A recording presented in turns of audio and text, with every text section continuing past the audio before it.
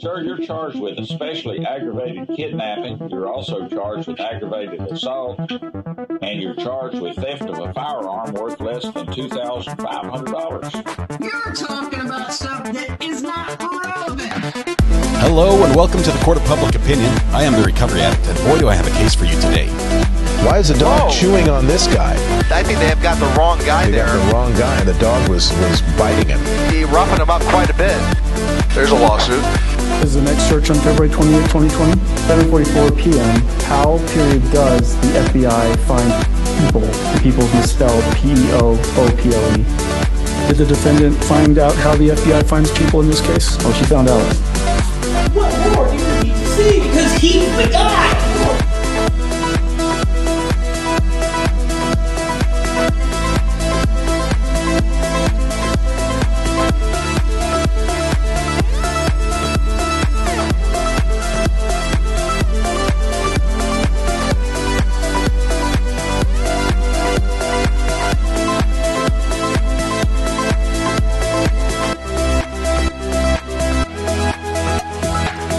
Fixed it. I broke it first, but then I fixed it. Hey, welcome back to the Court of Public Opinion. I am the Recovery Addict. Thank you very much for joining me this afternoon. Hopefully you had a great lunch. Because lunch is over now. Your opportunity to have a great lunch is past. Sorry for showing half an intro. I didn't know what you guys were talking about. I was looking at something else. All right. Turn this down just a little bit and ignore the static from court. Hopefully we'll get a better audio connection than what we have. All right, I wanted to take this moment, this opportunity this afternoon to make an absolutely shameless plug. Because as you know, to date, we have had. I went back and I counted through the beginning of the channel all the different sponsorships we've had, the different brand deals and things like that, and it's still zero. It's still zero. It has zero, and that is still the case. We still have zero sponsorships, but I have on occasion shared with you something that I just love and found and loved. So not a sponsor. On lunch, I just trimmed up my my beard. I have this little electric razor, and I have it because Mrs. R.A. bought a hair cutting kit, a home clipper kit, right? So it's like, well, it sounds better if you take the cover off. There you go. And it even says like the battery voltage on it's 44%. I charge it every 2 months, whether it needs it or not. So we've got a little while. I trim my beard over the buttons. That's what we do, over our new buttons. This little razor thing, it comes with, this is the small one. This is the beard trimmer one. It has a larger one as well. Also, USB charger. Battery lasts for years. It's for, well, I don't know how long it lasts. It lasts forever. I have to charge it up every 2 months. And it's just incredible. It just works. So many times I've bought, when we go through like, as far as the hair cutting kits, we went through like one every year with our family because my wife cuts all of our hair. We go through like one every year, and then we got this, and it's like, this is everything we've been looking for. It's durable, it's metal, the whole thing's metal. It's not just like plastic that's painted silver. It comes with all the different things. I'm going to share you the link because I saw online they're like half price right now. It was normally like $70 or something, but it's now down to $35, and I was thinking of getting another one for my son as like a wedding gift. That's why I was looking at it. And yeah, I know we're late. He already had the wedding, but you know what? We still haven't given him a gift, so we probably ought to do that. So there's the link in case you're interested.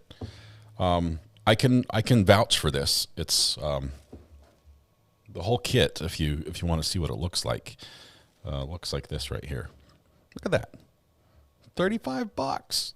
I bought it April 1st. I bought it as an April Fool's joke, maybe. That's the last time I bought one. It was April 1st. See that? And I used this one. And it's beautiful. And it comes with all these little guards and whatever. I'm just saying, if you cut hair, who doesn't have hair? Well, bald people don't. But other than that, I'm a big fan. Big fan. That's it. Not a sponsor. Not a sponsor. All right. Welcome. Greeners is, I'm not sure if you're saying I don't cut hair or if you're saying me, as in you forgot about me. Greeners first in chat today. Once again, Greeners. Everyone can take a deep breath because the internet is in good hands. Greener says, me, I don't have hair. I'm the hairless variety. Anyway, does it come with a big and little? Yes, it comes with both. It comes with both and all the covers, everything that was on that picture. This picture, that whole thing and what do they call that when you say all that in the kitchen sink? That's like the whole deal. And it was a steal. And at $35, you can't go wrong. I've absolutely loved it.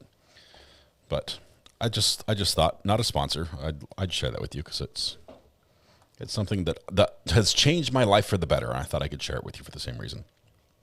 All right, we are about to go back to court. We've got a few minutes before that happens. I need a preview window. Why do I not have a preview window anymore? What window do I not need? Ooh. Okay, see up here on the screen? I'm pointing at it. I've got camera 1, camera 2, camera 3, camera 4, camera 5, camera 6. I don't need to see because camera 6 is just the counter. So let me turn camera 6 off. We're going to make camera 6 camera 7, and then camera 7 will be camera 8, and then camera 8 is going to be preview. Boom. Now we can see what's coming up. Great. Let's see. I have that same set in gold I used to cut all the guys' hair in the house. There you go. I just thought we discovered this. Mrs. already discovered it, and it's changed my life for the better, so I thought I'd share it with you all. All right. And hopefully they don't like sell out or something. And I also hope that I didn't get like the only good version. But they just run and run and run. What's this case about? I missed this morning. Sandra, we're back to just a plain old murder trial. Only in this case, there are 2 shooters. The motive appears to be a rivalry, a rap music rivalry, and it was a hit. There was a hit literally taken out against the one rapper who went by the name Young Dolph. And while he was at the store buying a sugar cookie, I kid you not, at the store buying a sugar cookie, frosted sugar cookie, he got gunned down by these 2 individuals who sort of stalked him and jumped out of the car and just fired through the front of the store and killed him. And then ran and escaped. One of them was shot in the shoulder as he escaped. That one is not on trial here. That one, I believe, is going to testify against the one that is on trial. So the driver's on trial. The passenger is not yet, but both of them, we'll see. It's just a plain old murder trial. This one's out of Tennessee. Court is in Memphis, I believe. And we've got a jury seated. The judge has ordered basically almost everyone's faces can't be shown if they don't want them shown because these record labels are they haven't said it, but it's very close to gang related. So like Tupac, very much so. So we've had a couple witnesses that have been pretty quick. We've had opening statements that from the state standpoint was terrible. It was one of the most boring and he might be a great lawyer, and I think he is, but the presentation was slow. And when the presentation is slow, it doesn't matter if you're spitting fire as far as truth goes. We just all were dozing off. Hey, Mrs. Zuri. I don't know. If we do, it would be downstairs in the basement.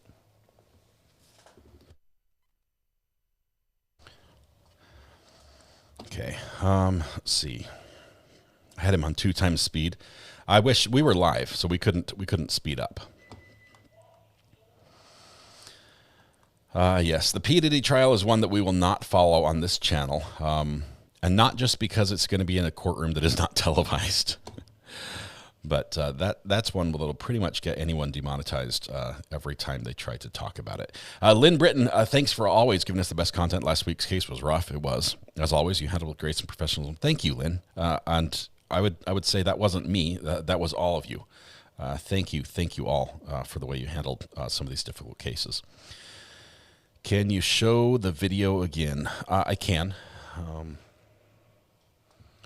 Let me find it. Let's see. Zoom.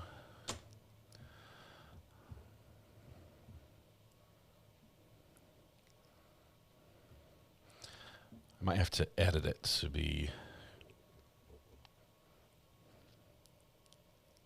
Okay.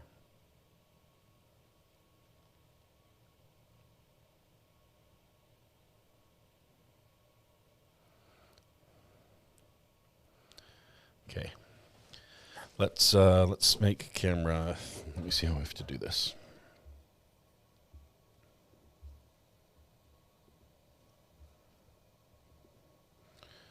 Camera 3 is going to be source 8. Is that right?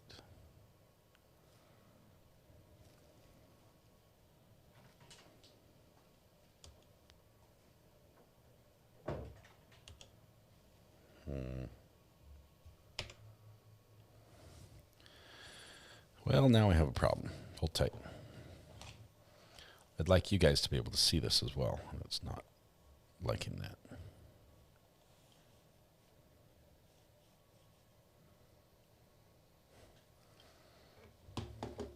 Oh, I'll get it ready and we'll show the video again. I've got to make a change on my settings. My dual monitor is not functioning properly.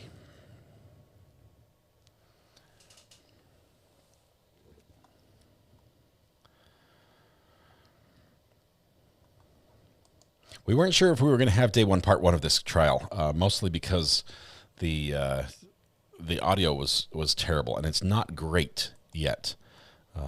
But it's good enough that we can manage through it.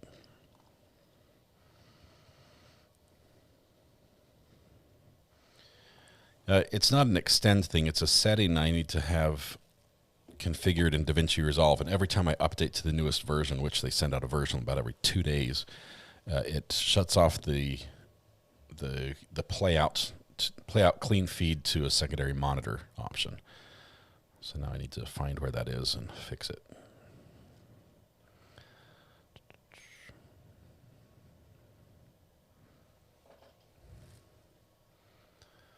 Go full screen.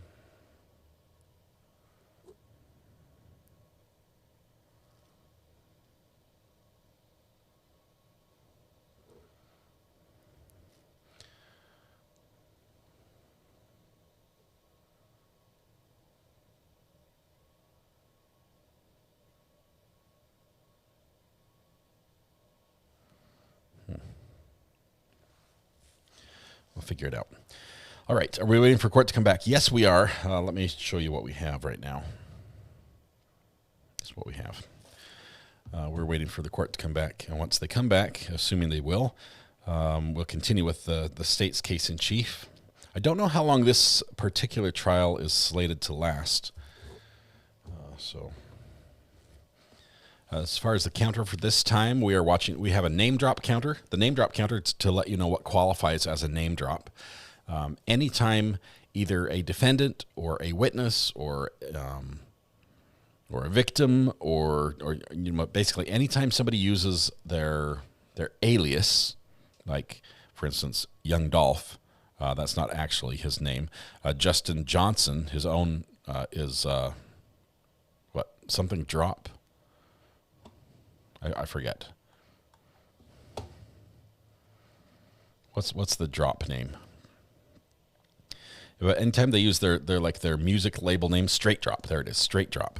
So drop or straight drop or there's one guy named like Gret or something. There's just some weird names. Every time we use one, dewdrop, sort of similar like that.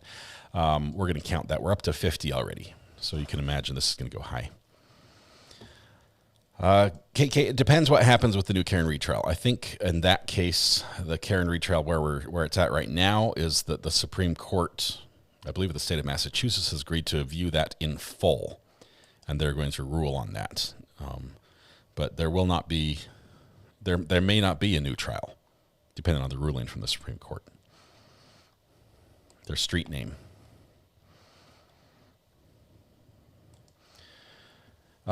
There are some other things we are going to follow that are happening today. I think Corey Richens has a hearing out of Utah right now, out of Park City. That should be happening sometime today as well. We should all change our names to rapper names. I will not know who any of you are. I cannot follow these jumps. It's all I can do to keep track of Adam. My bestie lives in Memphis and got a notification about it this morning. How can I send it to you since it's kind of terrible? Psychotic Goldfish, thank you, first of all. We have a burner phone you can send it to, or an email. The burner phone is... we can put it on the screen for you, as a matter of fact. I'll have one of the... Amber beat me to it. The burner phone is going to be on the screen in just a minute. I'm sorry. My salad was delicious, and now I'm ready for my afternoon nap. There we go. There's the burner phone. You can text it to there, or if you need the email, let me know. Sarah Boone is the next one in October. It's going to be big. I think it will be going in October. We'll see what the Supreme Court decides, if it's going to go forward just on manslaughter or not. There's my email address. If you need that, I check that once a month, whether I need to or not. So if you send something urgent, please also text me or something so I know that it's there.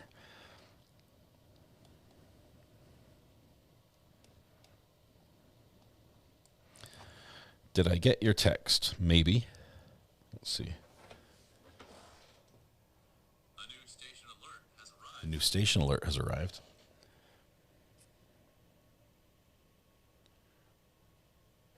I don't know what your text was, late but present. Was it...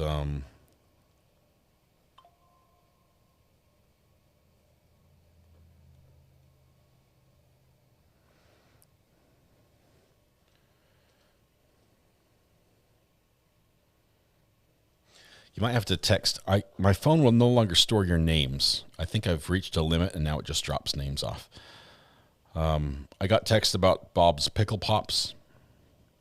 I got texts about a court in Judge Simpson's room.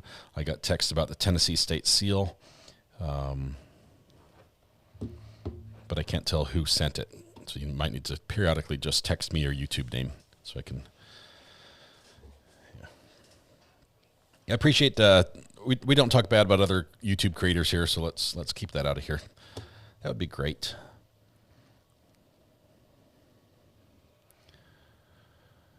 Let's see, self-defense.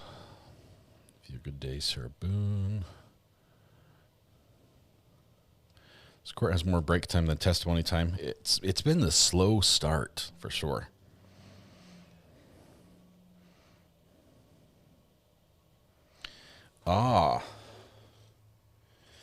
Late but Present has a actual image of the crime scene. Thank you very much, Late but Present. I appreciate that. That we have that they took themselves, taken by Late but Present, that we can load for the background. Oops.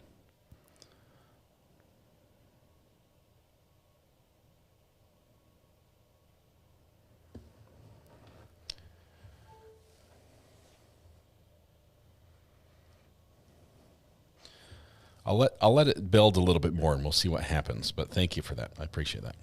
There's a helicopter hovering outside. Let's see. It's like shaking my windows.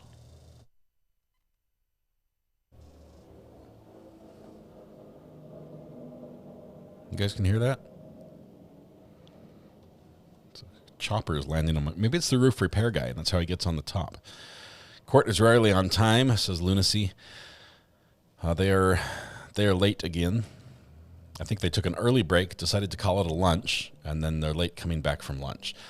Last time we saw this in a court, it was with the bench jumper, and they decided to change their plea mid court. So could that happen again? Possibly.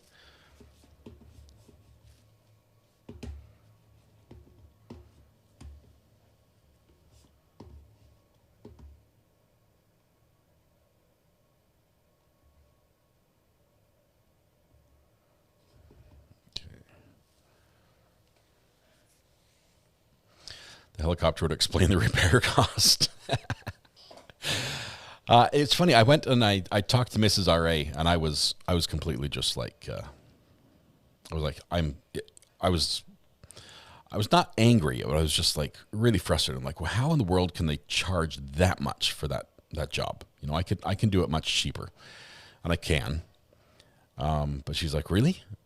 I was expecting like over $2,000. I'm like, you really? maybe you should pay me that much to do it, and then I'll keep the difference. But breaking watch for next hurricane later this week. Be weather aware. Todd, who dat? We've got another named storm next week coming on. I will have to watch for that because I need my roof repaired first. We can't do another hurricane with the indoor rain feature. Joss Girl, welcome back. Haven't been here since the Maya trial. Great to have you. Welcome back. It's good.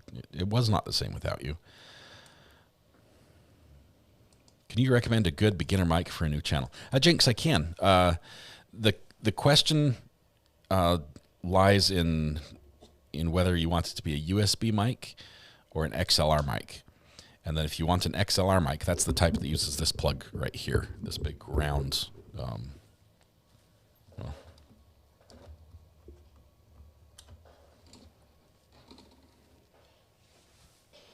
I thought I'd show you, but this cable is attached. But the XLR is around, it's a circle plug. It's a little over 1/2 inch in diameter, and it has 3 pins in the middle. That's the professional connection. I like those. The audio is great. And within the XLR range, you can either have a condenser or a dynamic mic. Condenser mic requires phantom power, which means there's energy sent to the microphone through that cable from your whatever audio device you're powering it with. And they're very, very sensitive.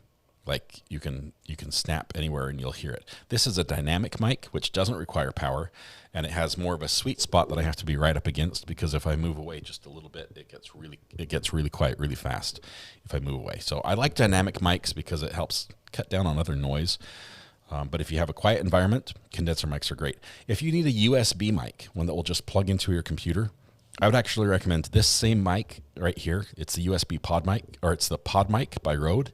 But they have a USB version that can be either XLR or USB. I would go with that one. This is a great mic. Cost-wise, it's under $200. I think the USB, my version is $99. The USB version is more expensive. But you can also upgrade because it has both outputs on that one. So I can send you a link if you want, actually. I'm all about that. USB pod mic.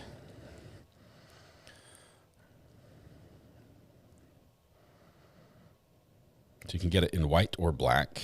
And of course, it doesn't look like this normally. It's not all fuzzy. It looks like this. This is without the cover on. The cover is like $3, which I recommend as well. Still waiting for court, so I'm going to get you this link. It is about $200 for the USB and XLR version.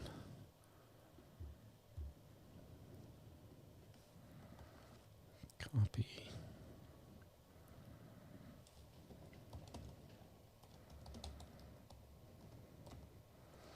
And once again, I'll say that this is an affiliate link. If you do happen to choose to buy after clicking on that link, then Amazon may reward me with a couple pennies, thanking me for referring you to them. Won't change the price for you at all. Not a sponsor. All right, a little bit of motion in court. A Blue Yeti is common USB. It's good. I would say I'm not as big a fan. I think I have a Snowball, I think. I'm not as big a fan as the Blue Yeti, of the Blue Yeti. Is that the one that Mike from Law Talk with Mike, is that the one he uses? They were supposed to begin court 10 minutes ago.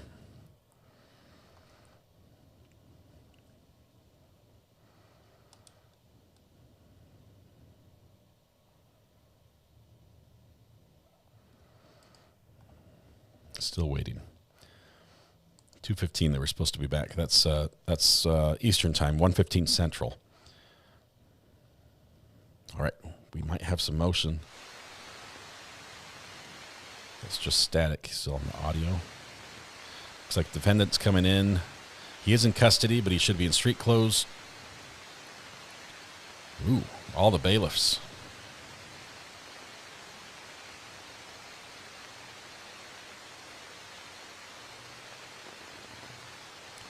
Five bailiffs come in.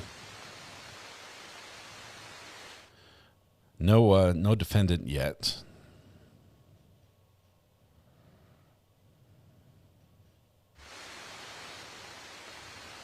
Looks like prosecution and defense are there. The judge has ordered that the defendant cannot sit at the same table with his counsel, which is a little weird, but that's the ruling. There was one juror that seemed to have issues during the voir dire of the jurors when they were seating the panel, and was asked if the defendant not being able to sit with his counsel at the table for security reasons would impact her decision in any way.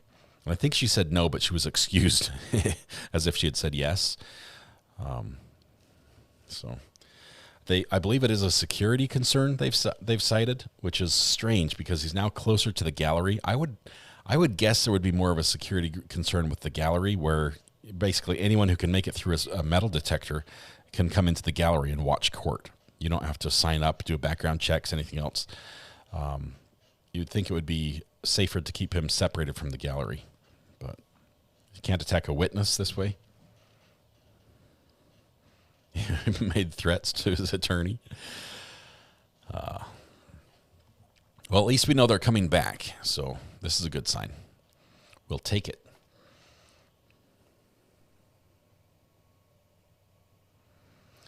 All I ask is that any microphone you use is set to mono.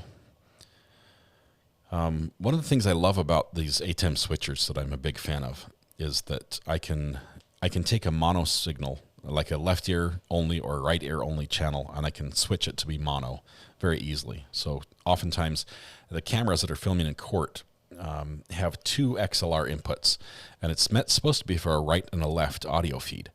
But what they'll do is they'll take the onboard camera mic, like the little boom mic, the shotgun mic, and they'll plug that in the right channel, and then the court feed they'll plug in the left channel. And then they'll turn off their onboard mic because the two sounds are a tiny bit out of sync, and then you just get one ear. So I like to fix that. Why is everyone smiling? Because it's Monday, and they're happy, and they just had a good lunch. Possible plea deal hammered out during a break? I don't think so because of the paperwork the defense table seems to still be going over. Is he really that violent? The defendant has been convicted prior of an aggravated assault. So this is a second violent felony conviction if he is convicted of this one.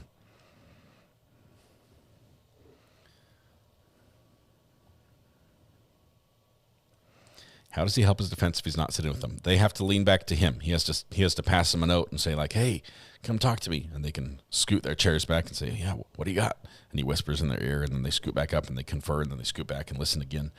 It's a little awkward. Judge says, deal with it.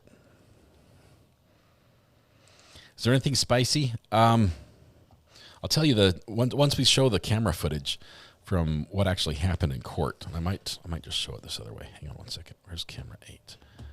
I'm just going to move my editor over onto camera 8. Is that cool? Then we're going to go full screen. Show me 8.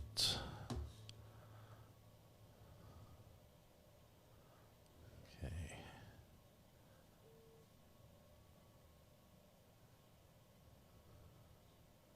Full screen. There we go. All right, so what I'm going to do is we're going to take the court feed and change it over to our replay instead.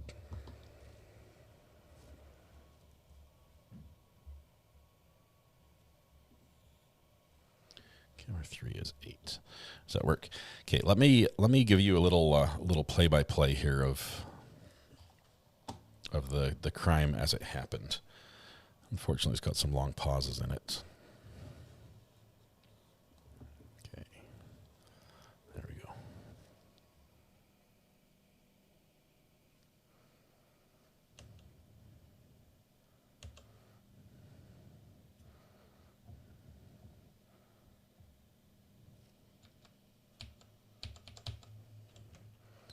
Dump that. Okay.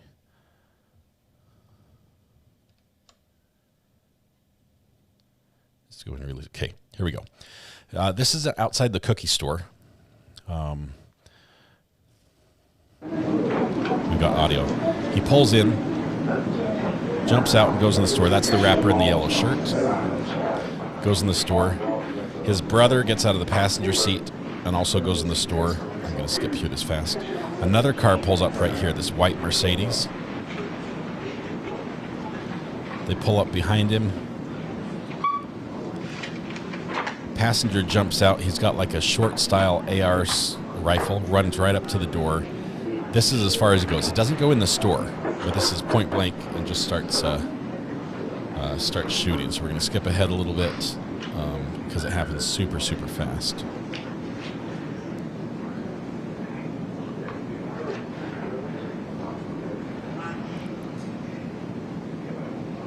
Okay, they're still using the mouse a ton on this.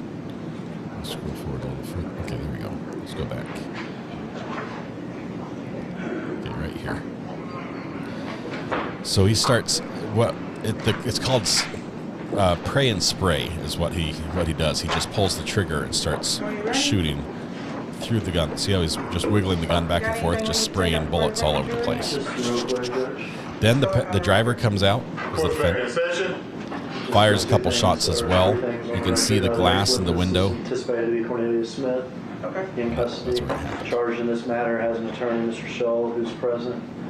Now we're back to life. Instructed him, like I said at the start of the trial, told him I'm not going to ask any questions of him having to do with eliciting any testimony about other crimes that he and Justin may have allegedly committed together, things like that. So I'm staying away from that, and I've instructed him with regard to that. At some point, after Mr. Smith testifies, he'll be going to prison, and his safety at prison is obviously a concern. This case has gang involvement on both sides. Gang, there you go. He and his attorney would request that the cameras be instructed not to film his face as he testifies, as he'll have ongoing security concerns in prison. Both video cameras and video. So media orders both this video cameras and this video not be. The court orders that this next witness's face not be filmed or photographed. Waist down, the court is okay with. Coming out of there, he should not be filmed. Right. So no pictures of his face at all. Shoes, lower body, the court has no problem with, but no pictures of his face. Okay, so third witness now. This one is in custody, will be going to prison. He's turning and testifying on his former co-conspirator, I guess you could say.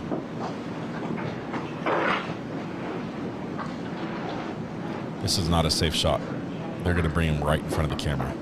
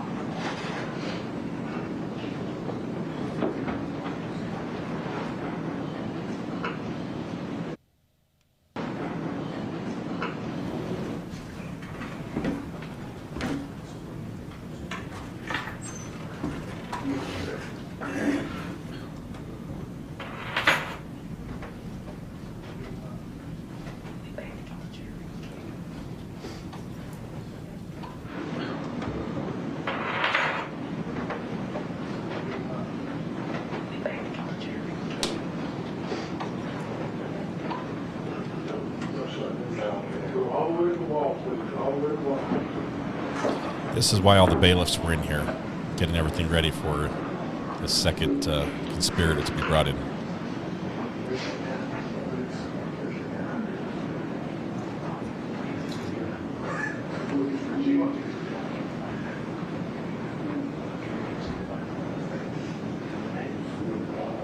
This camera needs a different shot or else we could be in trouble. Doors opening. He's got to reframe.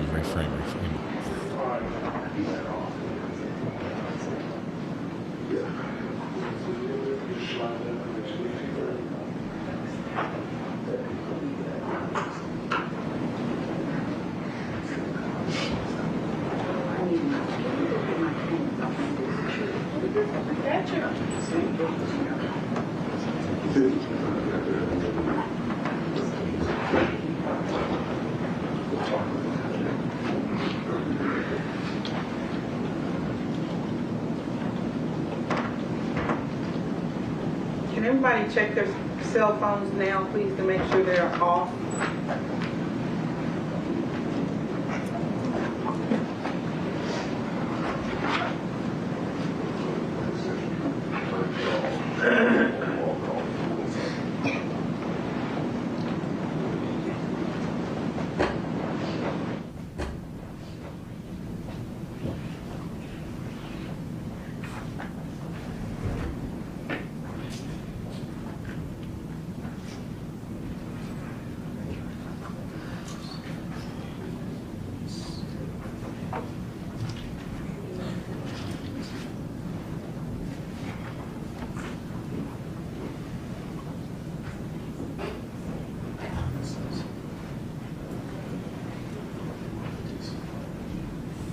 Those of you who just came in, please check your cell phones to make sure they're on off, please.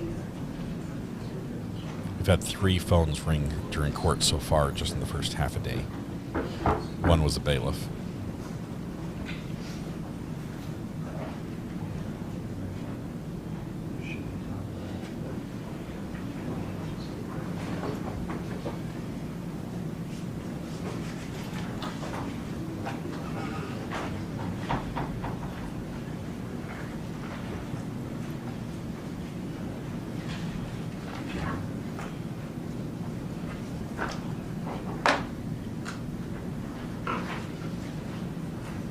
This next witness being brought in from custody is physically going to be in the courtroom, is my understanding.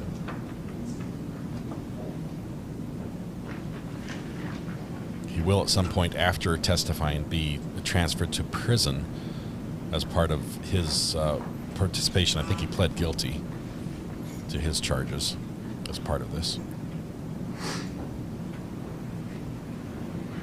Could be some spicy cross-examination here.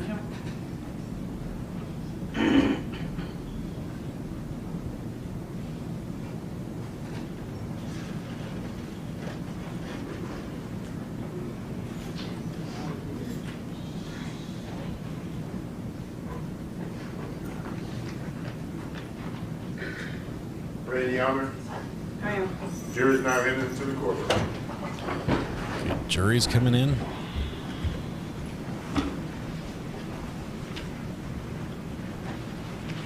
You may be seated. We're standing for you. I like that. Yes. Back to a respectful courtroom that shows some respect to the jury.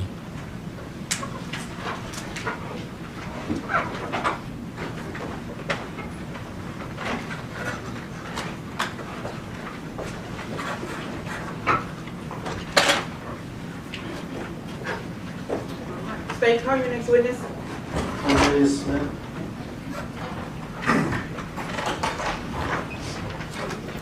He may come in prison clothes. That's the witness booth. That's the witness chair.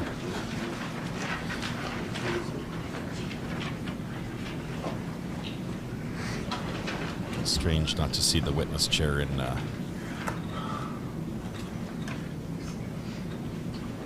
behind a table of some sort. Lots of carpet in this courtroom.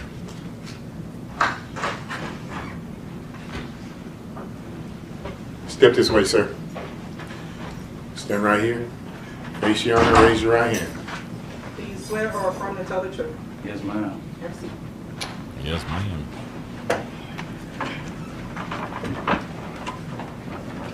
All right, Mr. Smith, tell me your name. Cornelius Schmidt. And spell the first name. CORNELIUS. And the last name. SMITH. Now, there's a microphone next to you to your right, but you don't have to worry about it.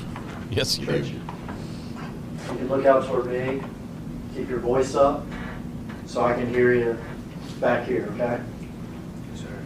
And when I ask a question, or when the defense attorney asks a question, or the judge asks a question, you got to verbalize your answer, okay? So shaking the head and everything, I know what it means. Yes, sir. But she's taking down what you say, and Yes, sir.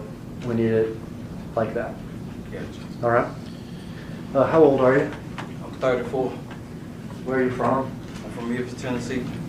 What neighborhood? Like, Orange Mound area. Okay. Like what streets did you grow up on? Off Lamar and Sims. All right. You got a family? Yes, sir. I have 5 children still living. I lost my son in March of 2020. Okay. And let's talk about 2020 because, well, that was a terrible thing, right? Yes, sir. How old was he? He was 9 at the time. And that had an impact on everybody. Yes, sir. Had an impact on you. Yes, sir. It caused you to take up some old habits. Yes, sir. I went back to popping pills and not caring about nothing. Before 2020, were you working? I was working in schools in Germantown. What'd you do for the schools in I was a Germantown? janitor. Did you do good at that job? Yes, sir. Your son dies and you say you start popping pills. Yes, sir. Oxycodone and ecstasy. Street drugs. Yes, sir.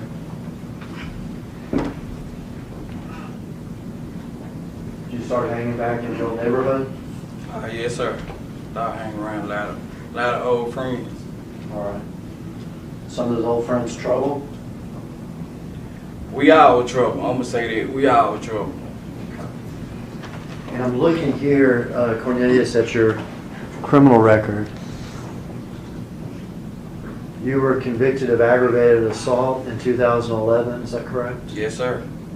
Convicted of misdemeanor drugs in 2014? Yes, sir. I'm sorry, 2012. 12. Case started in 2011 and ended in 2012. Yes, sir. That was misdemeanor drugs. Yes, sir. And then resisting official detention in 2014. Yes, sir. That same Cornelius Smith. Yes, sir. And you're presently charged in this case with conspiracy to commit murder and with murder, is that correct? Yes, sir. And you have an attorney in this case, is that correct? Yes, sir. And is he in the courtroom? Can you get out of your Yes, way? sir. Okay. I hope so. What promises have I made to you with regard to your testimony today? No. Have I told you that you're not going to testify and walk out of here? Yes, you told me that. Do you know that you're going to prison? Yes, sir. Have I told you that it's very important, though, for you to tell the truth? Yes, sir. I told you it's important to tell the truth because I said so? Yes, sir. And because the judge will evaluate whether or not you told the truth? Right. And have I told you it's in your best interest to tell the truth? Yes, sir. Are you here to tell the truth? Yes, sir. I want to skip forward. Okay? We're going to go back to everything. But I want to skip forward. Tell me about the day that you were arrested for this case. It was my daughter's birthday, actually. And I was out. I had took her some cake and ice cream to school for her birthday. And the U.S. Marshals they were trailing me the whole time. I didn't know that they were trailing me because I had saw a go van the day before. And he was telling me that, you know, police was on to us or whatever, and he asked me when the last time I spoke to Justin, and he was saying, I was like, it been a minute. So he was like, they just ran in Justin's spot the night before, and he said that they been shooting at him, and that I need to get rid of my phone because they own us. And the next day, I was locked up, like, really. Police captured you? Police captured you that day? Next day. Did they get your phone that day from you? They ain't get it from me. I left it with my children's mother, or whatever. They get your phone from your children's mother? Yes, sir. So you didn't throw it away like Govan told you to? Nah, I ain't threw it away. I gave it to her. Now, when the police first arrest you, I mean at the very start, do you say, hey, I want to tell you the truth about this whole thing? No. I ain't never did that. Okay. Did they interview you right after they arrested you? Yeah, they interviewed me in Mississippi. Okay. Did you tell them the truth or the lie? I told them the lie. Okay. At some point after you're arrested, did you decide to tell the truth? Yeah, once I came to my senses and Justin had wrote me a kite. Objection. See, Justin. So let me tell you, when you hear another lawyer speak up and object, that means you stop talking.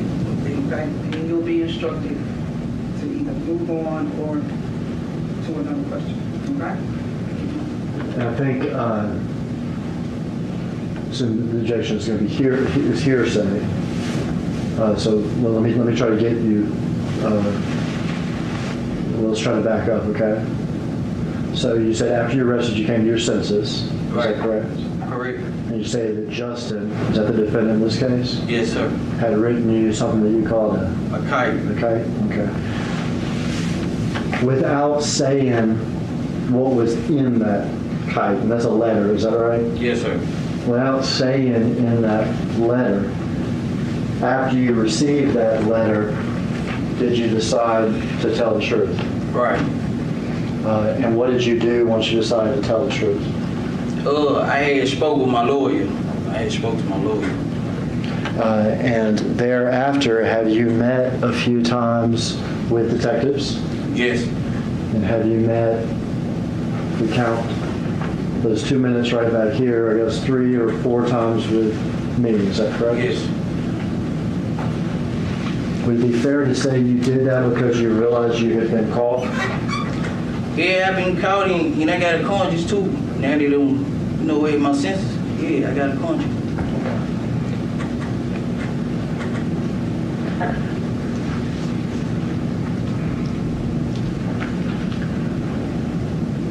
I'm going to play a video up here, Cornelius. You can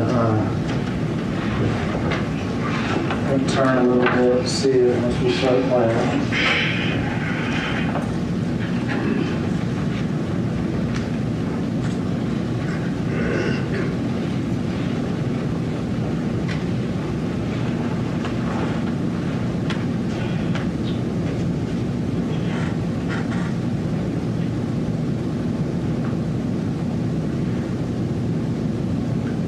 For the record, you're playing what's been marked as, or will be marked as exhibit number 5. You can stop it right there.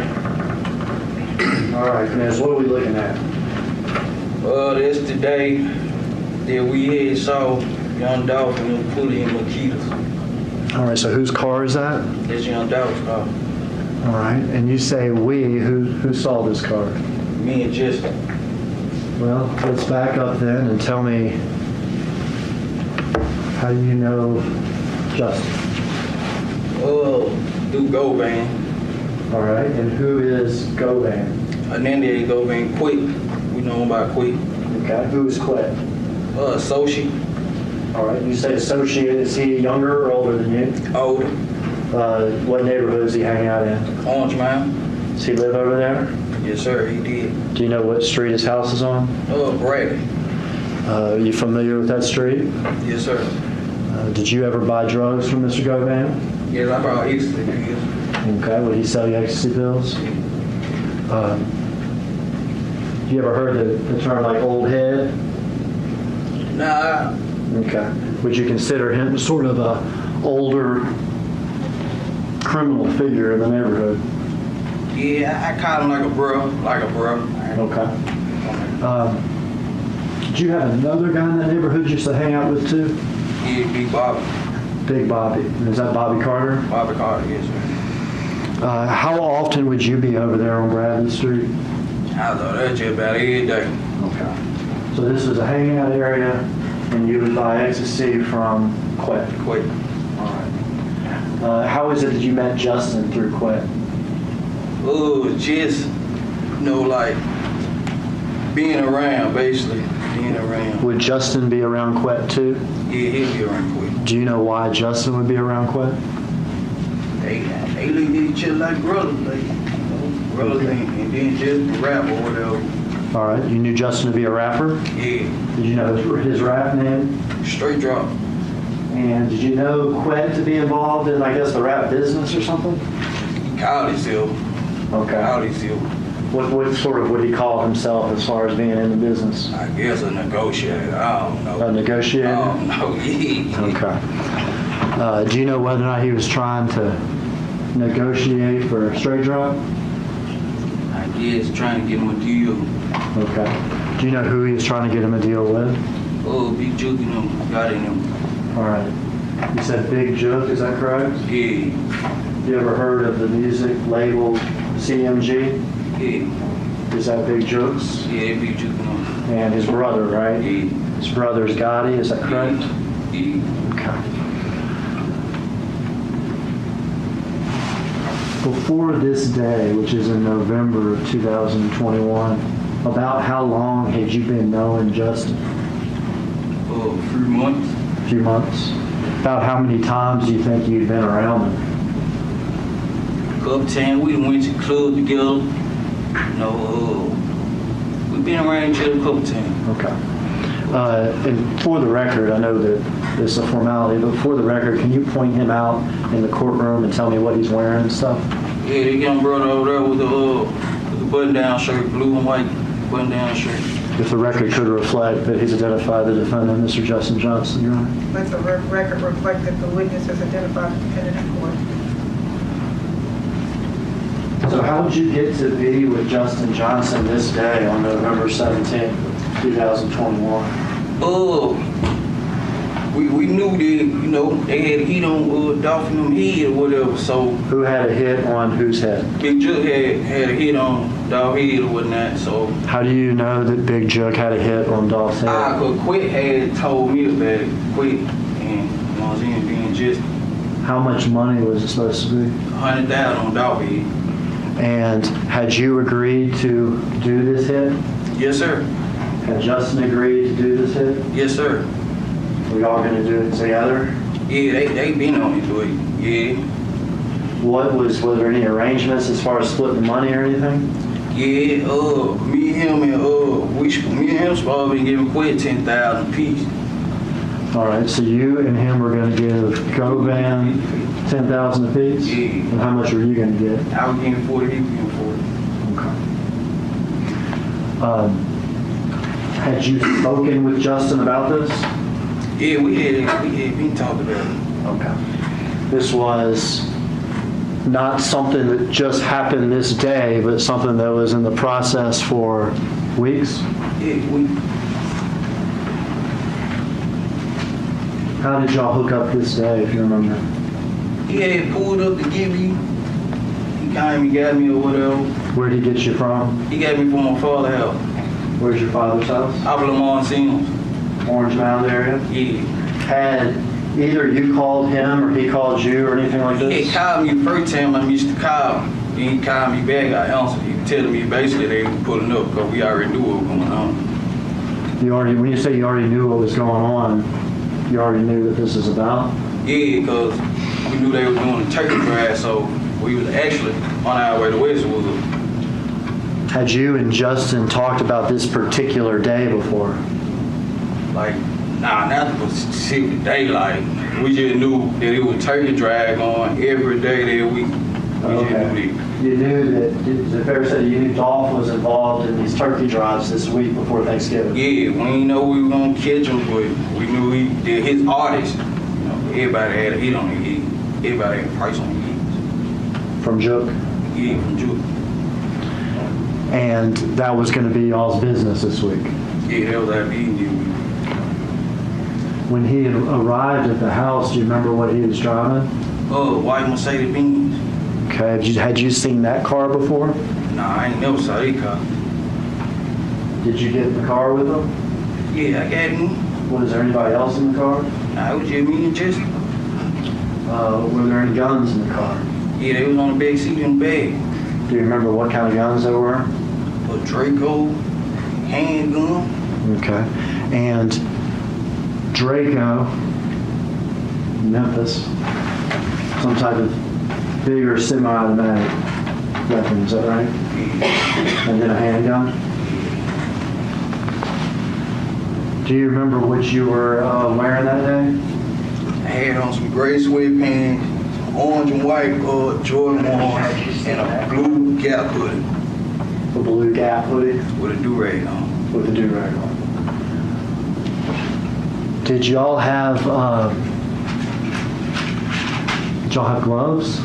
I had my own gloves. You had your own gloves? Yeah, his own gloves. When you got in the car, did you have your gloves on? Nah, I ain't have my gloves on. You said Justin had his own gloves? Yeah, he had his gloves on. Some black gloves. He had his black gloves on before he picked you up? Yeah. Does he get out of his car and pick you up, or do you go up to the car? How's that work? Nah, I got out the house, came out the house, got on in the car. Okay. Off to do the mission. Yeah, do a mission. Try to catch somebody. Try to catch one of the rappers? Yeah, one of them. At the Turkey Drive in Westwood? In Westwood, yeah. All right. What happens after y'all get in the car? Oh, we went back on Bradley Street. He got some out of, I think they were like a expedition truck that he had parked on Bradley Street. And then we took the back street. We was at Lamar Airways. We had the light. So he picks up, let me get this right. He picks you up in the Mercedes, is that right? Yeah. But you go to Bradley Street. Yeah. And is there an expedition already there? Yeah, expedition already there. Parked in the yard. Do you know who parked that expedition there? I guess he did. Okay, we're not allowed to guess in here. Ah, well, okay. So nah, I ain't seen him parking though. Okay. And what color was it? White. A white expedition. Yeah, white. Did y'all do anything when y'all went to Bradley Street at that point? He got something out the truck and then jumped back in the car. I got you. So he gets out of the Mercedes at Bradley Street, goes into the expedition and gets something. Yeah. And comes back? Come back. Do you know what he got? Nah, I don't know. Are y'all talking at this point? Nah, we wasn't talking, like, cause he was on the phone at first, then he hung it up, but we wasn't talking about it. Now, y'all were cool with each other, is that right? You and Justin? Yeah.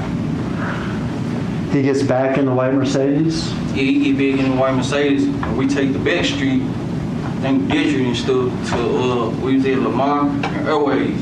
We finna get on the Sprayway, going to the Sprayway. Okay. Bradley to Dedrick, is that what you said? Yeah. And then y'all are going to get on the expressway? Yeah, we finna get on the Sprayway on Airways. Okay, but and this is Airways that we see. Yeah, it's Airways. Okay. What happens once y'all get to Airways? We had the light. Dolph come clean across the light.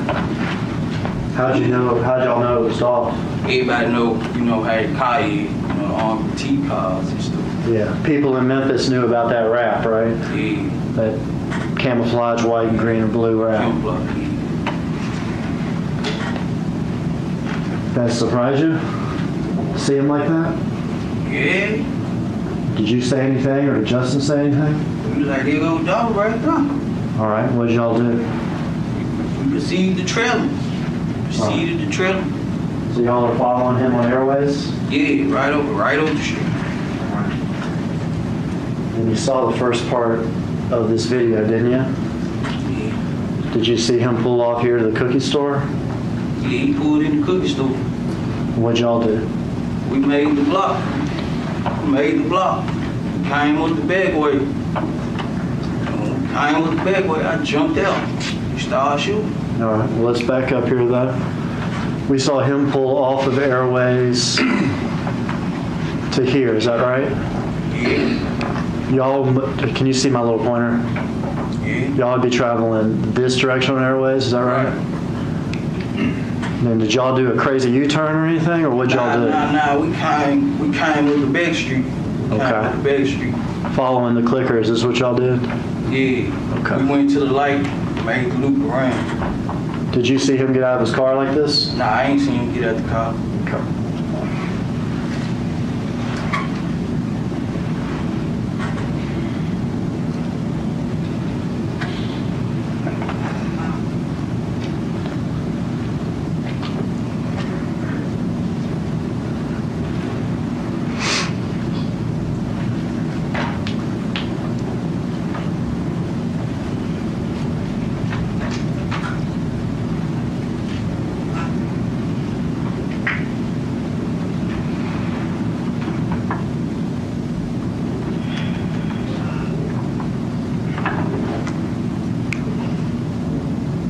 There's their car coming. Say y'all, Yeah, this is right there. stop it here. It's me. Can you stop it? All right. We're gonna back up. I wanted to, back up a little bit. All right. First guy out of the car, who's that? It's me. That's you? Which one of the guns do you have? I got the little Draco style gun. Okay, that's that semi-automatic weapon, is that right? Yeah. You ever shot that thing before? Nah, I ain't never shot that one of them. Okay. You can proceed, Iris. Iris doesn't like stopping it. That's your Gap hoodie, is that right? Yeah, it's me. That's you. Who are you shooting at? Don't.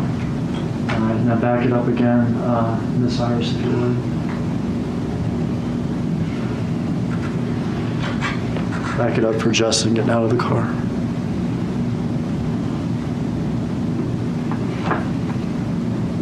All right, who's the second person here that got out of the driver's side? It's just He's got the smaller handgun, is that right? yeah, with the bad baseball hat, bad pro baseball hat. You're firing this crazy thing. What you see? What are you feeling? I wasn't feeling nothing at the time, but I ain't gonna even lie. I wasn't feeling nothing at the time. I was just, trying to get some money. Trying to get some money?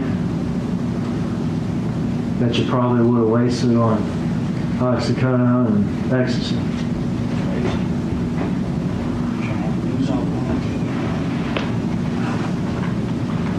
You shot that gun a bunch? Right in there? Right then and there. Yeah, I can't tell you how many times I shot. I can't tell you. Aiming for Dolph? Oh, I ain't for Dolph. Was he able to say anything to y'all, or was he able to run or get away at all? I shot through the glass, so I wasn't close up on him. I was shooting through the glass. Okay. I saw him standing by the window. I just got out and started shooting. All right. Can proceed until Justin shoots. There with the handgun. Who's that? It's just,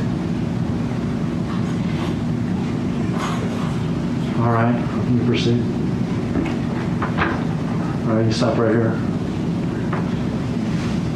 It's Dolph's brother, Marcus. Did you know that he shot back at y'all? I ain't noticed until we pulled out. There was a bullet hole in my side window.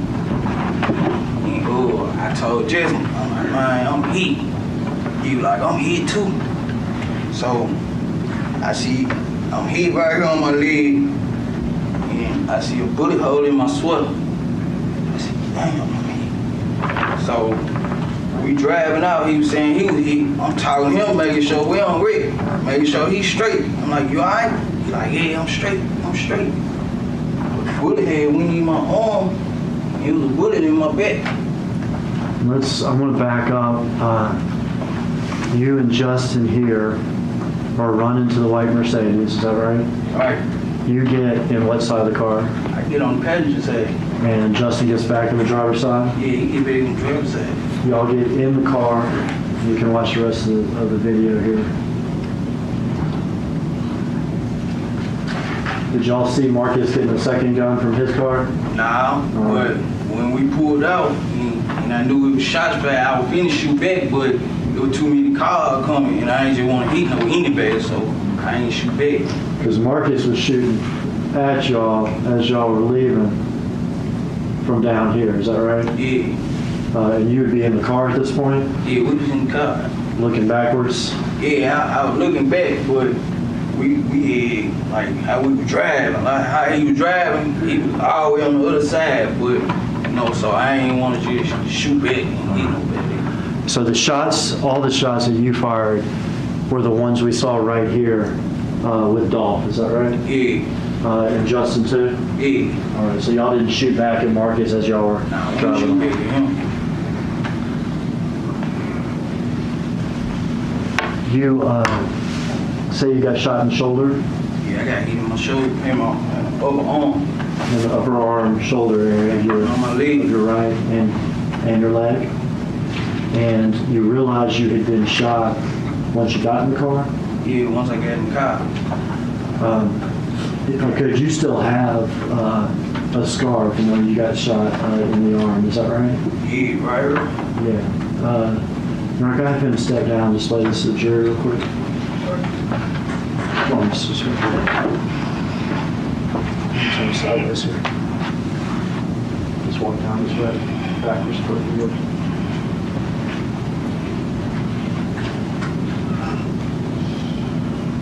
All right, make your smile.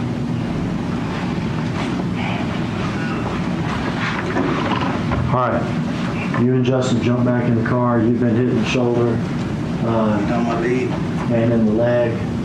Justin may or may not have been hit, but said something. He got scraped on his back. Scraped on your back. All right, what now? We went back on Bradley Street. Did y'all go to Bradley Street slow or fast? Nah, we went back fast. Went back fast. We went back fast. We weren't trying to get caught, so he gave me the keys to the expedition. So he parked the Benz. Who gave you the keys to the expedition? Justin gave me the keys to the expedition. Okay. So I moved the truck out the way, and he pulled the Benz in the yard. Okay, so the expedition, was it parked in the driveway at Bradley? Yeah, we parked in the driveway, yeah. And he gives you the keys to the expedition? Yeah. You get inside to move it? Yeah. And then where does he put the Mercedes? He put it like right there, with the expedition in the front yard. Okay, so the front driveway area of Bradley, is that right? Right. What do you do next? We jumped in the expedition. We was on our way to the gas station with FaceTime Juke, let them know they was out working. Who FaceTime Juke? Justin had FaceTime Juke, spelling out Dolph, you know what I'm saying, let them know that we did it. And let's back that up. You say, let him know it was y'all's work. Right. And you said somebody spelled out Dolph. Who spelled out Dolph? Justin spelled out Dolph. When you say spelled out Dolph, what do you mean? Like the sign language. With jailhouse sign language. Like this would be an O? Nah, yeah, I think I don't know how to do it, but okay. Something like that. All right, so there was some signing, and y'all just took care of Dolph. Was that short call, long call? It was short. Did you hear Juke say anything back? Yeah, he'll get with us when he get done with the kids, or get up one on. He'll get with y'all when? I didn't hear that last part. Get up, or finish with the kids, or something like that. But he was busy with his kids? Yeah, something like that. Gotcha, but he would get up with y'all after that? Okay. How are you feeling at this point? I'm hurting because I was shot. Where are y'all's guns at this point? We had them in the backseat of the expedition. Okay, so y'all brought them with you from the Mercedes to the expedition? Yeah. Were y'all still wearing your gloves, do you remember? I don't remember. Okay. So y'all are in the expedition. The FaceTime call with Juke has happened. What do y'all do? Where y'all headed? What y'all saying? We went to the gas station, put some gas in the expedition truck first in the University Memphis area. Then Justin was trying to find somebody at the house we could go, so we could get cleaned up or whatnot. All right. You needed some medical attention or something. Yeah, he had called one of his partners. Justin had called one of his partners to bring me a wound kick or whatever. Do you know who he called? I don't know who he called. Do you have your phone with you during this? Nah, my phone, I had left my phone in the bin, in the Mercedes Benz. All right, so when you got in the Benz from your house, did you have your phone with you? Yeah, I had my phone. I put it in the glove department. Okay. When you got out to shoot Dolph like we saw, did you have your phone with you? Nah, it was in the glove department of the bin. Okay. Had you put it in the glove compartment so that it wouldn't be on you? Yeah, I put it in. But you forgot it? Yeah. So when you and Justin in the expedition, you don't have your phone, but he has his? Yeah. Is he able to make contact with somebody to figure out how to get stuff or where to go? Oh, he had called one of his cousins. He said whose house we went over in Whitehaven, so we could clean up, change clothes or whatnot. And Quit had called like, man, y'all gotta clean this stuff up. Quit had called. And I was like, man, get my phone at the car. Get my phone at the car. Left my phone in the car. So he was like, all right, we need to move this car. That's what Quit was saying. So we talked to Juke right after. Yeah. But Quet too. Yeah. And do you remember whether or not the conversations with Quet happened before y'all got to his cousin's apartment or after? Yeah, I can't recall. Okay. But it was all close together. Yeah, it was all close. And tell me again what Quet said during these conversations. Yeah, we had to get rid of that car. We had to move that car, get rid of it. Because y'all had put this car in a driveway on Bradley, right? Yeah, right across the street from me, yeah. Right across the street from where Quet lives. Right. And he said y'all need to move this. Yeah, we gotta burn that junk up. Gotta get rid of it. Y'all were busy trying to get yourselves taken care of, though. Yeah, we we changed clothes or whatever. And I had poured peroxide on me and wrapped myself up, and I had to text my girl to come get me. Text her the address off of her Justin phone to come get me. And let's get there, but you said that Justin had contacted his cousin about going to her place, is that right? Yeah. Is that Kiana Hopper? Yeah. Did y'all, in fact, go to her place? Correct. When y'all went to her place, what car were y'all in? We was in the White Expedition. When y'all get to her place, what do y'all do? Well, we went inside, changed clothes, and we was in there. She had helped me for a minute before the wound kit came. She was helping me out or whatever. We changed clothes, and the wound kit came. I was able to, put bandage on it and stuff like that. Okay. I want to show you a video.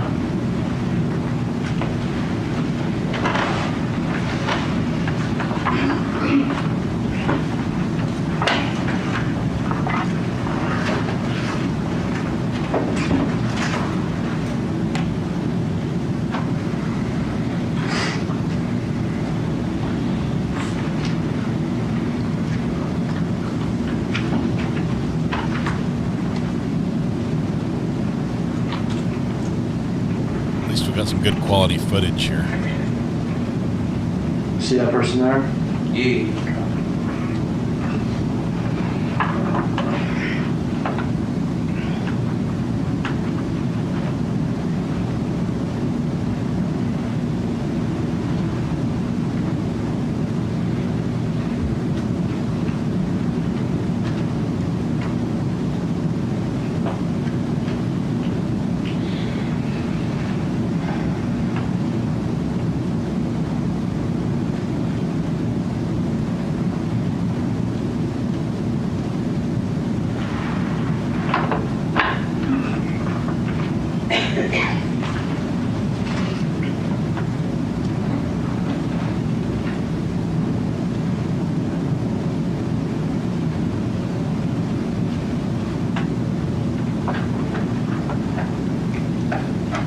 Apparently they don't have a fast forward button on this machine. Yeah, that's the White Expedition. Who's driving it? I'm driving. This woman that we had seen earlier that lost back, is that Justin's cousin? Yeah, that's her.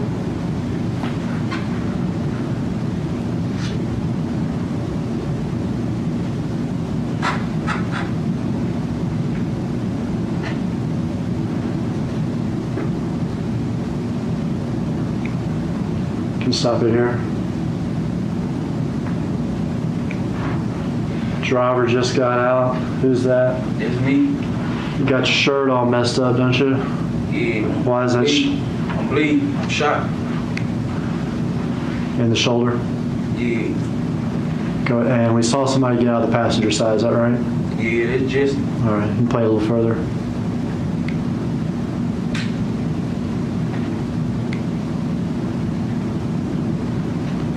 Gray sweatpants, black hoodie, and that hat we saw is Justin, is that correct? Correct. Same outfits that y'all were wearing during the murder? Correct. Y'all go inside, tell me what y'all do once y'all get inside. We change clothes. Change clothes. We ain't talk too much to her about nothing that went down or nothing like this. All right. But we had change clothes or whatnot. Tell me about your shoulder. Oh, I was bleeding. Like, I was bleeding and stuff, so she gave me some peroxide and stuff, put on my shoulder or whatnot. And the wound kit pulled up, so I was able to bandage that junk up. Wound kit, did you say pulled up or came up, is that right? Yeah. Had Justin gone outside? Yeah, he went outside to get the bag. Play that next video.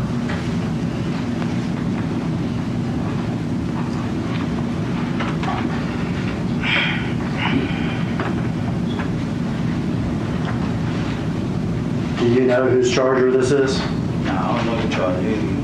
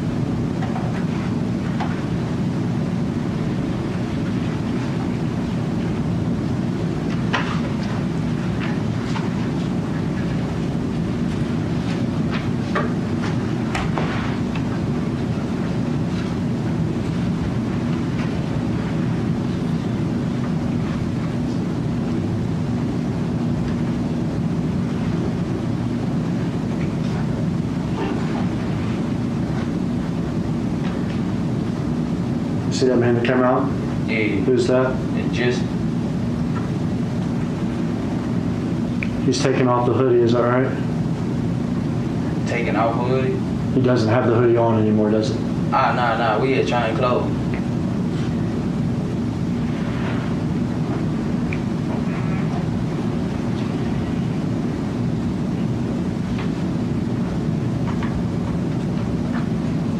What are these things in his hand? Oh, that's the wound kit. Walgreens, baby.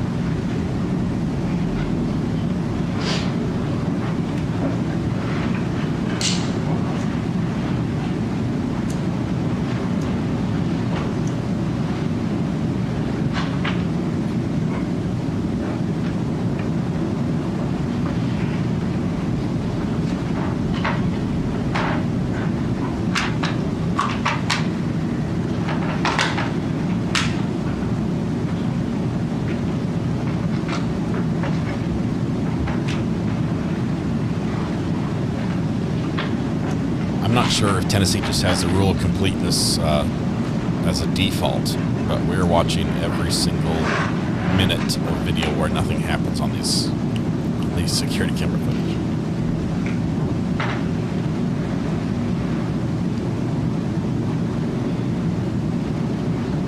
I like this idea.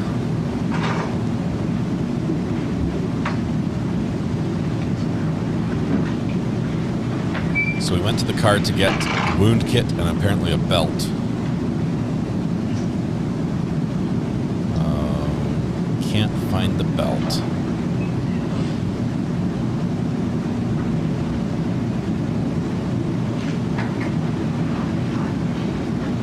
It's not just showing his undies, it's showing his knees between his undies and his pants. He's got like a yellow, looks like a piece of clothing or something, is that right? Yeah, there you go. Up. And then the wound care bags? Yeah.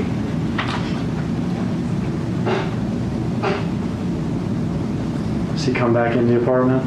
Yeah, he come back in with the wound care, the wound kit. And then wound care wise, what happens in there? Oh, clean me up. He had cleaned each other up really good. He had got scraped on the back. I can see it. You had gotten shot. Yeah, I got shot. He had a scrape. Yeah, he got scraped on the back. After y'all get patched up, y'all leave the apartment? I had text my girl from his phone and sent her the address to come get me. Okay, you had used Justin's phone to text your girlfriend? Right. When y'all talked to Quet and he told y'all to move the car, did you tell him anything about your phone? Yeah, I told him to get my phone at the glove department. And he told me to meet him over at the car wash to get my phone or whatever. Okay. We can play the video of y'all leaving now.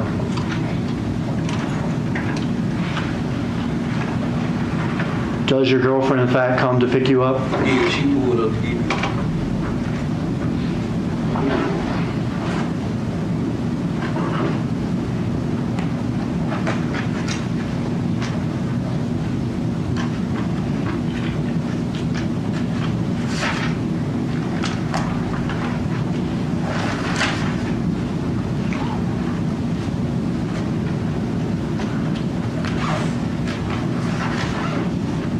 Who's in the yellow hoodie? It's just in the yellow hoodie. And me with the black.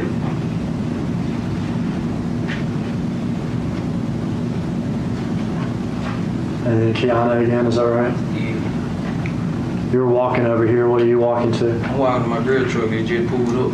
Okay. Is that a Chevy Trax? Is that right? Yeah, it's 120 Chevy Trax.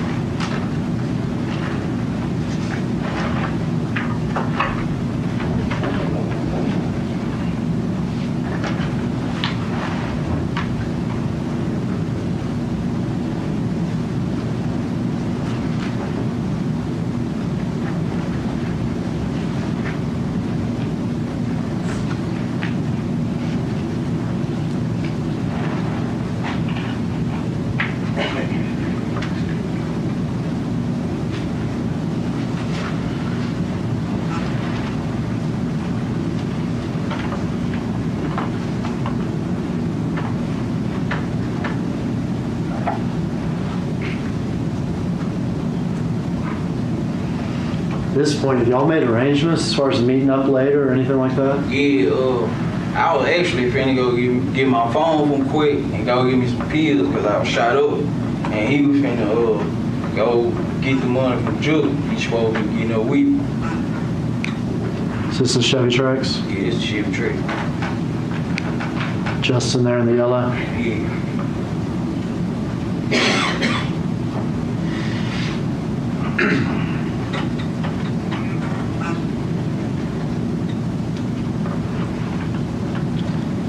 There's evidence of improper parking, another crime that should be added to the list.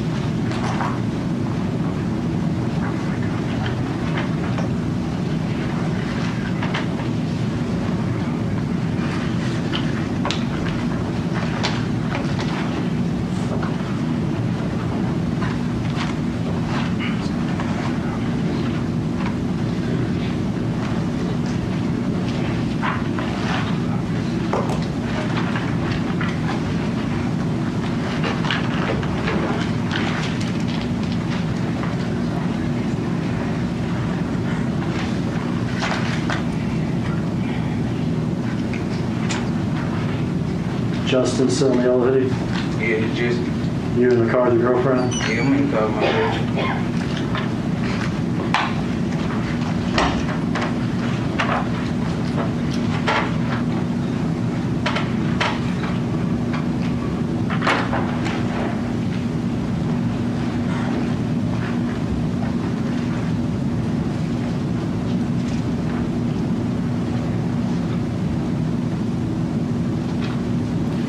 I believe this current witness has not been sentenced yet for his portion of this crime.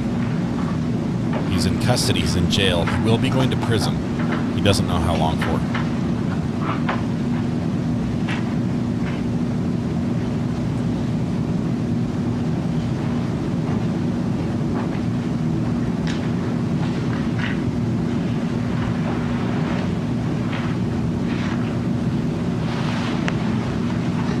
Y'all go your separate ways at this point? Yeah, we go our separate ways. Where do you and your girlfriend go? I went to meet Quick. Where did you meet him at? At the car wash. Is that Pressure World? Yeah. Did you in fact meet him there? Yes. What happened when you met him there? I got my phone from him, and he was telling me that he heard that Dolph had shot one of us, because I had told him how he told me that he heard that Dolph had shot one of us, and that one of our blood was on the scene, and he had me that we have our face masks on and stuff. Did you tell him you had your mask on? Yeah. Now, it wasn't actually Dolph that had shot one of you, was it? Nah. It was actually the brother. Right. Did you tell him that at the time? Nah, I ain't know. How long, was that the extent of the conversation you had with Quet at the time? It was there, and then I had left, and he had called my phone, and he was like, he needed to holler at me about something else, and he was finna pull up on me over my dad's house real fast, so I waited for him. From the car wash, do you remember where you went? I went to my dad's house. Okay. And did he pull up at your dad's house? Yeah, he pulled up at my dad's house. Did y'all have a second conversation there? Yeah, we had a second conversation, and I had asked him to give me some more money so I could give me some more pills. Did he give you some more money? Yeah. Was there anything else related in that second conversation about Dolph's murder or?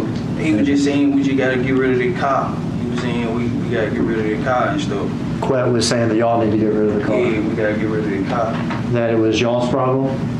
Yeah, it really was everybody's problem. He was just need to give us the key to that car so we can get rid of the car. Okay. Justin had the keys to the Mercedes. Yeah.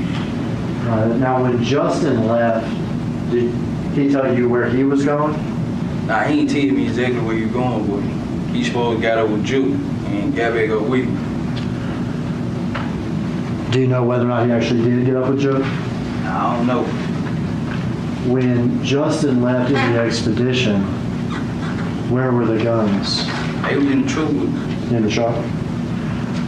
In the expedition? Yeah. Do you know what happened with those guns? I don't know. Have you ever seen them again at all? I ain't even see Justin no more. Did Justin ever tell you what he did with the guns? Nah. Did Quet ever tell you what happened with the guns? Nah. You back at your dad's house, but you've been shot in the shoulder. Yeah, I'm leaving. How you feeling? Messed up. Like, I'm messed up, but I'm trying to go get these pills, but I pop pills anyway, so I know where to snap at. I know how to snap at. Okay, did you find some pills? Yeah. Did you take your pills? Yeah. Do you remember that night? Did you sleep good, sleep bad? How were you? I had passed out the night. I had blacked out in the bathroom from losing too much blood or whatever. Okay. But my girl had got me back up and stuff like that. Were you worried about your physical condition? Nah, I wasn't worried because I knew as long as I wasn't bleeding out the mouth, that I was okay. As long as I ain't no blood coming from my mouth, I'm straight. I've been shot before, so I was straight. So That's his. Was your girl worried about you? As long as you're not bleeding out of your mouth, you're okay. She was worried. I was just trying to get my money. Were you afraid of the police maybe knock on your door? I wasn't thinking about none of it, to be honest with you, because, you know, I thought, you know, if the car was gonna be out the way, stuff like that, like, I won't worry about none of it. I ain't gonna even lie to you. This was a car that wasn't connected to you. Nah, when the car that, Y'all wore gloves. yeah, we had them gloves. The guns were gone. Right. This happened really fast. Yeah. In and out. Ain't nobody expecting to be me, so. Ain't nobody with them. expecting it to be you. Is that what you said? I wasn't beefing with them. And that's true. You didn't have a beef with Dolph, did you? I ain't even know Dolph. I ain't gonna even lie. I ain't had no beef with no big. Never met him a day in your life? Never met him a day in my life. I just wanted the money. And we can call what y'all did here whatever we want to call it, but you're not a professional hitman or anything, are you? Nah, I ain't none of it. But y'all got offered money. Yeah, offered money. By somebody more powerful than y'all.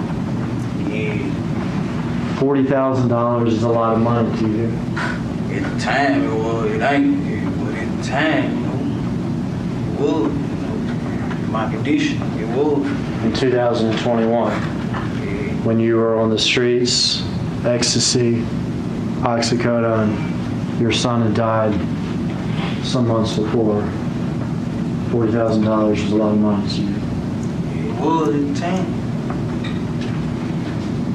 Even to do this bad thing. Yeah, at the time it was. After we go our separate ways, did you stay in touch? Did you and Justin stay in touch? Well, I would hit him up or whatever, trying to see what my money was. You know what I'm saying? He was telling me, Juke said, too hot right now. He gonna get with us and all that, too hot.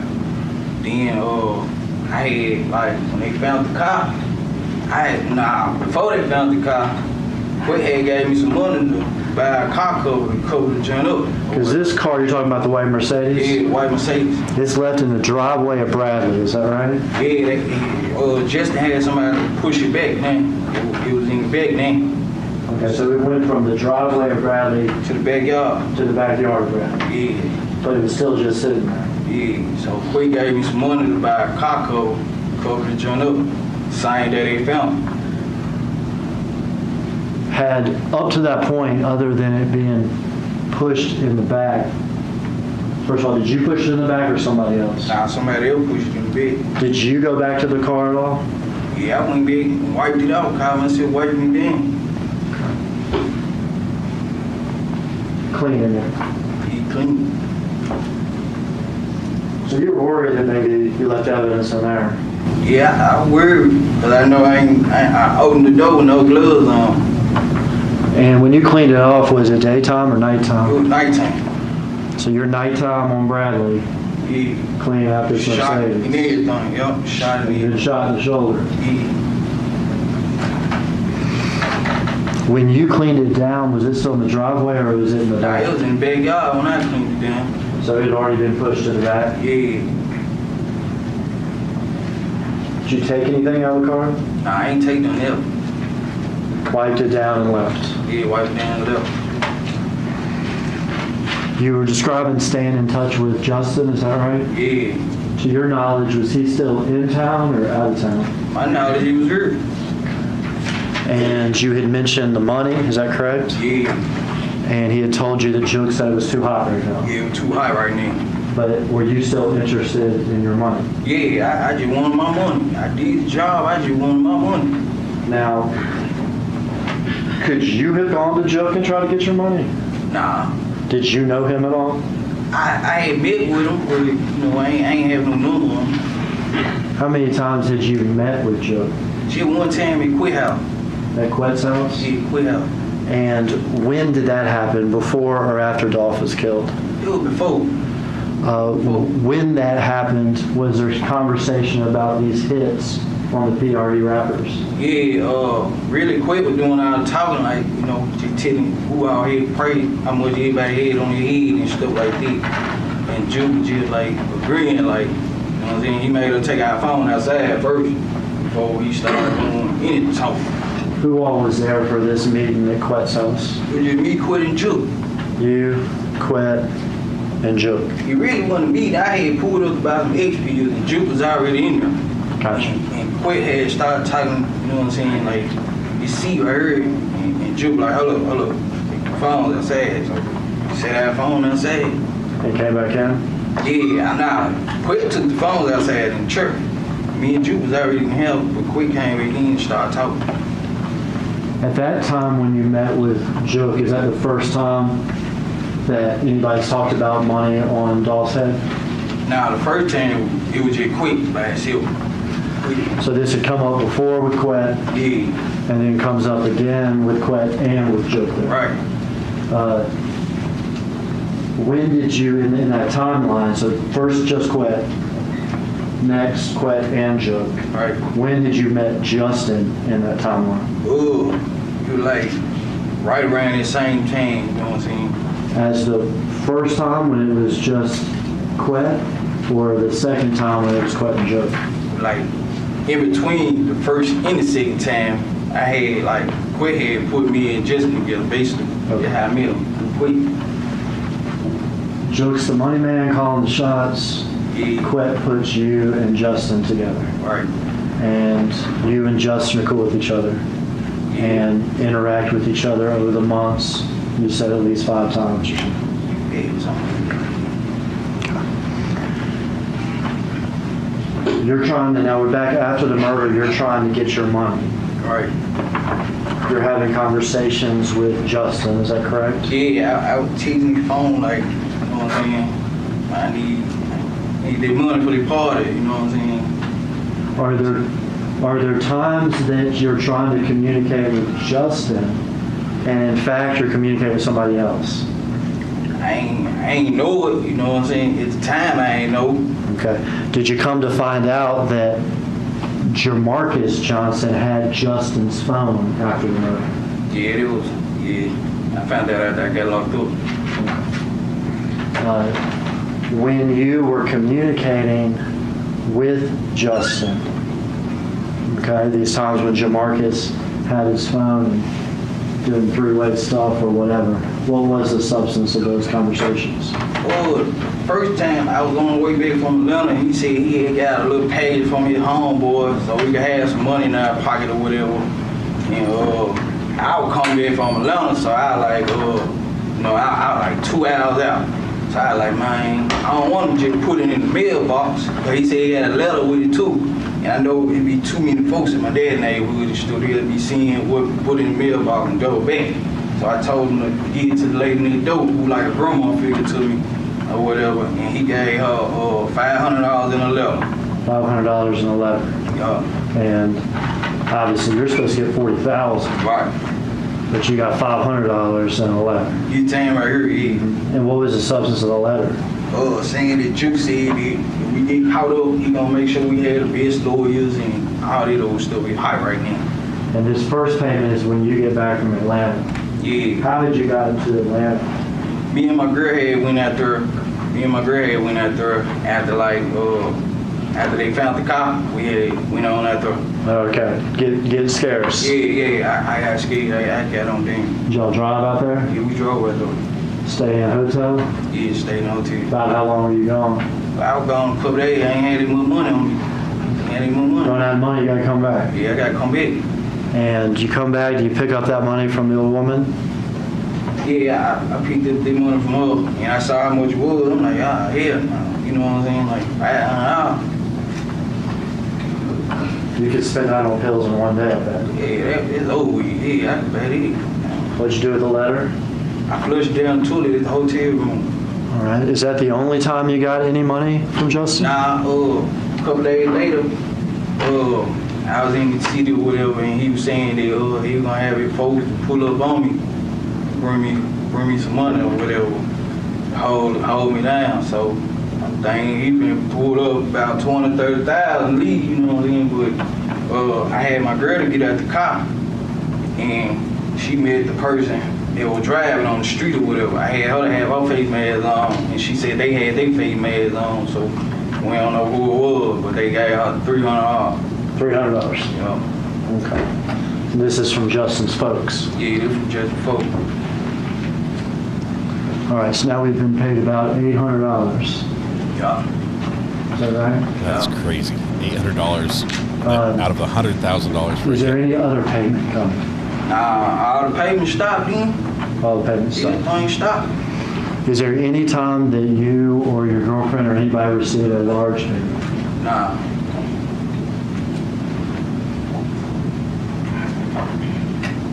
How much longer passes until you're arrested about? Probably about a week after I had saw that when I saw Quick. He was telling me that we had to meet up at the restaurant or whatever to get up with you, get my money or whatever. All right, so tell me about this again. I'm sorry. I was in South Memphis to give me some pills. South Memphis, okay. And I ran into Quick. He was going one way, I was going the opposite way. And he blew the horn, and I pulled on over to the side because Bobby had OD. So I was giving him my condolences and stuff too. We had talked earlier about this guy. You hung out on Bradley Street a lot. Yeah. And so did another guy named Bobby Carter, is that right? And he was a friend to you? Yeah, they were my associate. And he was a friend or maybe even a relative to Mr. Govan? Yeah. And he had actually died of a drug overdose? Yeah. Okay.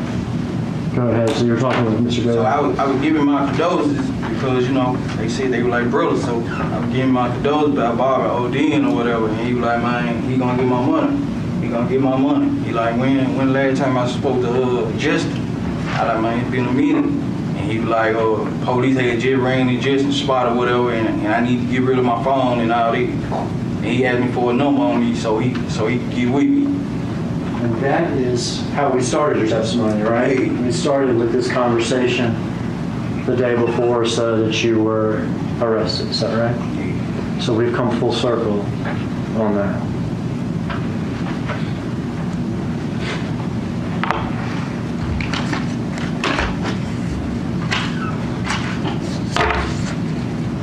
I have some still shots and photographs I want to pass to you.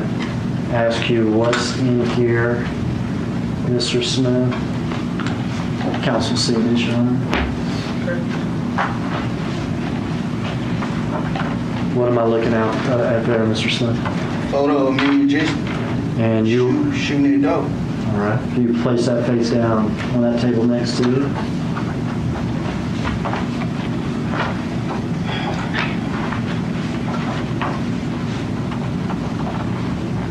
Photo of me and Justin running away from the shooting after we got done shooting it dope. Running back to that white Mercedes? Running back to the car. Can you place that down on top of that?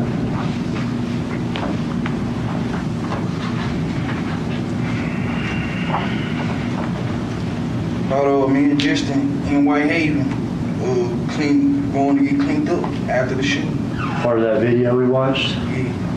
And are you the one with the messed up shirt? Yeah, I got my shirt up. I got my hoodie up, my blue hoodie up. And I got one of my arms, this arm, hanging, leaning down like this because I'm shot. Put that face down.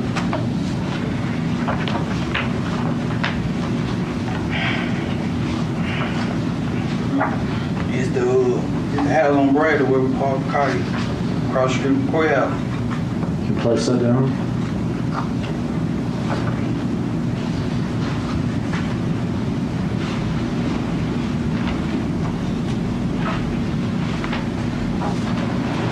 It's the car we was in when we saw Dolph and them, and when we did the killing. And is that when it's in the back of Bradley? Yeah, this where it was at when I went and wiped it down in the backyard of Bradley Street. Can you place that face down? Now this house that was across the street from Quet's, had there been a rap video filmed there? Yeah. Justin had shot a rap video there. Justin shot a rap video actually in front of that house. Yeah, in front of the house. Now, were you actually in the rap video? Yeah, I was in that video.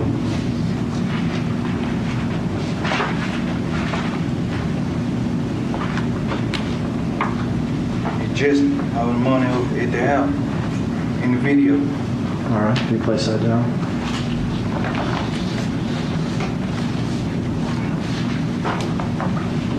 Sorry.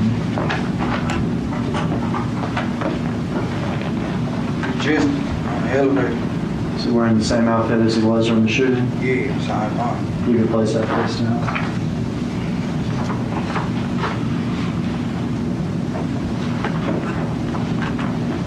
Just on the elevator. You can place that face down.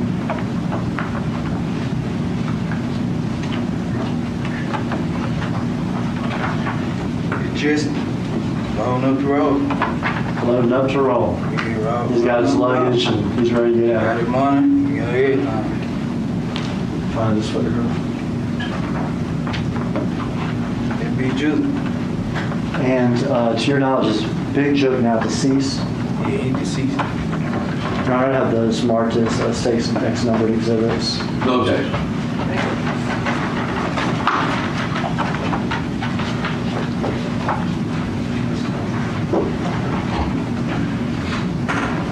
First picture is a picture of the video and witness shooting at Dolph.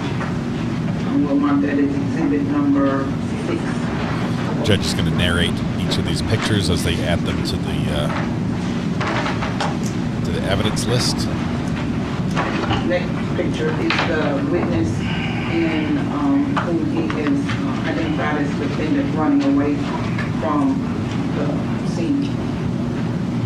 Exhibit number 7. The next photo is a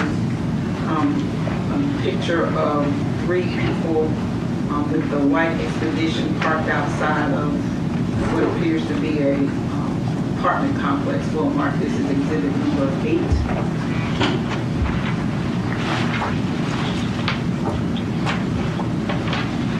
The next photo is a picture of a house, front yard, driveway to the left of the house with people in the backyard. We'll mark this as exhibit number 9.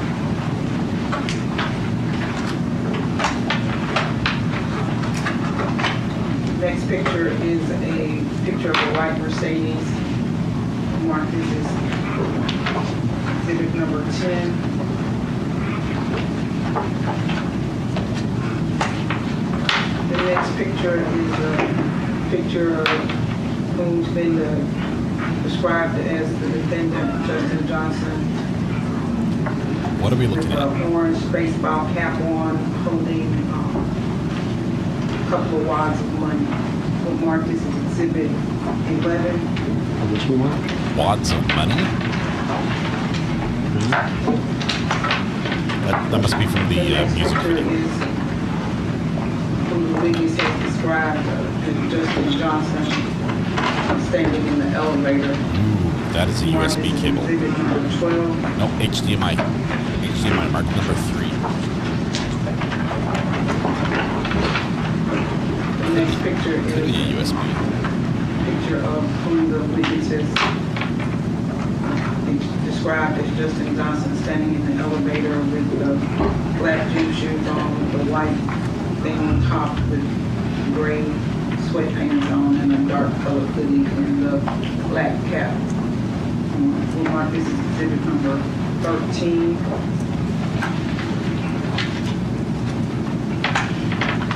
The next picture is what the witness has described as Justin Johnson in his yellow sweatshirt standing on the outside of the elevator with packed luggage. We'll mark this as exhibit number 14.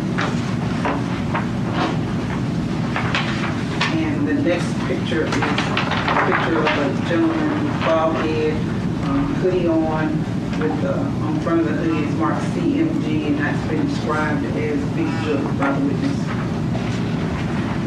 Mark that as exhibit number 15.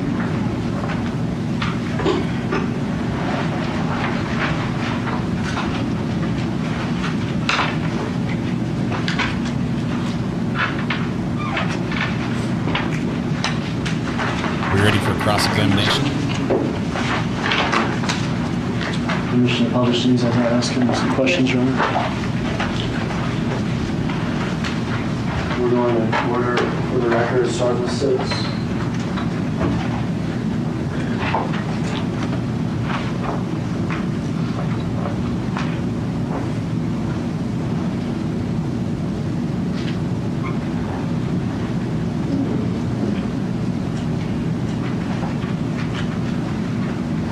And then right in the center of that security camera This footage. clicker is very difficult to use. Right here first is this. That's me. Gap sweatshirt. Draco. Yeah, great thing. Gloves. Got those Nikes on. Yeah. Orange and white Nike. Black sweatshirt, gloves. What kind of hat is it? A Bass Pro. Bass That's Pro. Justin. Yeah, just. And you understand, or do you understand, as you identify these pictures, not only are you saying that Justin's guilty of murder Right, I'm on the guilty. contract hit, but you're saying you're guilty too. Yes, sir. Isn't that truth? Yes, sir. He's throwing himself at the mercy of the court.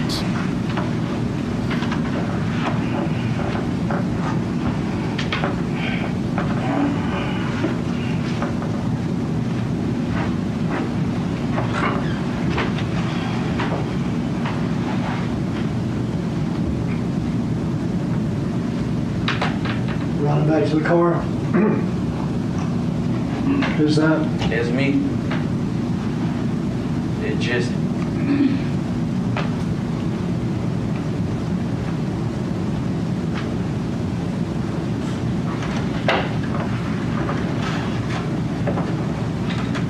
At the 2 Lane Apartments. Yeah. That's me, brother. It's just. And the third person? Yes, it could.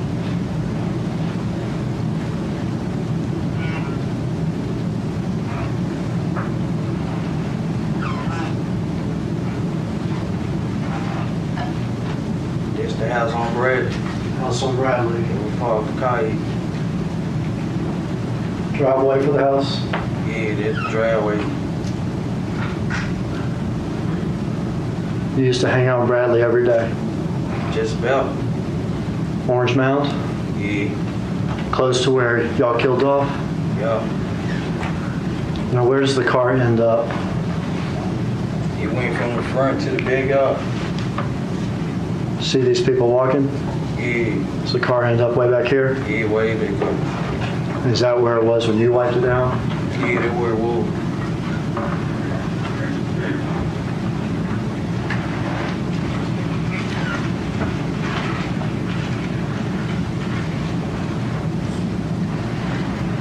In the car? Yeah, that's the car. Now, had you ever seen Justin in that car before? Nah, I ain't never saw him in the car. Do you know how he got the car? I don't know. Do you know when he got the car? I don't know.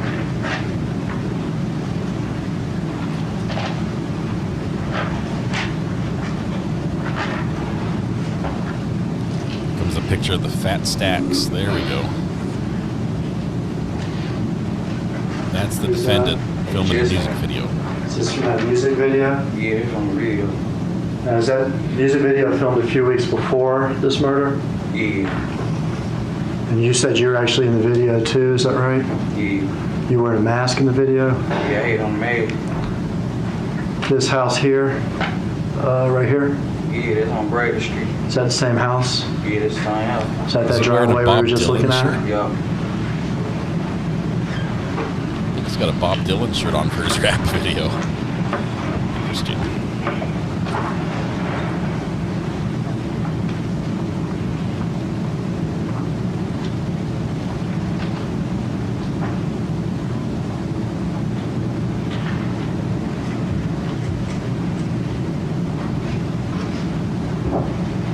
Who's that? It's just. Same outfit as when y'all committed the murder? Yeah, it's the same thing.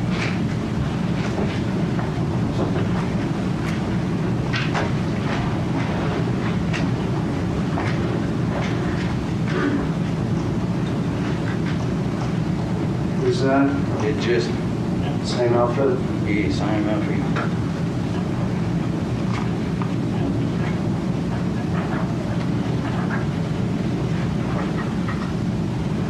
It's just. Oh, no, please. Oh, not to leave.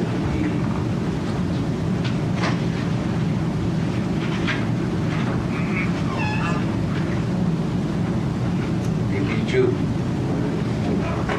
CMG, Big Joe. Yeah. For the record, Mr. Hackerman went through those exhibits in order. Thank you, ma'am.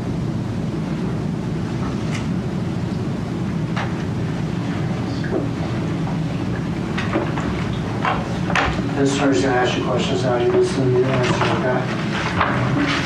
All right. Prosecution is done with this witness. Turn it over to the defense. Mr. Evans, I think we need to take about a 10-minute break. Yes, Your Honor. Come back and ladies and gentlemen, let's take about a 10-minute break, something very quick, allow you to refresh yourselves, and then we'll come back. Wow. Okay. There's so much noise in this courtroom. I wish we could get rid of all the noise, but hopefully we won't have anyone's face shown on the screen here. Cameraman's looking for a safe spot. There is none. All right. This witness has pretty much, I would say, testified as much as you can say truthfully. Implicated himself in the crime just as much as he has Justin. Has told everything he knows about where it happened, what happened, the lead up to it, how they met. And the amazing part that really just stands out to me is that he basically just heard that you've got a hit out on these rappers, and I guess there were two, any of the PRE rappers, a hit out, and it was like 100,000 per, and so they're going out looking for him. They're just watching for people that are that are in the opposing organization, and they're put together. So his contacts set him up with each other because he doesn't know Justin. He's never met young Dolph, and he's just in it for the money. He wants it so he can score some drugs. Justin, his motive behind it apparently was that he wanted it so he could advance his own rap career. And so they hop in a stolen car that Justin had just picked up, and they go out and they're looking for PRE, and they're at an intersection. And while at this intersection, they've got. Let me back up here. And I'm going to replay some of this video here really quickly. While they're at an intersection, they see this very distinctive Corvette. And this Corvette has a wrap on it that I'll show you here in just a second. I'm going to take this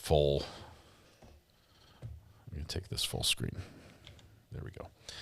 This Corvette has a wrap on it like that. Can't get this thing to work. 3 is going to be 8. Let's go that way. Okay, this should make it a little better. It's got a wrap on it right here, and this is a distinct wrap. Everyone knows it belongs to Young Thug, or not Young Thug. That's the wrong. It belongs to our victim,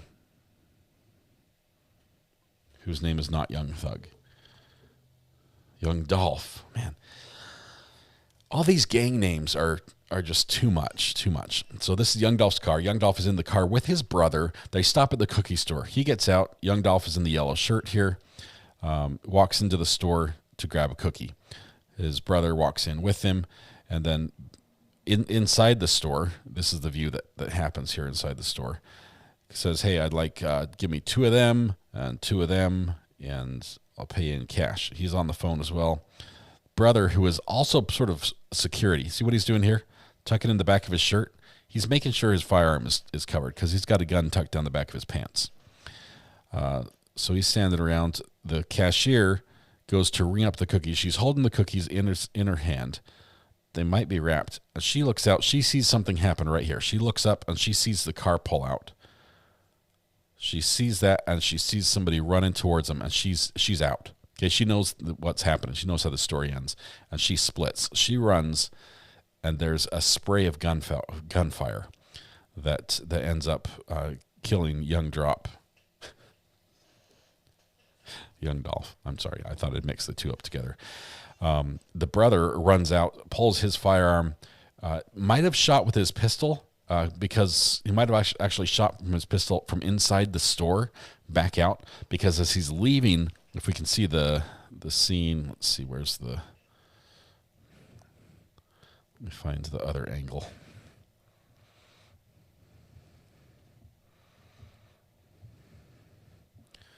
Okay, let's see.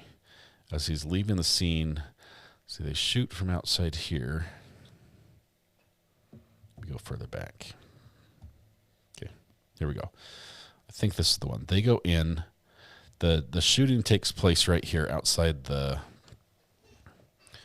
with the witness on the stand is the one holding this, what do you call it, a Draco, which is the same gun they used in that that big party, the gang trial we watched before. Let's fast forward a little bit. Sorry, they paused here for a second. Okay, so watch this. The shooting happens. He says it's semi-automatic, but this gun is either bucking, he's just spraying all over. So a shot goes in right here. He's almost shooting straight crossways across his body. The previous one went straight through forward. So there's one there. Bang, bang. You can see the shell casing flying out over the sidewalk right there as he shoots another one right there. And he sprays down at the ground there. There's one, possibly two. One shell casing or something's flying forward at the same time. So there are two in the air, I think, at that time. 2 bullets. He fires some more. He's shooting. You can see the arm, barely, of the victim. As that continues, glass is going everywhere. And then the defendant pulls up with his pistol. As he's shooting, he fires at least a shot here. We can see muzzle flash there. That is impressive. Muzzle flash. Driver fires a shot. See this puff of glass coming out? This is a shot coming towards them. So they're getting shot at here, which is why they start running as this door starts opening, because the victim's brother is shooting right here. So he's got his gun right there. You can see the slide is locked back. It's too far back, which means it's either jammed or he's fired all the rounds that he had in his gun. I believe it was probably the latter, because he then runs to the car and opens the car up and grabs another firearm out of the car to shoot back.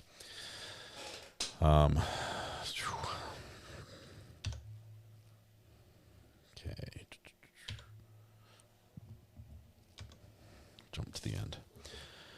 I forget what I was doing there. Was the brother hit? The brother was not.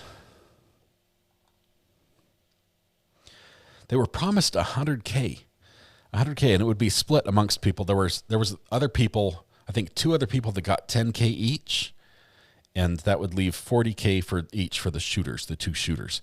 But once they had completed the hit, they reached out to the person who had put the hit out and said, "Hey, we did it." He says we use sign language, probably on a video call. We used sign language to tell him what we'd done, and it was ours. It was our work. We were basically claiming the bounty. And he's like, "All right, lay low, and I'll get you the money." And the money didn't come. Yeah, it didn't come. And eventually, he got $500 that was transferred to him.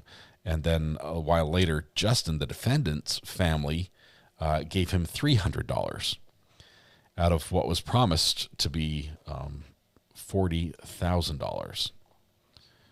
So either the defendant got paid and is trying to keep that money hidden somewhere, like the witness got paid and is trying to keep that money hidden, which might be, there's a possibility, or he just didn't get paid and he was mad about it and now he's just turning on everybody.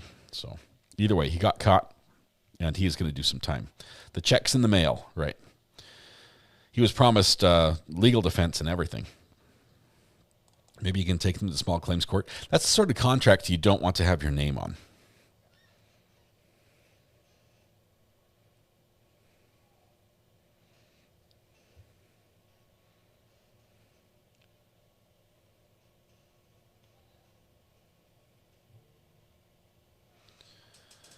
They never planned on paying them anything, in my opinion. Canonical Heat. Woof. Half a year already. Time flies and all that. Yes, it's gone fast. It's gone fast, but it's been great. I don't know why my brain is just, it's fuzzy today. I haven't been able to put words together and string a sentence incoherently. I apologize. I don't know why. And yes, I am sleepy, but I shouldn't be because I got like plenty of sleep. Big Juke was killed earlier this year, probably some sort of retaliation. There's a lot of back and forth retaliation in this sad story. Let's see, super source. It's going to be back to 3.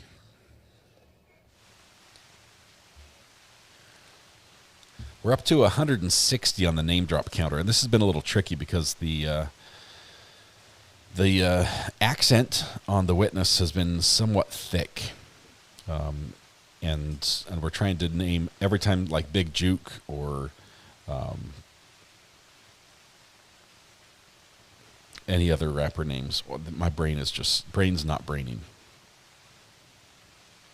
The Drop guy or Dolph, young Dolph. Any time there's a name like that dropped, we try to count that. So we're up to 160 now. Strong Memphis accent. Young Drop, young Dolph. Words are hard. Today the words are not wording. Might need more chocolate. Probably need a little bit. I don't know why my brain's asleep. I think it's because I snuck out in the kitchen. It could be the chocolate, actually, because I snuck out in the kitchen, and Mrs. R.A. has bought, for those of you who are Utah locals, you might know what Mrs. Kavanaugh's chocolates are. Well, when we were out there, she bought 2 boxes of Mindy Mints chocolates. And thank you, Canonical Heat. Super generous gift, 10 memberships. She bought 2 boxes of these Mindy Mints chocolates, which are milk chocolate truffle. And they're not like the fake stuff. They're the good ones. So I might have had a few of those. And now my brain is like, and it needs to sleep. So it was crashing. That was after I had a salad, so I knew it was healthy.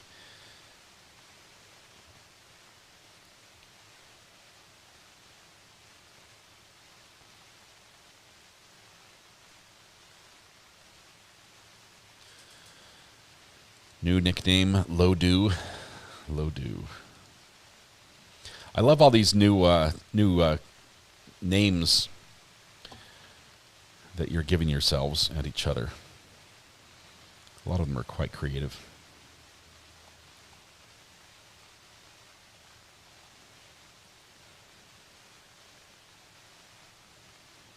A few more minutes of break here.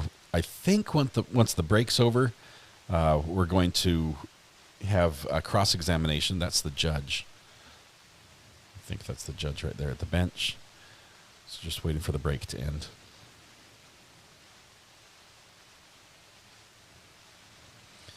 Lil Watch. It's a good one. Red Pen says I already have a rap name. I started with a rap name. Lil Rick. I guess I'm Big Dill. Which I think that's great.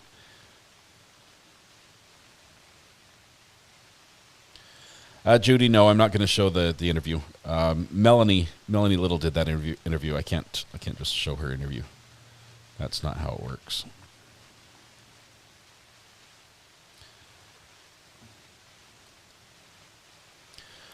Bug Dugger, wonderful news. That's the best news we can hope for right now. Hope for continued good news as the recovery process begins. Sir Raps a lot. That's a nice one.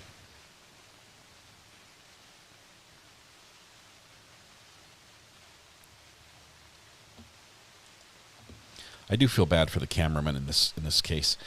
The stipulations and restrictions the judge has placed on him has made his job incredibly difficult, considering where his camera is placed.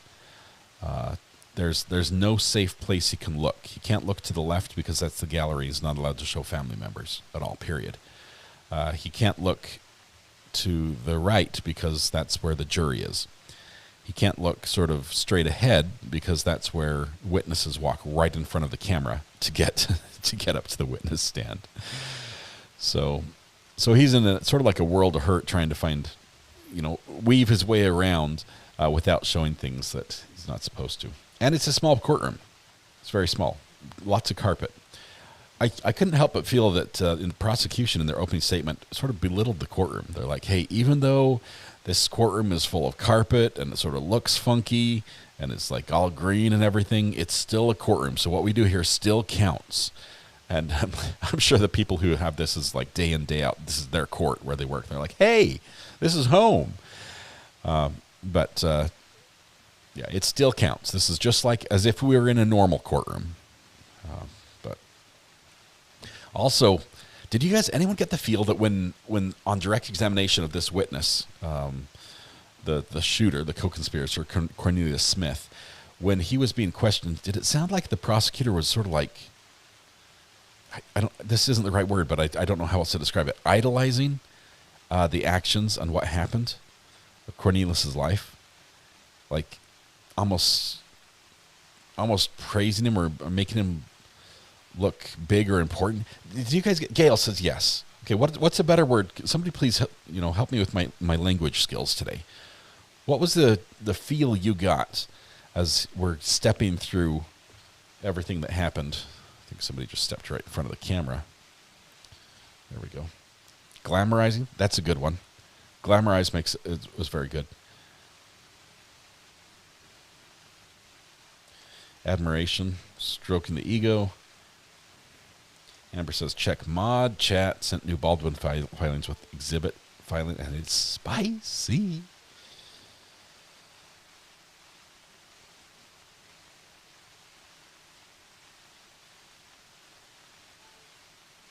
Why is there more Baldwin? I thought Baldwin was dismissed with prejudice.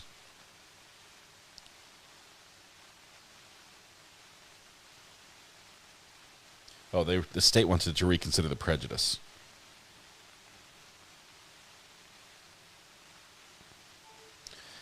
Okay, I'm seeing 29 pages on one and 16 on the other. That's a long read. Maybe tomorrow, maybe during one of the breaks that this court takes, we can get through all of those. Glorifying, empathizing. I think glorifying it is probably the best way.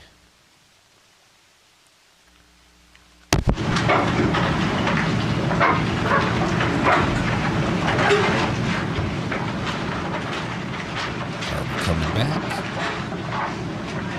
Mr. Evans? Thank you all.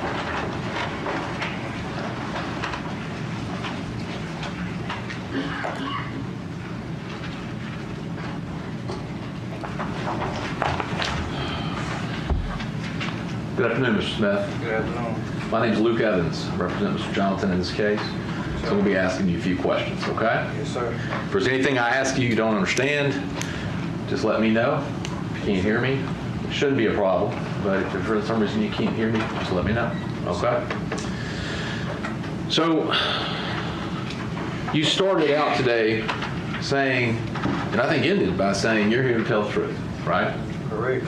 And just to be clear, you know the difference between a truth and a lie, right? Yes, sir. Okay. Now, you said you started meeting with law enforcement, December 9th, really the day you got picked up, the day after you got picked up in South Haven, right? Or the same day? Nah, I ain't meet, like, what you mean by meet back with them? I mean, they sat down and interviewed you in a room. Yeah, I talked to them. And did you tell them the truth? Nah. Right?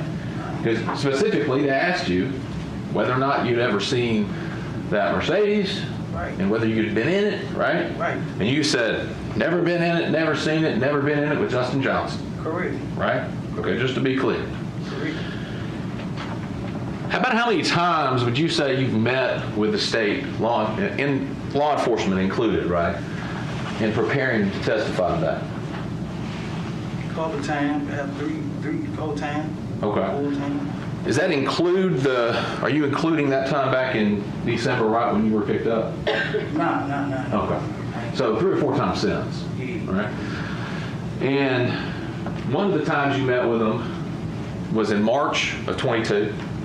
You remember meeting with him then? Sometime around then? I don't know the exact months and stuff like that. I got my lawyer in March, so I don't know. I can't just pinpoint exactly what month. Well, I'll say it like this. You started out with a different lawyer and you ended up with the lawyer you have now, right? No, sir. No, sir. He was never hired. Okay, well, he got paid. No, he did not get paid. Did he get paid? No. He didn't get $50,000? He did not. He ain't signed my jacket saying he represents me. That's not what I'm asking you. I just talked to him. That's not what I'm asking you. Right. You asked me. He got $50,000. Oh, wait a minute. Lawyer, so. Hold on just a second. Ask your question, wait for the response. Yes, ma'am. The original lawyer in your case got $50,000 to represent you. Did he not? I don't know exactly how much he got. I don't know. I can't say. All right. And you knew that, just we're all clear here, that money came from CMG, right? Yeah, I don't know exactly who, but yeah. All right. So you talked today, you got paid for what you just testified to, didn't you? After I was locked up. You got paid, My right? lawyer was paid. You got $50,000 to pay a lawyer, right? I didn't get it in my hand. Correct. I don't know how much it was, but correct, my lawyer. Okay. And there's no question that that money was for services rendered. Killing Dolph. Basically. You took it, didn't you? Yeah. Did your conscience bother you? Your conscience. After I came to my senses, yeah. Did you say, I can't have that money? I can't use that money, because you still got a lawyer here. No, I ain't say that. You took the money. Yeah, I took the money. I got the money. Your conscience wasn't bothering you that bad, right? You said your conscience started bothering you, but not bad enough not to take the money for the job you did. Well, I had already did it, so might as well. You know, I got a conscience still after I came to my senses. Right, okay. So, I you already didn't think, man, did it, so I really might as shouldn't be well. able to keep money for killing somebody. I didn't think like that. Okay. Now, at the end of this, you said, you're direct. You said something about, you saw a picture of the person, you said Mr. Johnson with a suitcase. And you said he's there with his money getting out of town. Right. To be clear, you don't have any direct knowledge of Justin Johnson getting a dime for this, right? Nah, I ain't got nothing. Okay. So you can't say he's leaving with his money, right? Right. Okay. Now,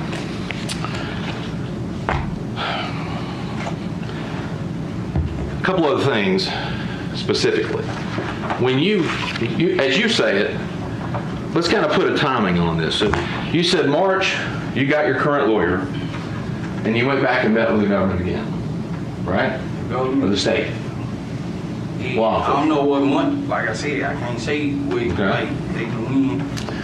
But I told you you met with law enforcement around March 13th of 22. Does that sound about right?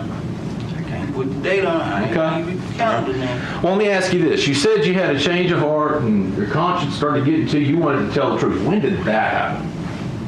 Like a couple months after I sobered all the way up, while I was in jail, I sobered all the way up. I ain't in my senses like it was wrong. Okay. So you got December's when you go to jail. December 9th? Yeah, December 9th. So a couple months from then, you sober up, that's when you come to your senses. Yeah, and then Justin had sent me a letter saying. Well, I'm not asking you what Justin sent you a letter saying. What automatically made me come to my senses and like, you know, it was wrong. You know what I'm saying? When he said, cut him loose, take the juke, and quit down with me. Okay, so Mr. Justin, you're saying Mr. Johnson sent you something saying, he actually said he didn't do it, right? Nah, he didn't say he didn't do it. He said, cut him loose and take the juke and quit down with me because they ain't messing with us. Oh, you mean tell the truth? Nah, because he didn't have anything to do with it. Tell the truth. Nah, he's saying me take the downfall. Oh, okay. Cut him loose, let him go. Okay. And tell them that quit and him change clothes and Quake was with me instead of him. Okay. Let me ask you this. Did you get it directly from Justin Johnson, this kite you're talking about? You know, we got rock me and stuff, but we were talking through the vent. I was in E part, he was in E part. We were talking through the vent. Did you get it directly from Justin Johnson? Nah. Did you see him write it? Did I get it? He said, did you get that? Did you get that kite? Did you see him write it? Nah, I ain't see him right. I mean, another part. We Right, you can't even see him. But he asked me, did I get that kite? Okay. He sent me more than one. He sent another one and said he got 7K. I could take that. I'll leave. Where's that? I don't know where is it. You lost it? Nah. I sent it on out to my folks. Okay. Sent All it on right. out to my folks, my sister. Okay. So you started telling the truth then. So surely by August, you met with the state in August 10th of 22. Surely by then you're telling the truth. Yeah, I'm telling the truth. And you would agree with me, the truth doesn't change. It's the truth, right? Yeah, it's the truth. You know, Quake brought me in and set me up for the police to capture me. So might as well tell the truth. If we gonna tell the truth. Okay. So today, for the first time ever, you testified that you wiped that Mercedes down. Yeah. You've never said that before. No, I ain't never. You've never told them. You never told them that you wiped that Mercedes down? I never told detectives when I talked to them. No. Why would you not tell them? They've asked you every question under the sun about this case, right? I said detectives. I never admitted that I was involved to detectives when I first got locked up December the 9th. You know they take notes and they recorded your entire interview. Right. From August. Right. Why didn't you tell them in August you wiped the car down? We were talking about so much, you know, it slipped my mind from. And they specifically asked you, and you said... They ain't asked me to get away from cutting. They ain't specifically you don't recall them asking you and you saying, Justin said he had someone wipe the car down. Yeah, he told me he had somebody to wipe the car down too. But you didn't think to ask him, right? I told him that I wiped it down. He said he used the right stuff because I got somebody else to wipe it down. You know what I'm saying? So now you're saying you told Justin that you went and wiped it down. Yeah, I told him too. Why didn't you tell that to law enforcement who's seeking the truth from you, right? You know, stuff slip a person's mind too. You know what I'm saying? Like kind of an important detail. Like they ain't asked me did I wipe the car down. So you don't think so? I don't recall. Okay. Well, your fingerprints are on that car. Correct. Right? Correct. So when did you go do that? Like a couple days after the shooting. Did you tell Quet? Did you go by Quet's house?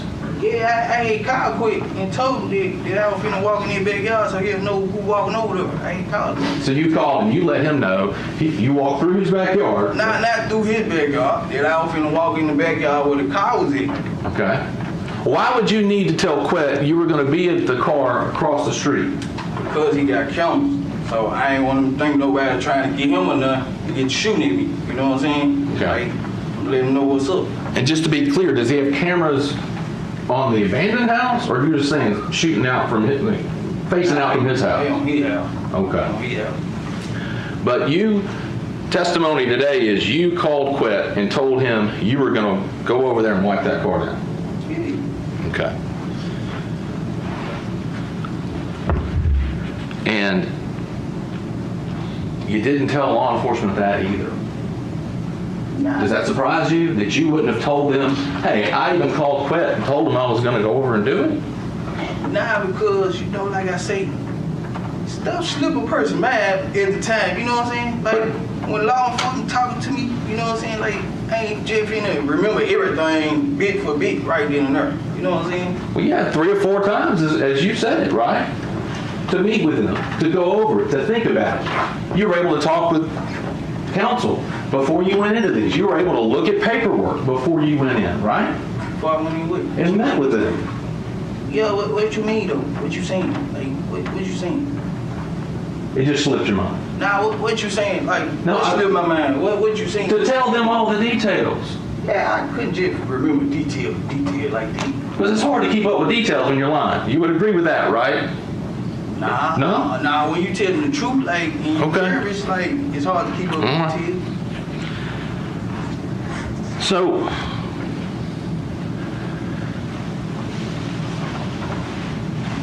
you're saying that one just slipped your mind?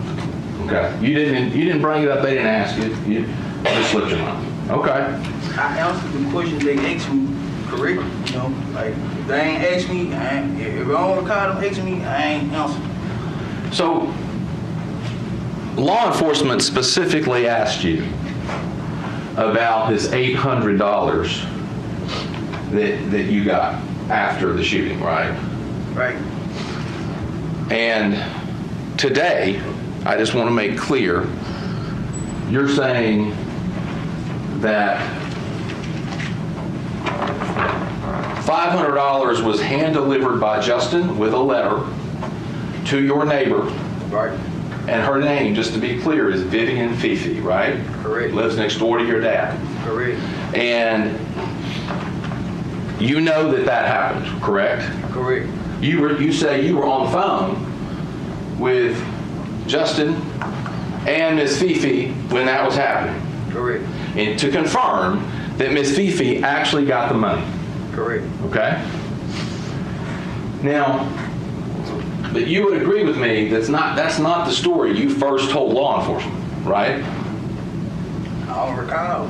You don't recall? I can't say it's correct in that because I don't know what I told them like when I first talked to them. But is that I true? can't recall the interview that I had with them back then, so I can't say it's correct or it's not. This sounds like. Well, This sounds did like. you tell them that you told them the truth, right? Trial all over. Yeah, I told them the truth. All right. So, in that same interview, if that's the truth with Miss Fifi, in that same interview earlier, why would you tell them that some masked man came in a Chrysler 300 on 2 occasions? No, I and did said, not say that. You didn't say that. I didn't say that earlier. I did not say that. Yeah, the madman on 2 occasions came. You didn't say that. Justin dropped it off to Miss Fifi the first time, and he had somebody with a mask on the second time with $300. That's what I said. So, if that interview recording's got your voice saying that you and Angela backed up in the driveway next door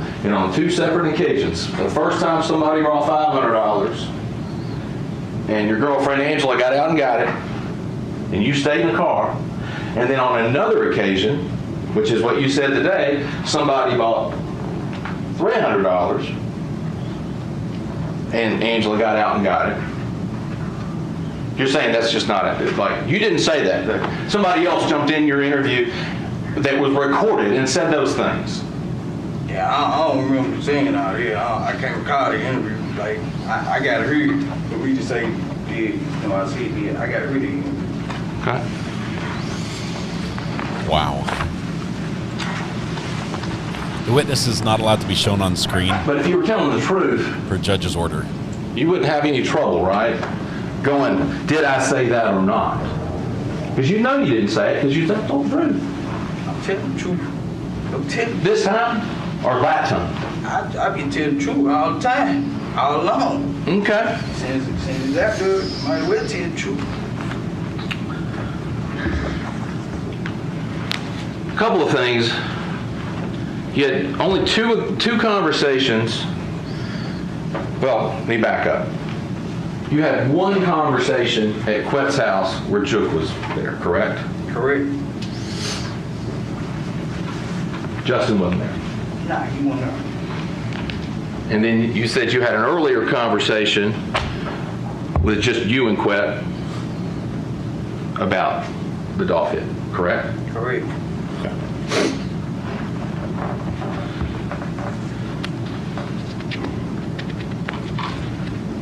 Now,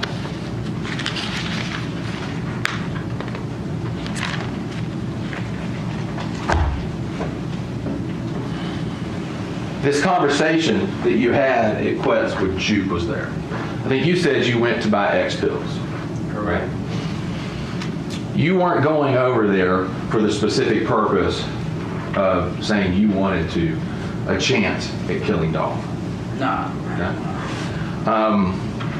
Did you ever, during that meeting that you had with Jook and Quet present, did you ever say that you could get up on Dolph real easy because you know where his aunt lives and you see him over there at least once a week? Nah. Never said that? Never said that.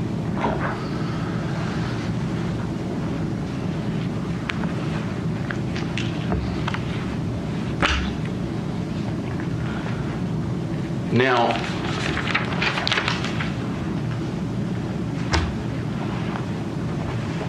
you've testified today that no promises were made, right? But you're expecting to get consideration. No. No? You're not expecting to get any consideration for your sentence in this case, based on what you're doing here today? Because I know I'm going to jail anyway, so. Okay. Might way to be real, get it off my chest, feel better. Start my healing process.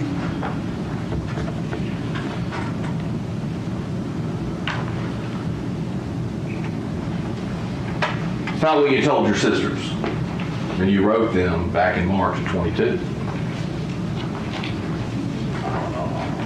Probably not. You lied to them? I say anything. I don't know. Now we're getting somewhere. You'd say anything. I'm saying like in the letters because I know for sure that they taking my letters and stuff, so. You told them my lawyer is trying to tell me my best out is working with the feds, helping them, something I've never done in my life. Yeah. So you're telling them I didn't do this. I didn't really do it. But I'm going to say I did it so I can get out of prison. Nah, I ain't saying it like that. I ain't saying it like that. Like, I'm saying like, it's my best out to be honest and stuff like that. And, you know what I'm saying? Like, be truthful because they already know. So if they already know, why play with these folks? And they already know. And then you said, just so on that point, your lawyer, he said that's the only way I will not do life in jail. Yeah, if I said that then, you know, it'll probably, you know, what I said. If I wrote that, I said that. So I ain't finna say I didn't write that. And then you say that you're hoping essentially not to do any time because your lawyer that you have now was responsible for getting one of the people in the Holly Bobo case out without doing any jail time. Yeah, I told him his history, you know what I'm saying, like his history, but what he did in the past ain't got nothing to do with this.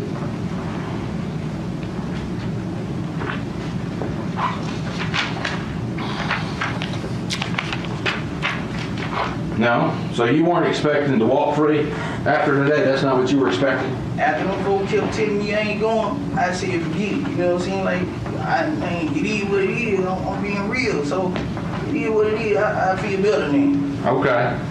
Because you told your sisters, they got to let me walk free if I make any deals with them. And my sister and they green, they don't know nothing about no folk teachers and stuff like that. They green, they don't know nothing about no jail time or nothing like that. So, you know, we just praying, hoping for the best outcome, you know what I'm saying? Like, we just leaving in God's hand.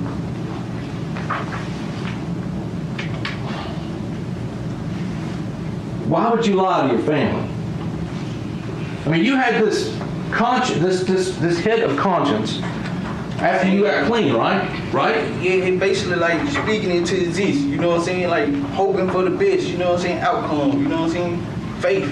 Exactly. Hoping to walk free if you go in and testify in this case, right? Before I talk to them folks and stuff like that, like before I talk to them, they were telling my sister them like, man, I ain't never did no police ass shit, but you know what I'm saying? Quit already told them everything. They already knew everything, so I might as well, you know, tell the truth. You know what I'm saying? Tell my road, tell his road, you know what I'm saying? So be honest. Well, and you bring up Quet in this letter.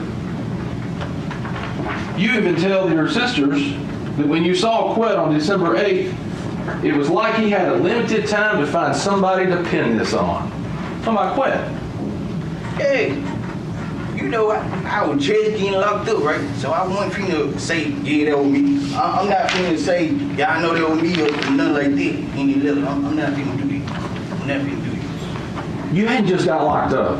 Agreed? You got locked up in December. This is in March. Yeah, but I'm still just locked up over here. I came over here in January 11th. So I'm over here now, and I know, man, everything I do, say, whatever, right, they might intercept it. They might listen on the phone, so I can't talk like I really want to. You know, letters or nothing.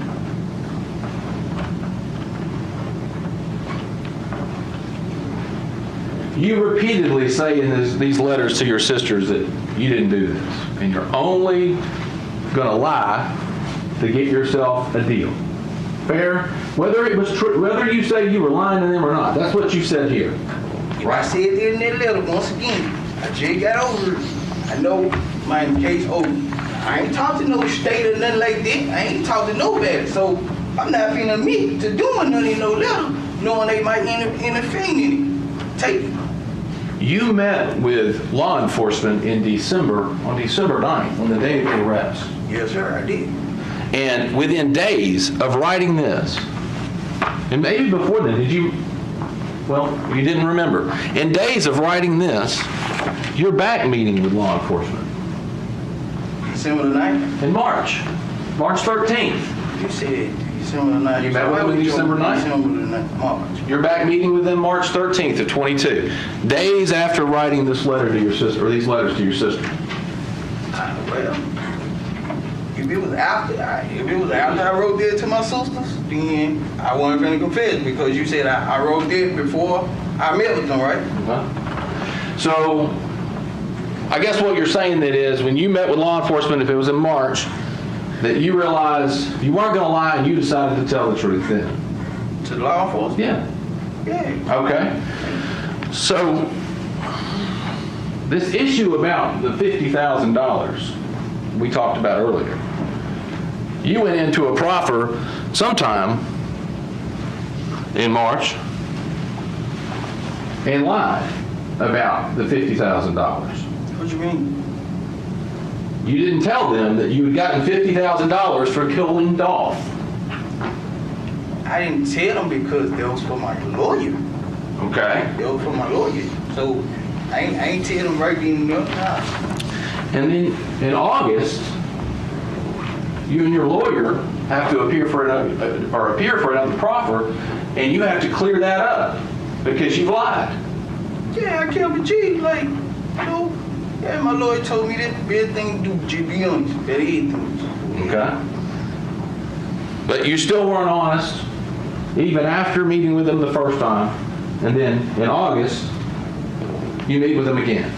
Hold up, what you mean I wasn't honest after meeting with them? Hold up, what you In March. You lied about the money in March. In March? Like, why I lie about some money? You didn't tell them you got any money for killing Dolph. Nah, look, when I spoke to my lawyer, and my lawyer told me to be honest, I was honest with them. Okay. I was honest with them. I told them about the 800, so I ain't tell them I got no money for killing Dolph. I told y'all about the 800. So how I didn't tell you that?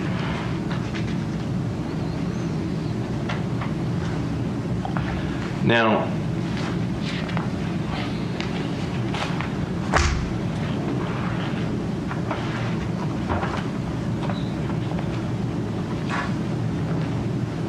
you originally even tried to get your girlfriend to lie for you, right? With an alibi, Angela. Yeah, I did. Okay. Who's Letitia Jackson?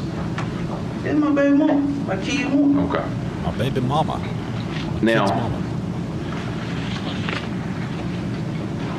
I think you said, well, let me ask you this, was the day that you shot Dolph, the day before that, did you know you were going to shoot Dolph? Nah, I ain't know nothing about all these, but I ain't know we were gonna catch Dolph or nothing. But the next day was the day we caught Dolph, that was my baby girl's birthday, to be honest.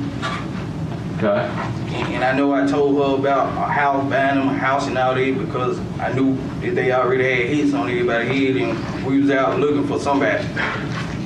We didn't know we were going to catch Dolph. We didn't know who we were going to catch. Screenshot 187 is the count on the name drop. Is that why it was a particularly big day for you? What you mean a big day?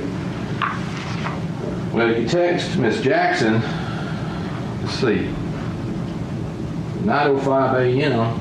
on November 17th, 2021, you say, good morning. I went to sleep in the midst of texting you to knowing today is my big day. My baby birthday. My daughter's birthday. November 17th? Yeah, my daughter. You went and killed a man on your daughter's birthday? Hey, I'm trying to make it right for her. I ain't have no money. I'm trying to get some money that day. So I'm trying to make sure my baby girl, man, have a beautiful birthday. So it was whatever. Then I'm trying to get high on pills. It was whatever. But you're telling her you're going to buy her house, you're going to give her $10,000 for rent? I said that the day before. The day before? Yeah, you know, I tell female lie, you know what I'm saying? Like, that's my baby mama. I was trying to get back with her, whatever. It ain't just like, you know, it's just game, you know what I'm saying? It's just a game? He just tells females that? So you're just lying to her too? I ain't saying lying. I ain't gonna say that. Game and lying is two different things because man, you know, you tell the person what they want to hear. You know what I'm saying? Like these fine people? Nah, I don't know them. Wow. Ain't got no reason to let nobody. So if it's game, it ain't a lie? I ain't trying to run game on nobody in here, man. You sure? I put myself in the murder, so I don't run the guy. Make sense now. But you think you're walking? I ain't saying I'm walking. That fellas just told me, them folks been told me I'm doing time, so, you know what I'm saying? It is what it is. So, at the shooting itself, I just want to be clear on this. You say Justin got shot. He got scraped on the back. Explain to me the difference between a scrape and getting shot. Like, you know, when you fall and you scrape your knee or something, like the bullet glazed your back, like just glazed. Like it glazed my leg and I got hit and it went in my back. Okay, so you're saying a bullet grazed when you say scrape. I just want to make sure I understand. Okay, so you're saying Justin got grazed, a bullet grazed on his back. Yeah. Was he bleeding? Yeah, he would bleed, but it wasn't like mine was. Like, you know, heavy like mine was. How was your leg bleeding a lot? Yeah, my leg was bleeding a little bit. Like, you can see the skin, you know what I'm saying? Scab, skin, and stuff like that. But it was just glazed, but my arm, it went in and rested in my back. And you said that when you went to Keona's house, that she did some wound care on you and Justin. We helped each other. All of us helped each other. Okay, so you wiped Justin's back down? Yeah, that spot? she would help him with a tab and, you know, we were helping each other. Okay. And I think you said when y'all got to Keona's house, you changed clothes when you went in? Yeah. Both of you? Yeah. Okay. And then you identified a person you said was Mr. Johnson that came out and then stuck his head in a Charger, but you were in the house. But you said that was... he came out and got the wound kit. All right. So, did y'all do the wound care before changing clothes or after you got the wound kit? Before the wound kit came, we had a towel and soap and stuff and peroxide. You know what I'm saying? We were doing it like that. Okay. When you met with Juke and Quet, Quet was doing most of the talking. Go back, right? He told me. And you testified earlier about this, just to be clear, Govan before the hit on Dolph, before you did it, had already negotiated with you to get $10,000. Yeah, from me and $10,000 from Jesse. Okay. Now, I want to be clear about, I'm going to get to that in a minute, but I want to make sure $10,000 to you, you talked about it before, and then he came back to you after the fact and asked you about the 10 because he wanted his money, right? Yeah, I want a man too. Okay. Now, you've said today, pretty matter-of-factly, that he had the same $10,000 from Justin. But when you were interviewed by law enforcement in August, they asked you that. And you said, I think he had the same deal with Justin. Right? So do you know it or do you think it? I probably did say that then, but basically I'm saying the same thing I said then. So you're not sure? I'm saying the same thing I said then. Okay, that you think he did. I'm saying the same thing I said then. You can put it how you want to put it, but I'm saying, you know what I'm saying? I'm putting it the way you put it. What I know, you know what I'm saying? What I know. All right. Yeah. Well, if you know it, why would you tell them then that you thought it? I think he got it.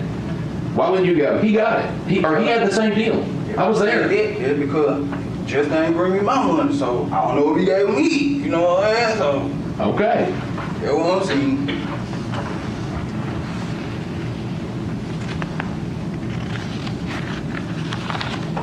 Okay, I'm sorry, I haven't been following chat very well. It takes full concentration to. Normally, I can read people's lips. Without their face on the screen, it's a little harder to hear the accent.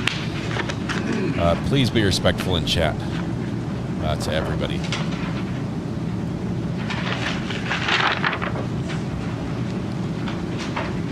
It has not changed. I'm sorry. I've been focused. I've been focused on listening.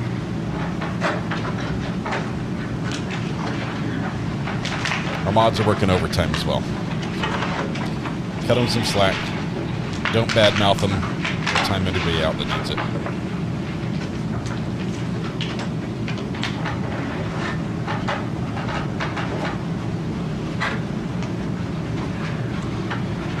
When you were in the white Mercedes, you were bleeding a lot, right? Bleeding a lot. Nah. I wasn't bleeding a lot. So you told law enforcement that you were bleeding really bad. Yeah, once it started coming out, once I start panicking, you know, like, dang, blood started coming out. But I know not to panic that bad though, because I've been shot before.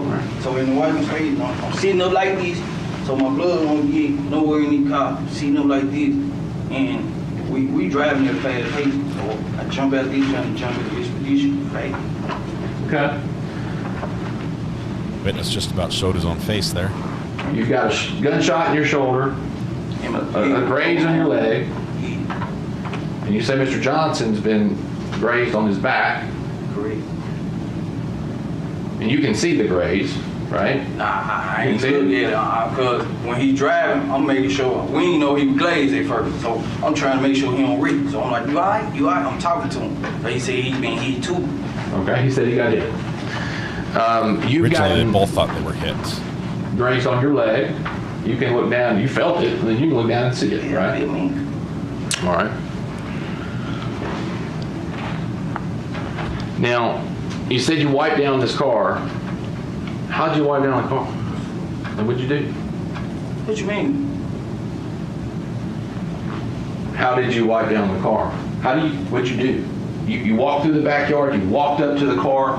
What did you do next? You know, I had like peroxide and bleach and stuff, and wipe them cutting. Peroxide and bleach. So you walked back through this yard and you had big things of peroxide and bleach in your hands. Yeah, you trying to say how I did it with a shot, huh? I know, I'm just saying, I want to know how you did it. I'm trying to see what you did it. I want to know how you did it. I might need to wipe down a car. I don't know. All right, wait. So how'd you do it? Man, I just wiped the guy there, you know what I'm saying?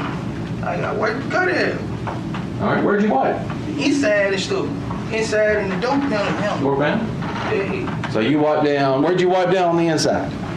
Like the armrest, seat and stuff in the dope pound.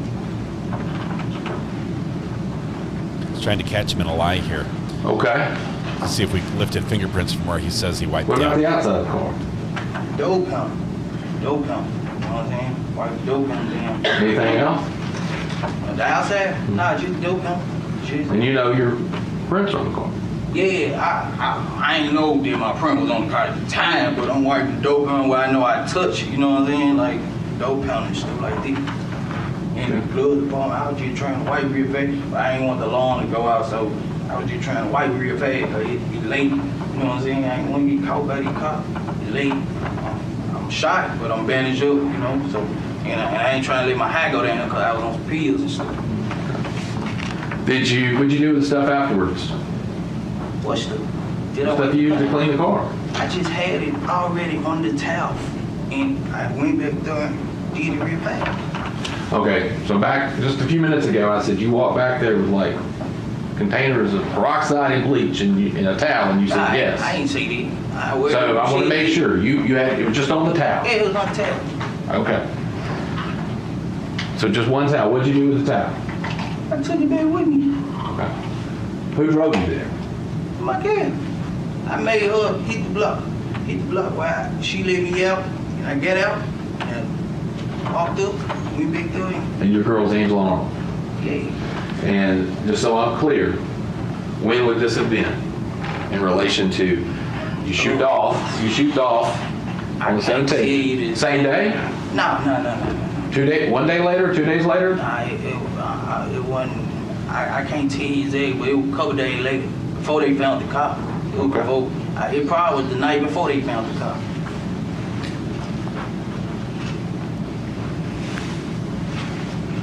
And so she dropped you off, was she in the tracks?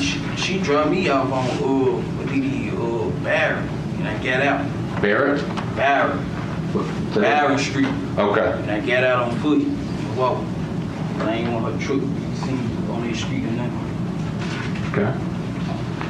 Was it day or night? Nighttime. Okay. Was she in the tracks? Yeah. So his girlfriend dropped him off. Did Quet ever tell you that either he or someone else had wiped the car down? Quet? Yeah. Nah, just told me that he had somebody to wipe the car down. And you were testified about leaving your cell phone in there? Yeah, I left it in the glove box. In the glove box. All right.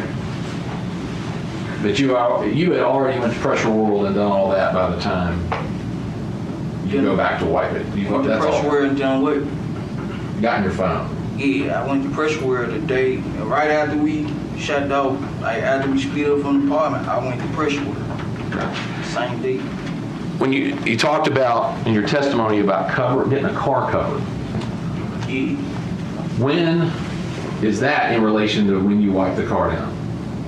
Like when Quick gave me the money for the car cover, it was the same day that they had found the car. Same, like early that morning, he gave me the money for the car cover, and I was gonna put it on there later on the night, but they found the car. And just to be clear, if I remember right, you said Quet called you to say, I need you to go come over here and get money for a car cover, no cover the car. Him and Justin was talking about that anyway. Him and Justin was talking about that anyway. But were you part of the were you part of the conversation between Govan and Justin to be talking about that anyway? What you mean? Was like you just said he and Justin were talking about that. Were you part of those conversations? Justin was telling him he was gonna send him some cash out money to buy a car cover so we could cover. How do you know that? Because I went over there, I was over to Govan house. We got some pills for him and everything. Like, and we were talking about we had to get rid of this car. We were saying we need to get rid of this car, burn this car up. And you're saying that Govan's telling you he's in contact with Justin. And Justin, okay. All right. And just to be clear, when it comes to Govan or Quet, is it a y'all need to take care of this problem, or is it we, him included, need to take care of this problem? He's saying me and Justin really need to get rid of that car. He told me because if they question him, he gonna tell them how they really massive so he can get back to his gambling. That's what he said.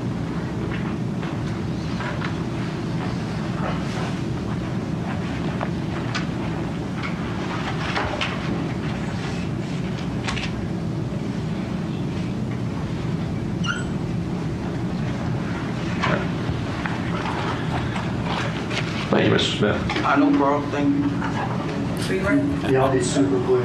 It's all cordial at the The end. last thing, a lot of us probably didn't understand, Quet told y'all that if the police come to him and ask him about the car, He's going to say holler at William Massey? Yeah. Is that his attorney? Yeah, that was his attorney. Okay, so he's telling y'all, he's going to tell the police, I'm not talking to y'all, talk to my attorney? Yeah, talk to my attorney. So I can give it to my gambling. To his sports gambling? Yeah. Okay. When Mr. Evans was asking you questions, he's asking about text messages and stuff. This is something I just forgot to do. Did the police seize your telephone from Letitia after you gave it to her? Yeah. Is that telephone 901-513-6236? It was. 867-5309. And the very last thing, every time I've met with you, me and you have met, if you count 2 minutes back there, maybe 3 times. Is that right? Yeah. Have I ever told you you're going to walk out of jail? Nah, you never told me that. Have I always told you that you're going to prison? Yeah, you told me that. No further questions. All right. Mr. Evans, any recross? No, Your Honor. We've had cross, we've had direct, we've had cross, we have recross, and now the witness is going to be Are you named. a witness? We can have about 5 minutes to pull her around to the medical examiner. She's going to be the next witness judge. Let's take a break. Court stands in recess. Brief recess. Then you pass me, turn, follow me.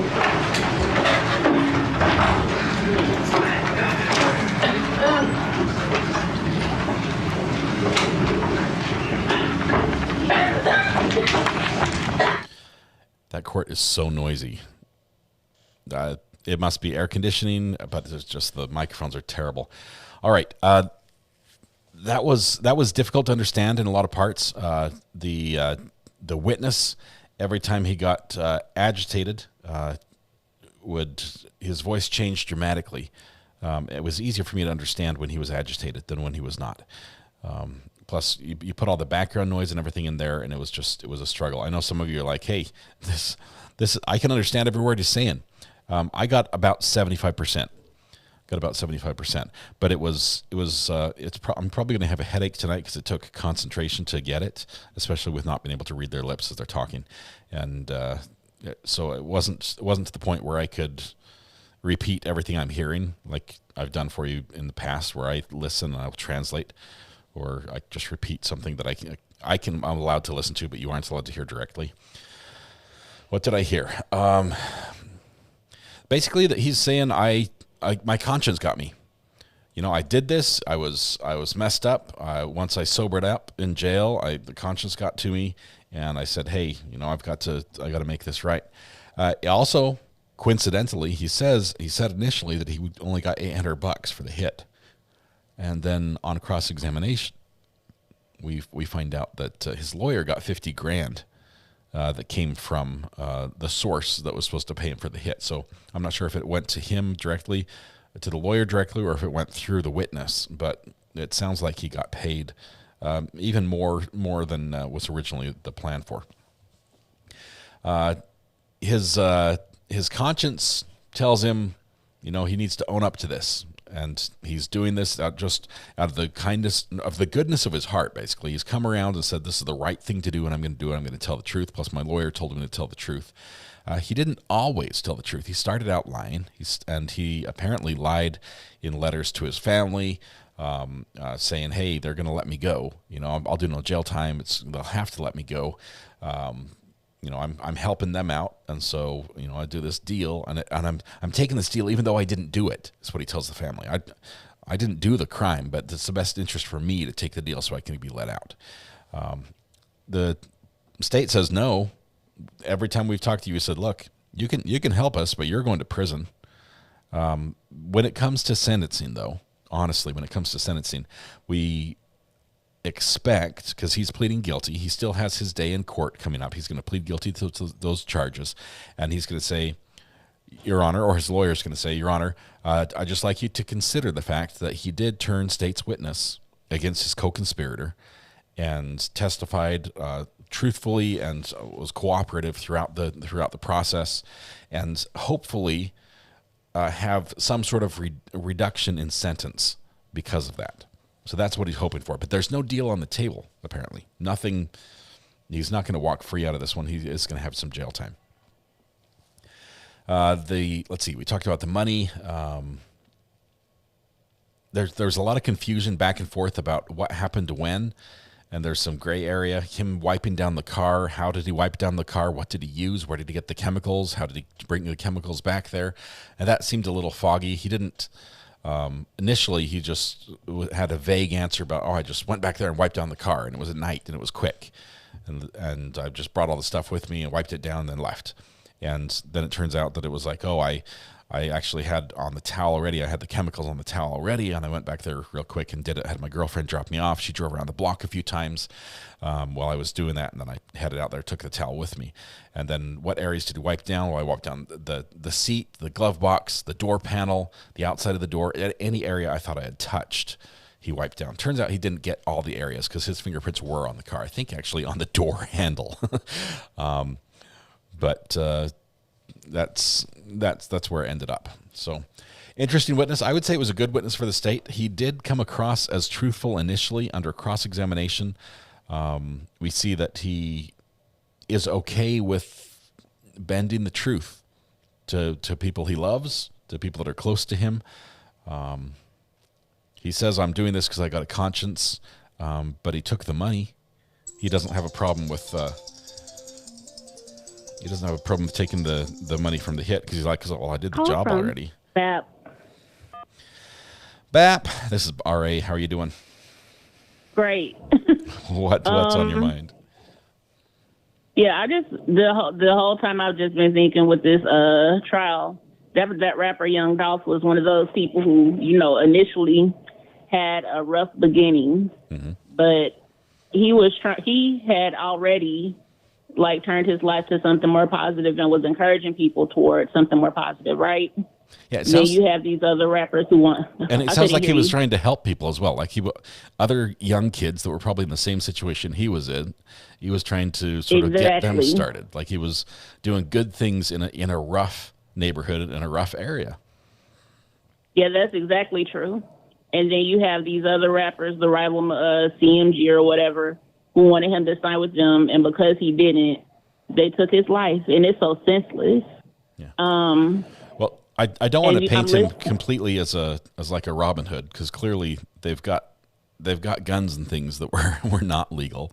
So I'm not sure if 100% of everything what he did was above board and good. But he had, I'll say this, he had good intentions. And right. And it is sad. I mean, anytime there's a loss of life, it does not seem justified, because somebody's pride was hurt because just someone got listening insulted. to any of these things where you have have gang activity involved, it's just always a reminder of how easy it is for some of these young people to throw their lives away. Yeah. You have the defendant. He's only 26 years old. Yeah. Cornelius Smith, 34, and it sounds like he's lived the entire life of doing not so good things, and so it's a shame. I agree. It's sad. I mean, they said they were looking for him at the turkey run, right? Andrea Spencer was saying he did turkey runs for Thanksgiving. I believe that was to help people out with Thanksgiving dinners and things like that. So, I mean, a little bit of what's it called, philanthropy involved. I mean, he did well. He had money. That's why he could buy the cars, right? He was successful as a rapper. He had a career that was going well. He was managing people's upcoming careers and doing well that way. So it is sad. It's sad all around. But thank you for the insight of there. Yeah. What were you? I didn't hear that last part of what you said. I just said thank you for the insight into the his the victim's life and what he was doing. Yeah, you're welcome. And then the last thing I wanted to say was this particular witness, he wasn't the most credible because you could tell that he definitely had some sort of incentive to testify, whether he's saying that he didn't or didn't. Huge incentive. We have him in HD pulling out a Draco and gunning someone down in a cookie shop. Right. I mean, he's got a lot of reasons to sing like a canary, and he's doing it. Right, but I don't think that the defense's lawyer, I don't think his question could overcome the evidence, the actual visual evidence against his client either. I think it's an uphill case regardless. BAP, thank you very much. I appreciate the feedback. Love that you're sharing with us. All right. And have a good day. You too. Bye. All right. I think we're coming back from break here momentarily. The judge is back on the bench. Audio's not live. She's just talking to people there in the court.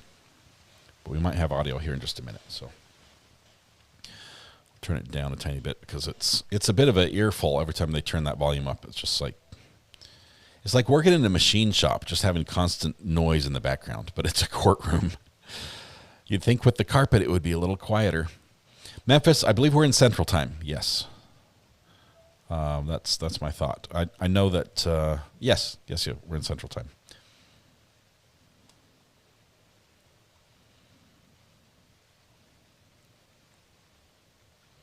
We heard that the motive behind this, the motive behind the hit, not just that they were competitors, because every record label is competitors with any other record label in the same genre, but that the victim in this case rapped about things that he knew and things that were real, and his raps were his life and what was going on in his life.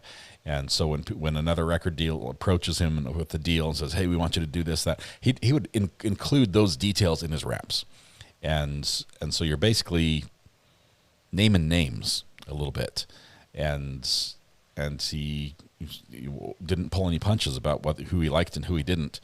And so those people got insulted by what he rapped about, and that was probably the main motive for the hit. We're going to Memphis to see Elvis's home, but we're only staying one night, then moving on to Nashville.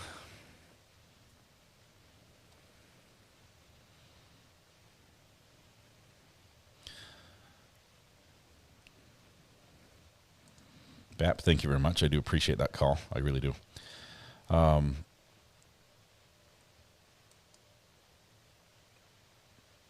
It sounds like the cookie store where this shooting went down had two locations, and one of them basically got shut down. But the community stepped up and supported the other store after this happened.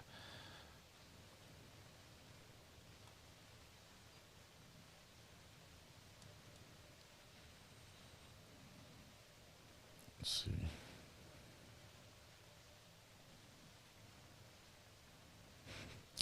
Young Dolph did not release a diss track about me. I started writing a second song. It's going to be another single, but it was going to name names in the LawTube community, and I thought better of it. I do still have the lyrics tucked away somewhere in a safe place where no one will find them, but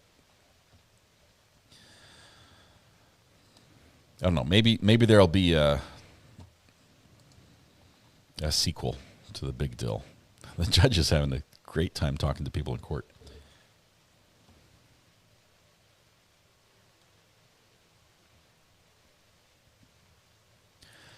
Wasn't there someone that tried to defraud the Elvis family? I think there was a lady who just tried to sell the Elvis's family home or something. Something like that. A lady fraudulently claimed to own it or have been. There's a close up. Nice close shave about a week ago, maybe two. LawTube rap battle. That's what I was thinking, but I don't know if everybody would be in on it.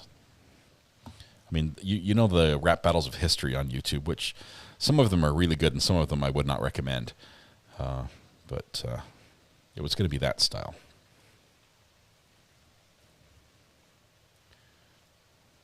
It's time to use your buzzer. We can help just trim him up a little bit.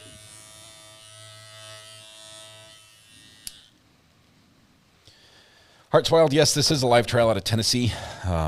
This is day one. It is a jury trial. Jury has been seated. And it's an interesting one. Pantoufle, judge is so beautiful, lovely smile. She's a happy lady. I'm sure some of the stuff she does for work does not, make her happy. But it sounds like the court personnel and everything around there. It's a sort of a laid-back court, though. I've got to say, laid back because we've had, 4 or 5 phones go off during court And the judge is like, there's another one. She asks him to turn the phones off. I've been in other courtrooms where they say, if your phone goes off, that will be our sign that you did not follow the judge's order to shut them off. Not on silent mode, but off. And we're going to confiscate those, and we may return them at the end of the trial. Those are the crazy courts. The judge is like, shh, I'm trying to hear. Turn your phone down. It's a little crazy. Get Runkle to provide props for the video. Runkle could be the prop master.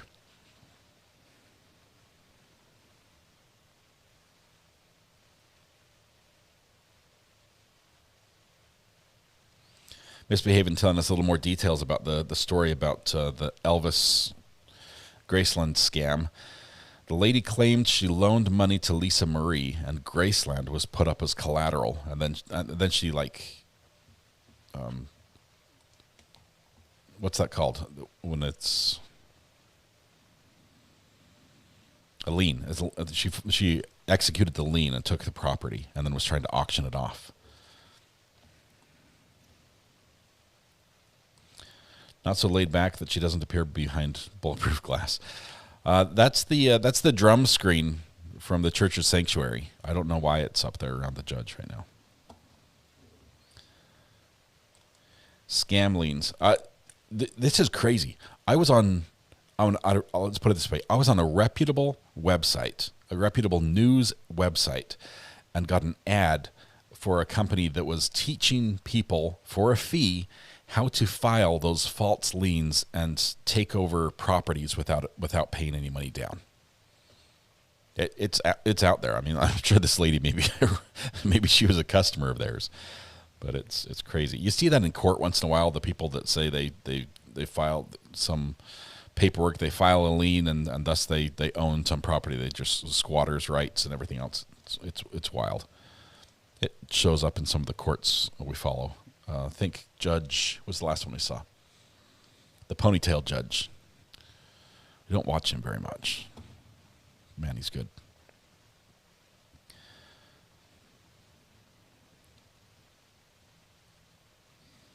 Middleton, thank you. Thank you very much, Adam. Judge Middleton. Yes, Andrea, you're right.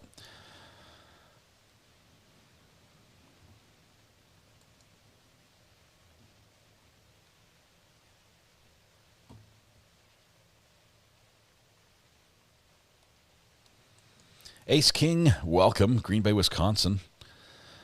From Green Bay, living in Orlando. What a switch. I mean, that's just humidity alone, not to mention temperature.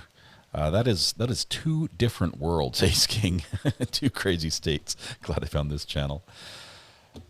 What are we waiting on? The court is on break, and during the break, the audio has been turned off. So we're waiting for the court to turn the audio back on. The judge is basically riding out the break on her chair, which is a beautiful chair. I mean, it's not the most luxurious judge's chair we've seen, but we're just waiting for her to be done.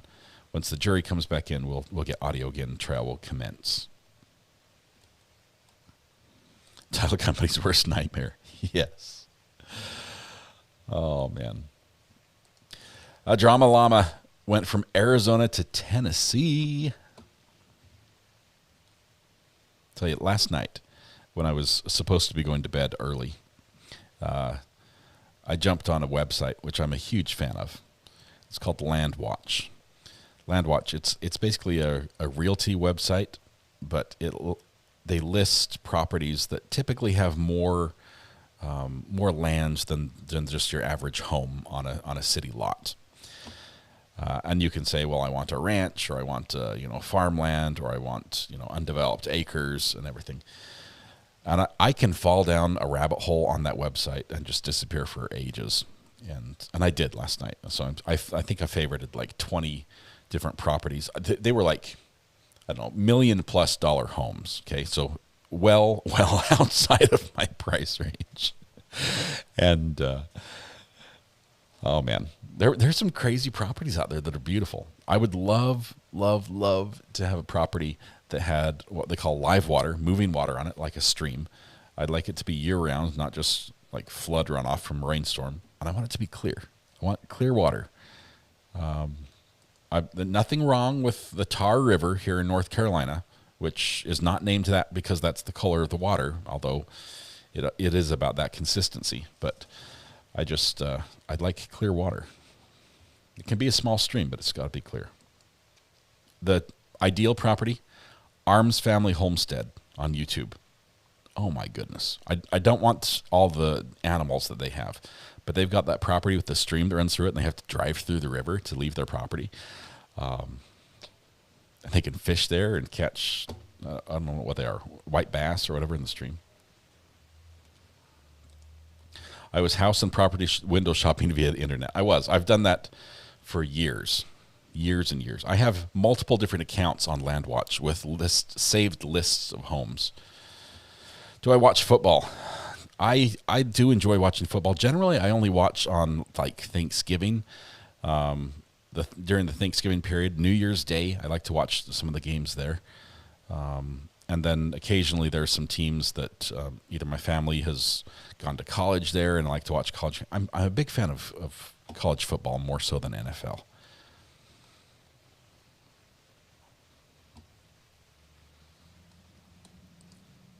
There you go, missing pieces. You're probably saving some of the same properties I'm saving, because West Virginia has a ton. The thing about West Virginia is, unfortunately, it's a depressed area. Most of it is struggling. They deal with a lot of poverty, a lot of drug use, and things like that. This was a boom area for the big coal days, so the coal mining was massive, and it still is. There's still a fair amount that goes on there. But when the coal moves on, the money disappears, and a lot of these communities just became stagnant. And so there's some cool areas there in the middle of nowhere in the mountains, and they're beautiful. They're beautiful, but they've got issues. You've got issues in West Virginia, like the fact that all the underground rights are typically sold separately from property. So you can buy a property and not own the ground underneath. Somebody else can have the rights to come in and mine coal on your land. That's a tough one for me. And then if you're on land that's already been mined, you've got gas mines, some maybe collapsed or not collapsed coal mines, depends on how they mined, if they just scraped the top off or if they tunneled in. But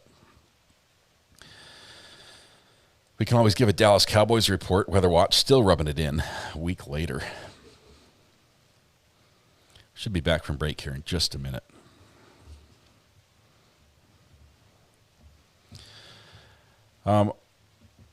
One little note: we watched this witness on the stand testifying, and he had that wristband. That was not a shock, like a shock cuff. That is a band that identifies him in jail, and it actually has his photograph on it. So it has a picture of him. I think there's a barcode. It has it might be chipped. I don't know, but it's basically his jail ID that's on his wrist, and I'm not sure if that's just for when he's out of the jail, so that he can be tracked and everything. It might even have GPS. I don't know, but I don't think you'd have to wear it just forever in jail, but he might as well.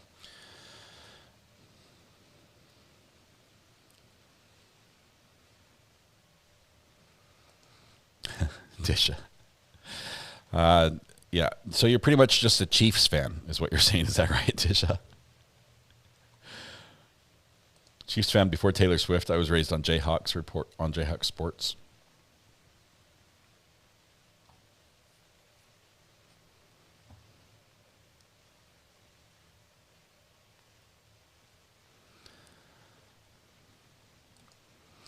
Amber's looking for a house. She says, I'm trying to find a property for 4 adults, 1 child, 8 fur babies. But I'm currently looking in North Carolina. Apparently, one of the houses we really liked is not in a good area.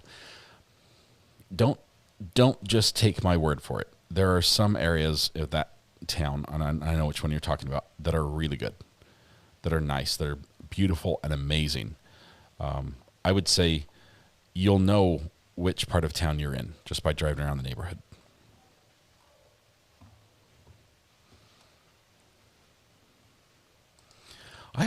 For some reason, I've never watched his wife's channel. We were talking about Arms Family Homestead. I know his wife has a channel. I love the fact that she runs all the merch shipping and stuff. I'm fascinated in that because I need to start doing some merch. But it's a 24-hour ban while you're in custody, says Ricky. He's been held for a while, and he will end up. He'll be held until he goes to prison. Trial is still live. We're on a break. We're just waiting for the judge to order the break to be over, and then turn the mics on. But she's just getting some paperwork done. Amber, I'll watch for that. Thank you.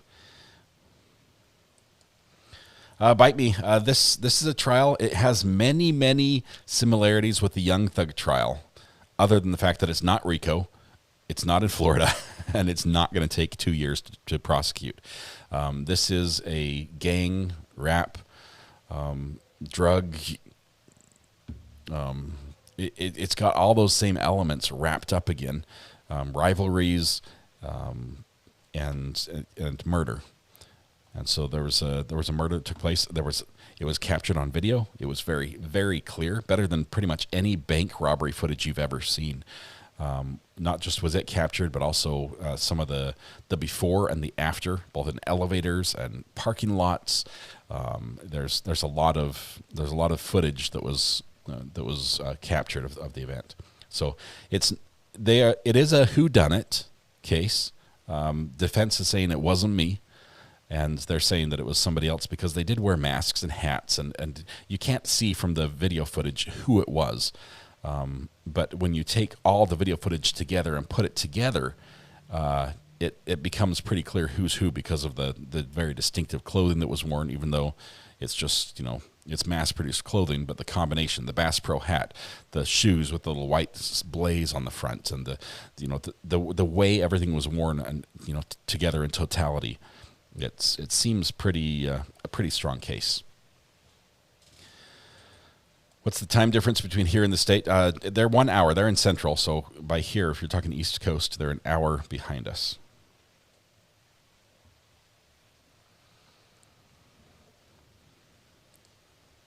YSL's Georgia. Did I say Florida?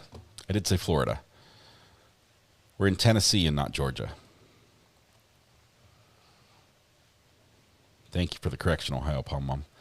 I think we're about to come back to court here. Just 1 second. Listening in on all our feeds here. 6 hour difference in the UK.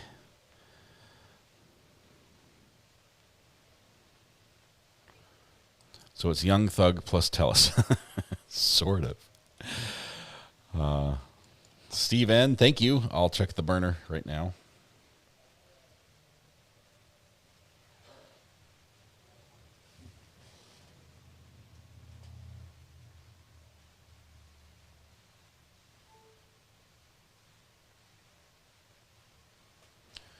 Holy cow. Okay, so I'm sorry, I just barely got to this. I'm not going to say the name because I'm not sure if you want me to share who this came from. But somebody says, my best friend sent me a notification she received this morning about this trial.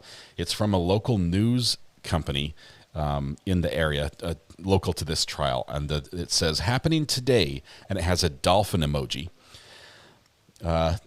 Trial for the murder of young Dolph begins. Join us live at Michaela's, where it started. So they're basically going live from the cookie store.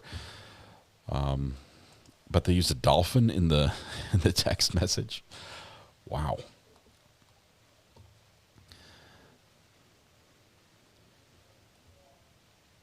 Way different judge in this one. I am liking this judge. She's laid back, but at the same time, she's keeping some control over the courtroom, especially when the personalities get agitated. It's a bit morbid. Yeah, come get a free cookie from the crime scene is how I read that one.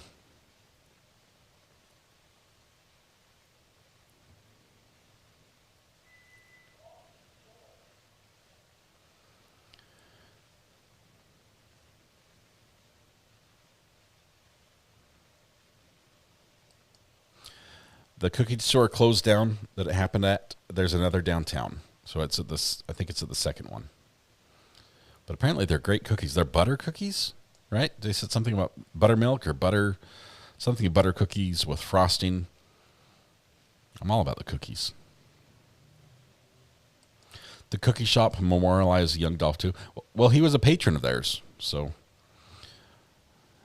it's good. Maybe we need samples. Maybe we need samples of the cookies.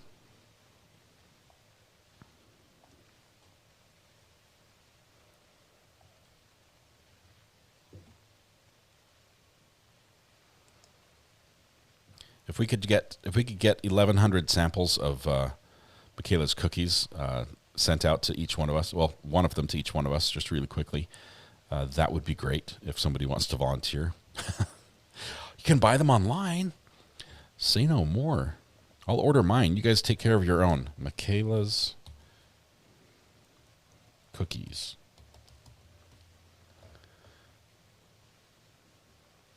Ooh. That's not it. Let's try that again.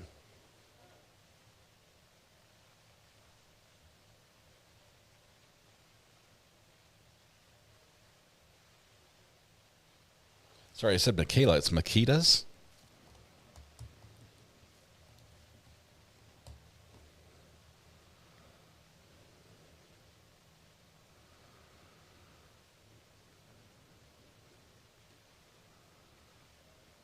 Makita's, the best butter cookies in the world. Oh, they're fork cookies is what they are. They're the cookies you squish with a fork. All 16 flavors of our delicious cookies are made with premium ingredients including 100% pure butter, Domino sugar, Pillsbury flour, Sun-made raisins, Nestle's Toll House morsels, Quaker oats, Mauna Loa macadamia nuts, golden sweet pecans, Jif peanut butter, and pure love. All brands, top brand names.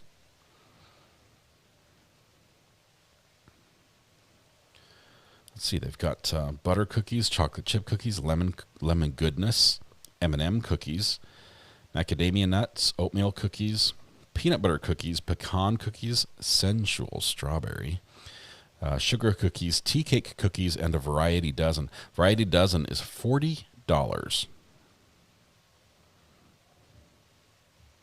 Those must be some good cookies.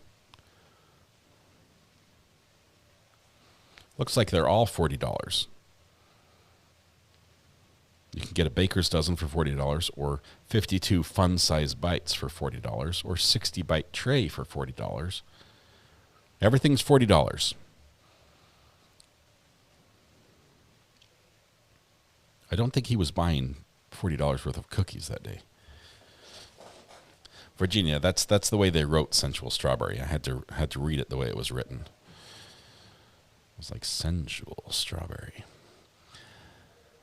Chocolate chip was Dolph's favorite.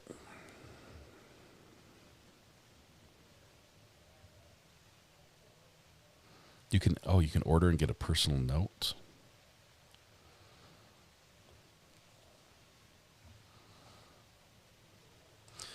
So Got a Goldfish says, I've had the cookies. They are really good. They're good.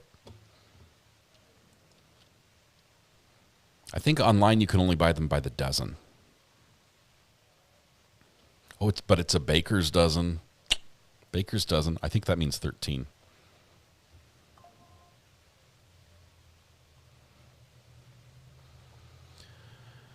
This 10-minute break is becoming a half-hour break. Always goes back to food.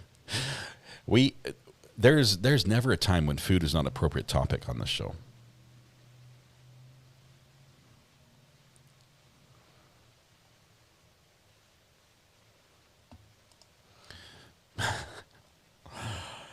My wife chimes in a weird way, I feel a little cheated on.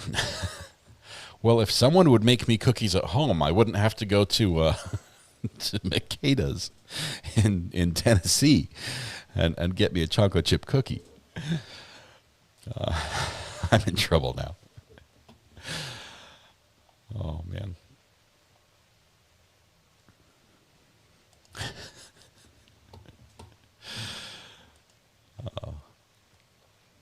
Still waiting for Court to come back from break. I don't know who's working on the thumbnail. Let me see. Well, let me show you what the thumbnail looks like right now. Actually, no. I will say this. We need on the thumbnail the case name, and it needs to be the largest font and easy to read. We have to have the case, either Tennessee versus Justin Johnson or something about the young Dolph murder trial. We need that somewhere on the screen. It's all about the sensual strawberries. Oh. Well, no comment. That's it. No comment.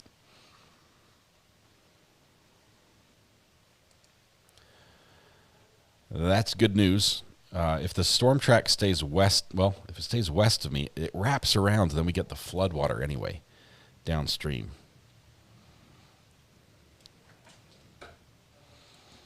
Hey, Mrs. R.A., how are you doing? Here, come put some headphones on. I can hear just fine. Come talk with us. I think these work. I was feeling a little guilty because dinner is an absolute dumpster fire, and I was like, how could this possibly go wrong? And I thought, okay, it's got almost done, and I got on and I was listening. I was like, oh, he's getting a big serving. You're getting all of the dumpster fire dinner. That's what's happening. Was it because I said sensual strawberries? No, it was because, I wish I could have somebody else's cookies. I'm like, dude, I make amazing cookies. She does. She does. I'm just saying she hasn't made amazing cookies lately. And not that she hasn't made amazing, well, she's made amazing cookies, but she hasn't made them lately. That's what it is.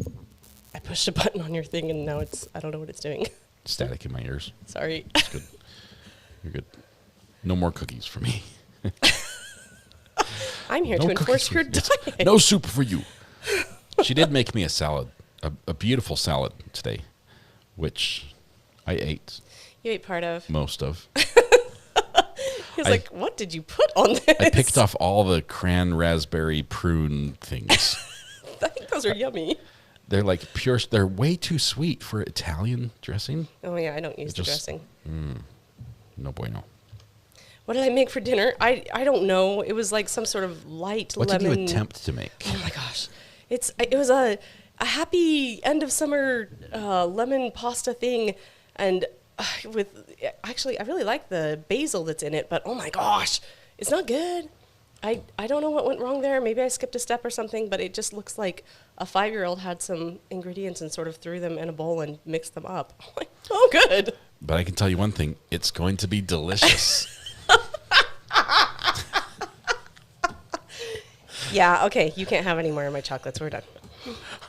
I'm full. I went into a coma from eating chocolates on lunch. Did you eat my chocolate? Some. Oh. They're so good. Those are really good. I didn't feel bad about it until I saw how much they cost. I know. Those are a treat. These cookies are a steal comparatively. I know. After I bought the chocolate, I was like, we better just make our own cookies. That's how that needs to go. Yeah. All right. Anyway, pizza night, Little Caesars.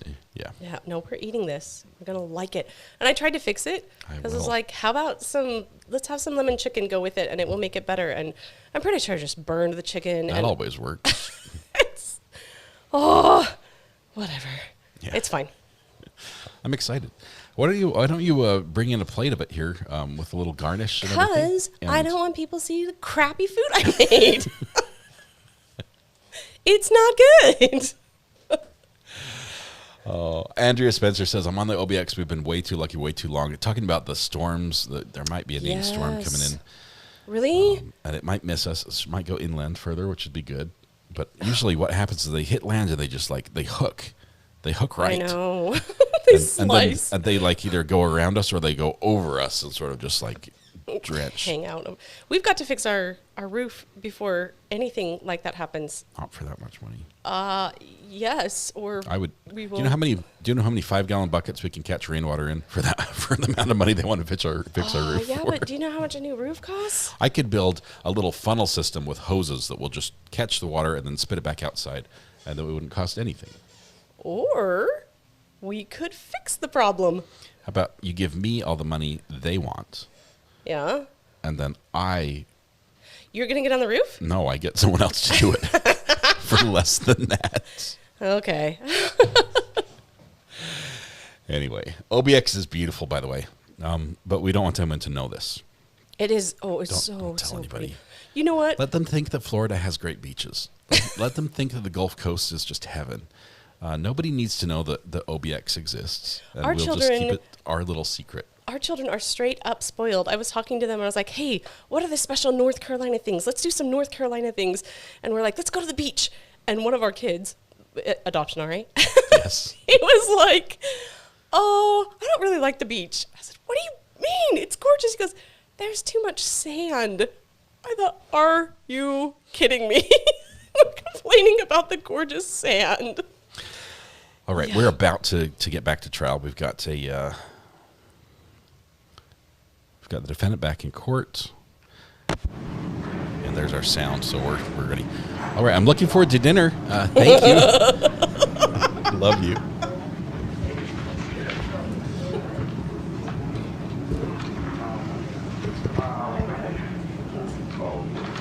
Love my wife. She's amazing, and she puts up with me, which is amazing as well.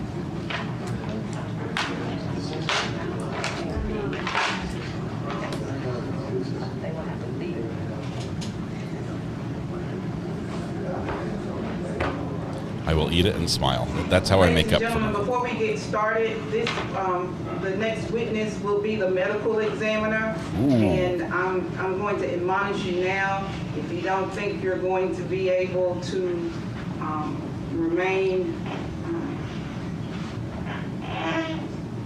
unemotional, don't think you're going to be able to sit through watching or looking at photos of the autopsy, please excuse yourself now, because there won't be any outburst tolerated. Thank you.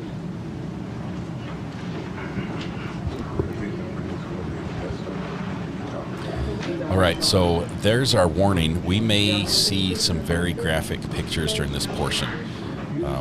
A lot of you will say, I don't need to see that. A lot of you will say, this is what I come for. Make your own choice there. I'll show what they show. I'm not going to do any editing on this front, but just be aware that we might get nothing and we might get everything. So it's going to be somewhere between that realm. There's our disclaimer.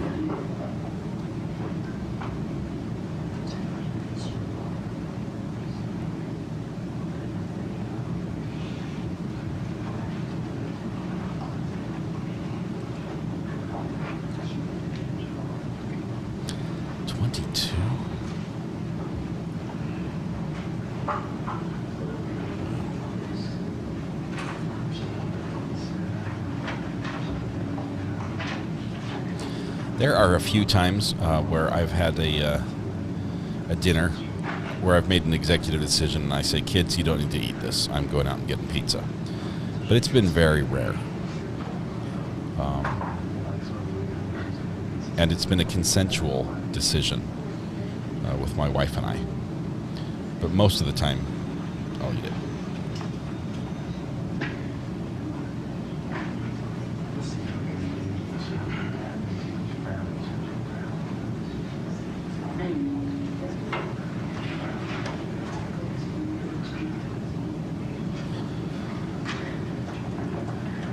Yeah, the last witness was wielding the Draco like it was a lightsaber. I am. It was crazy.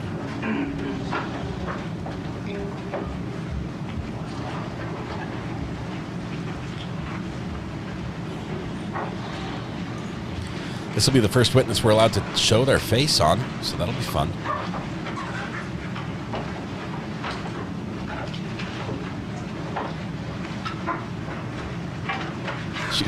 Judy's talking about me. I'm sucking up to my wife to make up for the cookie comment.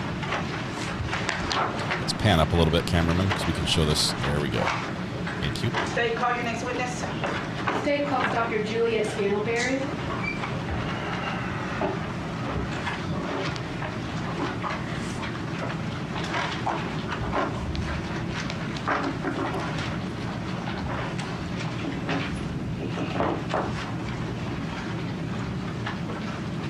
This is the last witness for the day.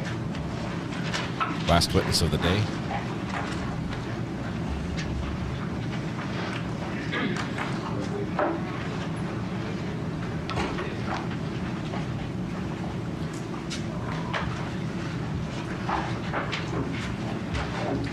Stand right here, ma'am. Raise your right hand. Do you swear or affirm to tell the truth? I do. Have a seat, watch your step, please. The truth, the whole truth, and nothing but the truth, so help you God. Or just the truth. Good afternoon. Good afternoon. Could you state and spell your name for the record, please? My name is Dr. Juliet Scanterbury, Julietscanterbury.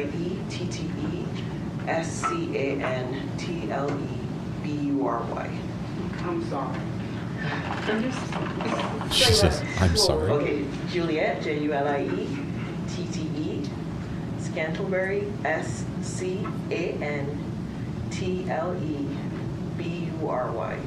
Thank you. Dr. Scantlebury, where are you currently employed? At West Tennessee Regional Forensic Center.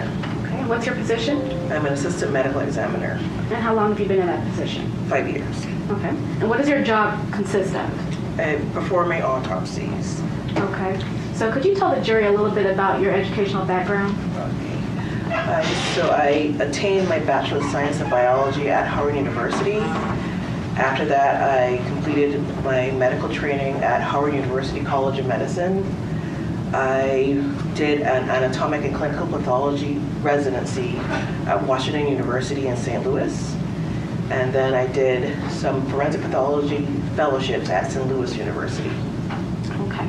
And are you board certified? I am. And are you a licensed physician in Tennessee? I am. Okay. So my next question is, what exactly is forensic pathology? It is a specialized branch of medicine that uses medical legal approach to death and disease. Okay. And what does a forensic pathologist do?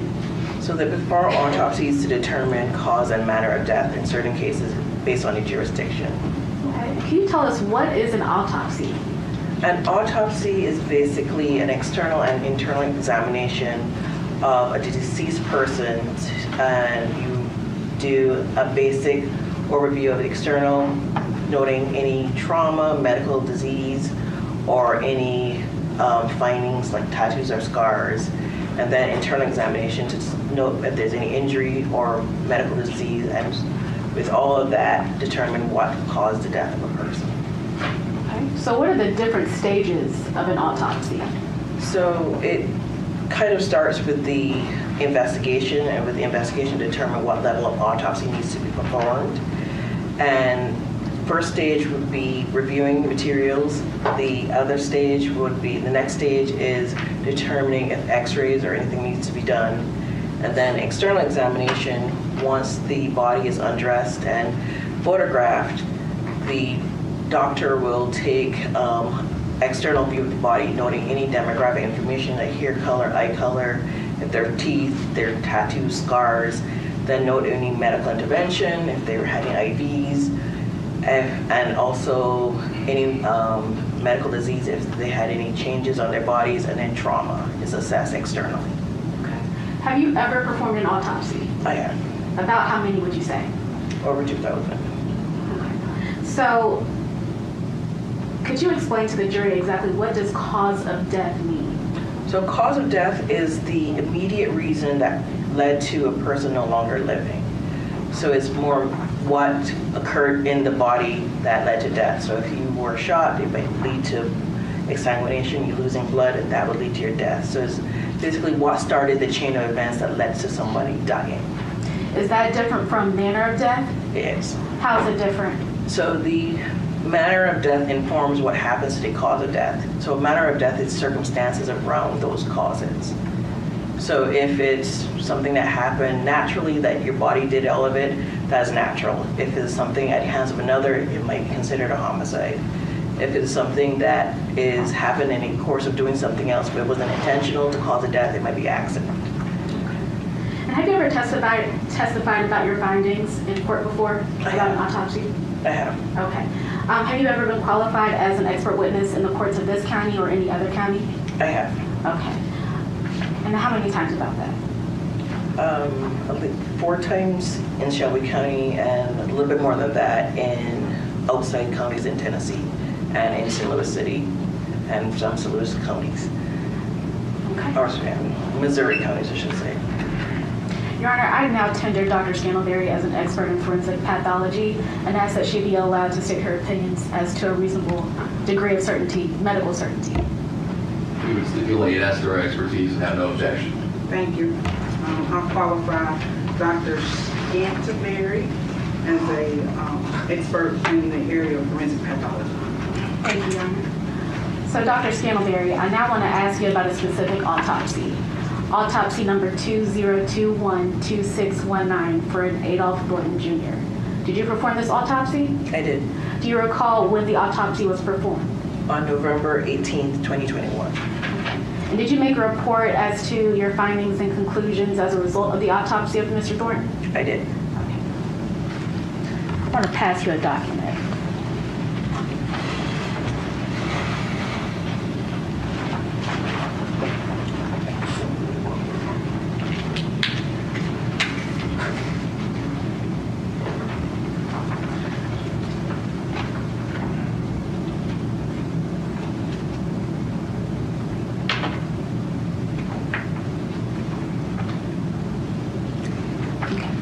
So do you recognize that document I just handed to you? I do. And what is it?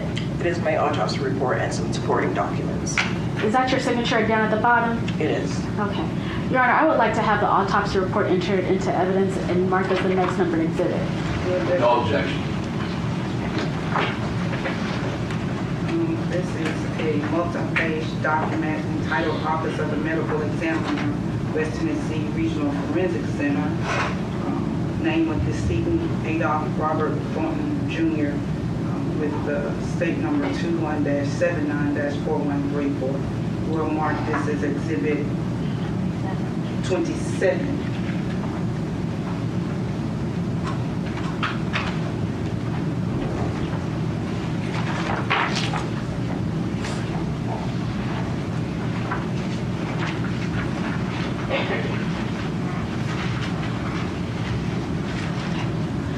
I just want to go over the autopsy report a little bit. First, I want to ask you, how did your autopsy proceed? Where did you start? So I started with being notified of the death, and then I reviewed the investigative material that the medical legal death investigator performed or produced, and then I had requested what I needed done for the case. So it will start with me getting x-rays, and then the autopsy technician would be weighing the decedent. They would be taking measurements, and then they would undress them after taking pictures and documenting what they found on the body. And then after pictures were taken of the overall body and certain findings of the body, then more specific photos are taken of the injuries that were found on the body. And then I would start my external examination with everything, all the findings, and then measurements of all the injuries that were on the body. And after that, I'd perform the autopsy with the assistance of the autopsy technician where they eviscerate the body, and I would note what was injured and what was found in each body cavity, and also go into the head. So during the course of the autopsy, you said pictures were taken? Yes. Did you take pictures? Yes. Okay.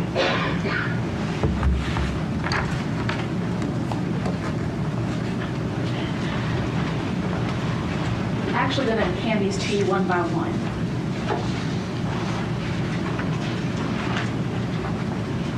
Can you tell me what you see in that picture?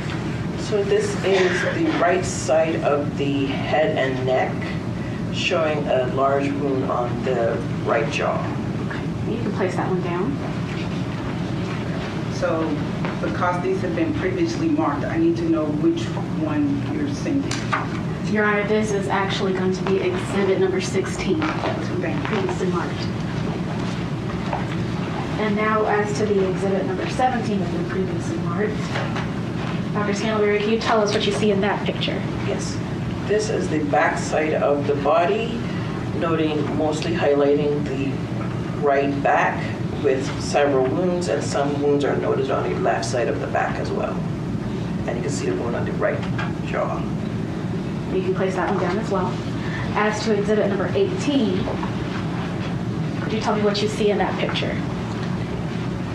So this is the front side of the body, highlighting the left side, and it shows some gunshot wounds here. Okay, you can place that one down.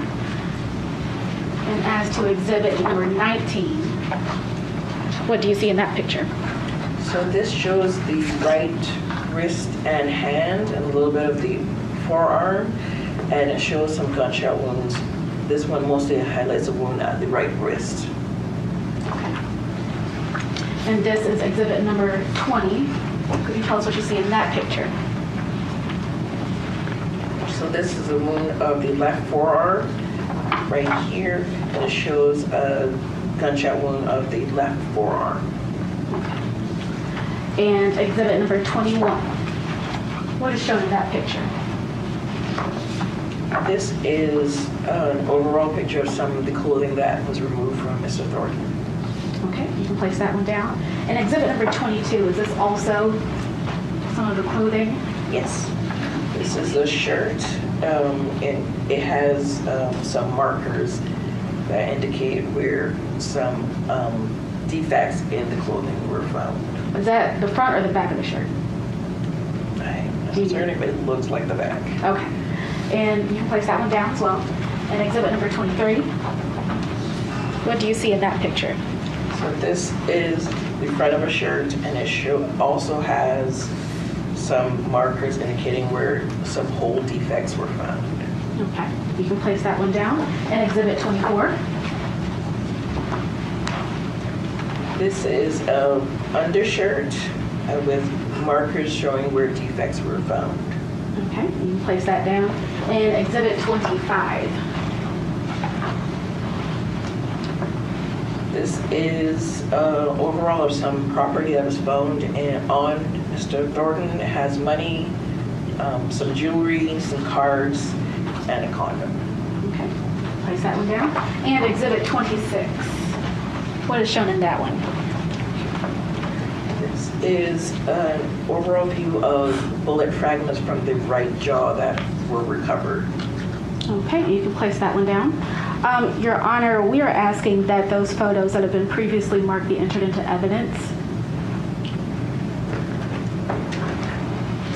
We'll mark exhibits, we'll enter into the evidence exhibits 16 through 26 that have been previously marked and identified by this witness into evidence. Have you not done it already? If I could have those pictures back. Your Honor, may I have permission to publish to the jury? Judge, may we be briefly approached? You may.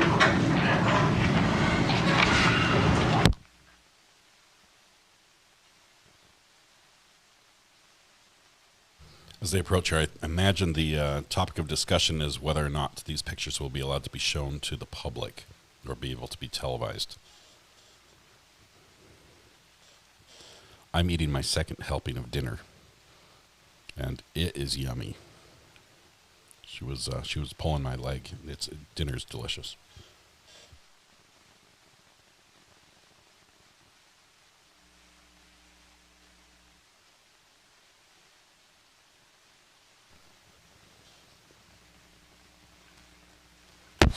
Discussion.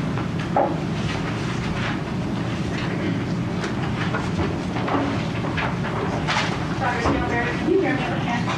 I can. Okay. If you could just project your voice loud, and if you can't hear me, let me know. Ms. Williams, I'm going to ask you to do the same, please. Absolutely, Judge. Okay.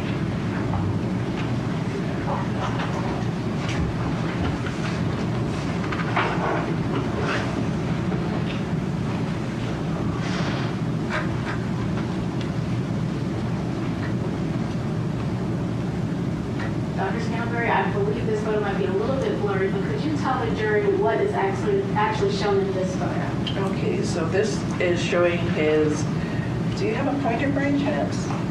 You want it to.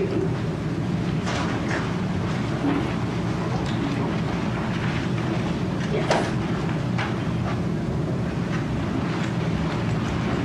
Just press and hold that first button at the top. Thank you. All right, so to orient everyone,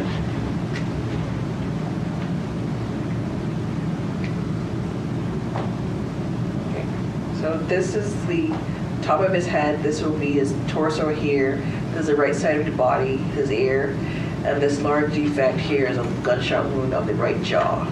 And this is, well, I can't really see it that well. But this is the placard with the scale and case number indicating which case it belongs to. So for this wound, did the bullet or bullets hit anything as it passed through the body? It did. Okay, what exactly did it hit? It struck the skeletal muscle and caused a lot of fractures to the mandible, the lower jaw, and it caused fracturing around the gums where the teeth are located in the lower jaw. In your medical opinion, would this wound be catastrophic or fatal? Potential. Okay, move on to the next one. And just for the record, Your Honor, I am going in order of the exhibits. Thank you. This is exhibit number 17.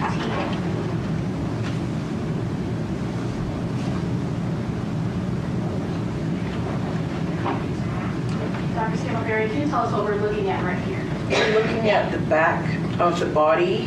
The head is here. The head is here, and his feet would be down here. This is his right arm. This is his left arm, and you can see this area here, there, and you're not so great. Some over here and another there. Those are gunshot entrance wounds. Entrance wounds. Yes. So for the torso or this area, how many entrance wounds did you calculate? For the torso, 8. Okay. Were there any exit wounds? Yes. Okay. How many exit wounds were there? 4. Was that near the back of the torso or in the front of the torso? Front of the torso. Okay. And did any of these bullets hit any vital organs as they passed through the body? They did. And what did it hit?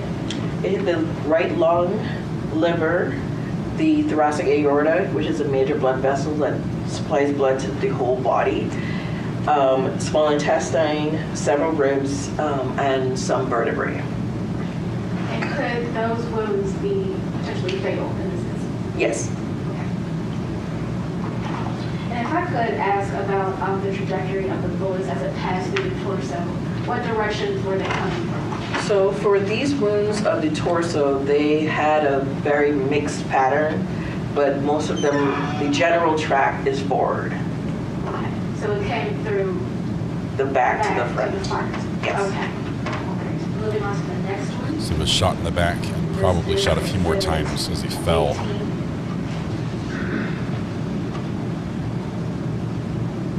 Could you tell us what we're looking at?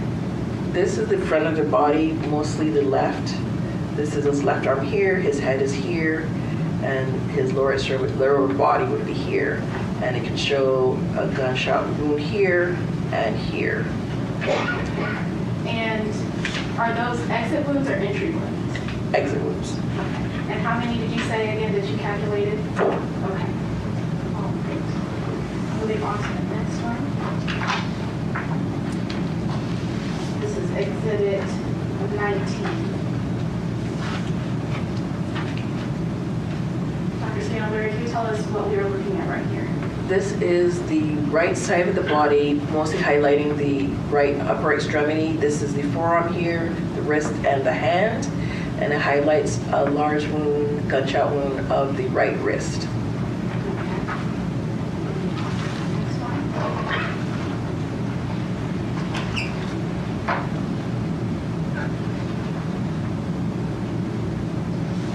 This is exhibit number 20. Does this also show upper extremities? Yes. Okay. So how many wounds are in this exact picture? 1. Okay.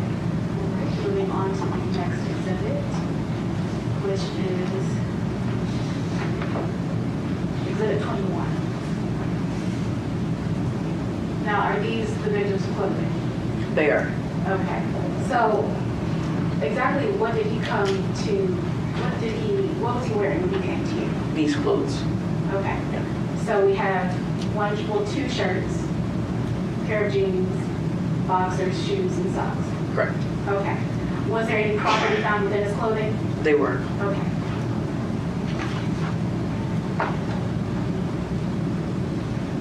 was a white undershirt. And this is exhibit number 22. It's just stained blood red. And Dr. Stanberry, if you could just give me some clarification here. Are these white squares showing where there are holes in the clothing? Correct. Okay. Are there arrows on those white squares? They are. Okay. All right. And about how many holes in the clothing did you calculate? I did not count those. Okay. Thank you. And the next picture is exhibit number 23. Okay, Now, it looks like the same photo, but is this the front or the back of the shirt? This is the front of the shirt. Okay, and do those white squares also indicate holes in the clothing? Correct. I'm calling BS on semi-automatic. That must have been fully auto. 24, looks like this is an undershirt. And the same thing as the last shirt. Do those white squares indicate holes within that garment? Correct. Okay. And the next exhibit, number 25, could you tell us what we're looking at right here? So we're looking at the overall view of property that was found on or in pockets of the clothing for Mr. Thornton. Okay. Were there any weapons found within his clothing? I don't recall. Okay. What was that response? I don't recall.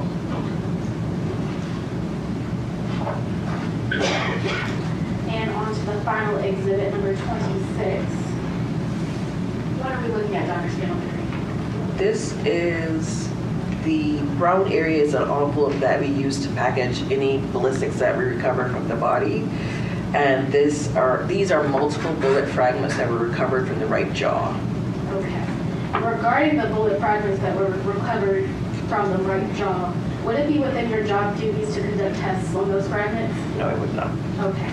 And do you happen to know whether or not the murder weapons were recovered in this case at all? Not at the time I did the case, no. Okay.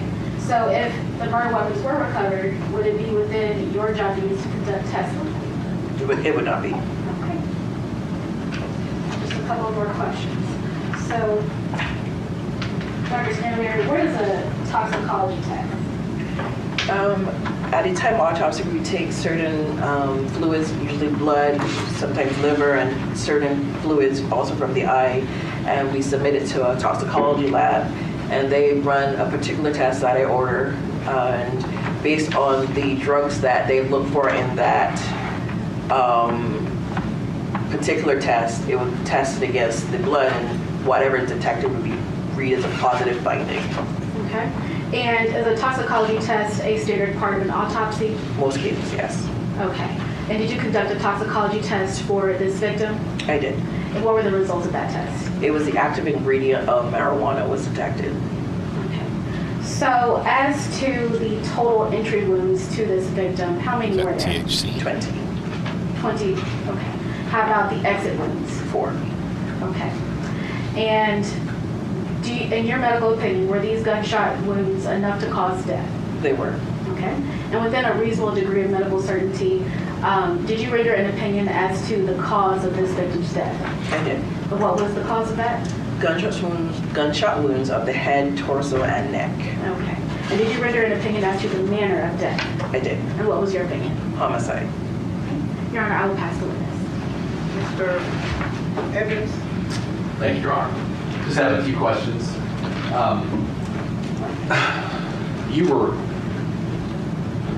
You were asked about entry wounds and versus exit wounds, and I think you said there's 20 entry wounds and 4 exit wounds. Correct.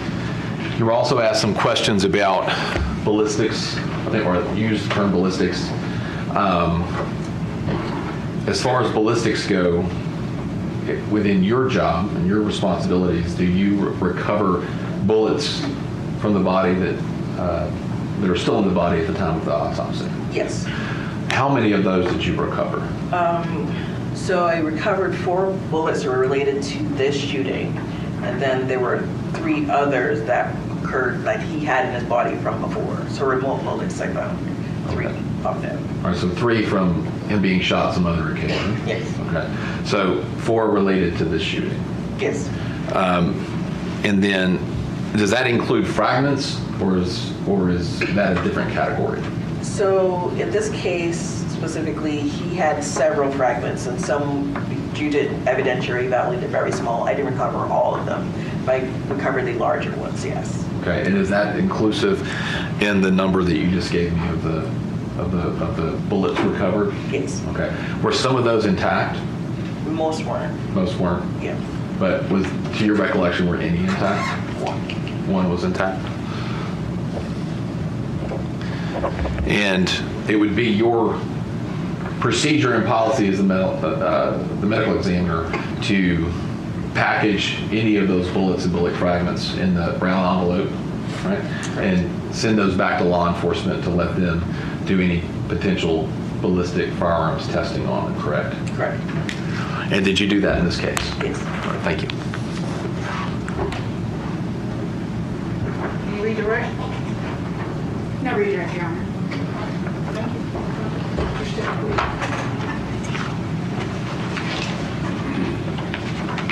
Thank you. All right, ladies and gentlemen,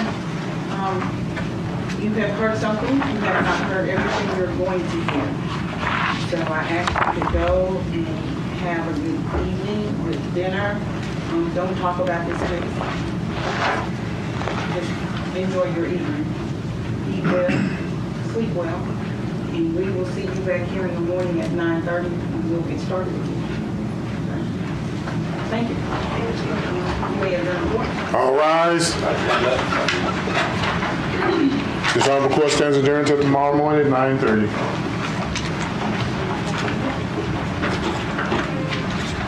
Yeah, I've got some stuff I want to show you. No, leave your notepads here, please.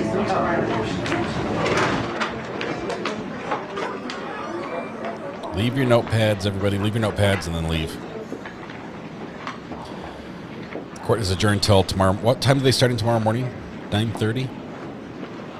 Went back and watched. So we're going to show the video of the shooting itself from the outside security camera footage, and I want you to watch the seconds. This has a timestamp. And just doing the math, the math isn't mathing very well. Do you need to go back on the record for anything? Before we... I don't think so, Judge. Go back on the record for anything? There we go. All right.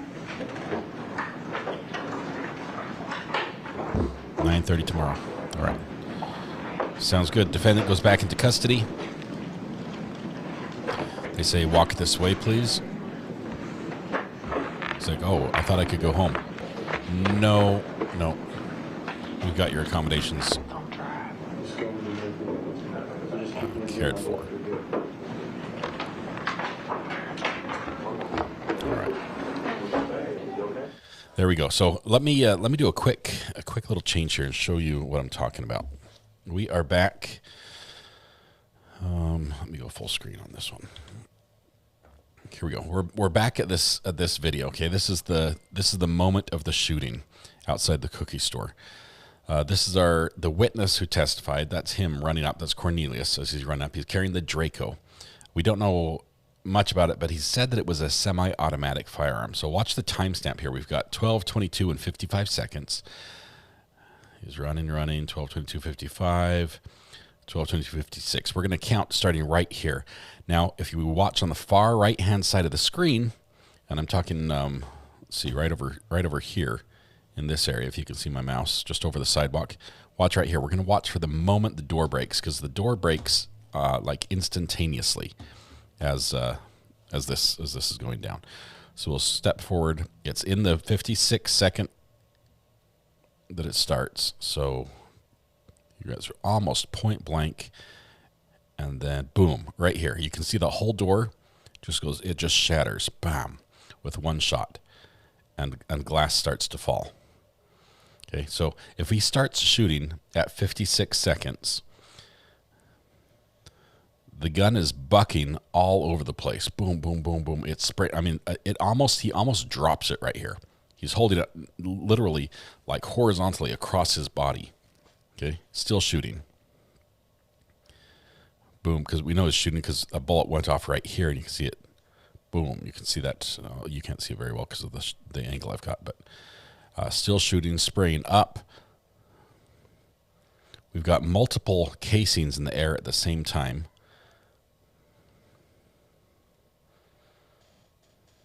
Still shooting, casings in the air. Going flying. Boom, boom, boom. And then the driver, who's the defendant in this case, comes running up. I think his first shot is right. Watch his hand. Right here. He's pointing and he pulls the trigger, and you see a little kick in the hand. See how it sort of kicks back up? So that's his first shot. So there's one, and a shell comes out the gun. You can see the shell come out the top. Then he fires again. This is 2. You can see the other shell casing come out. That's the second shot.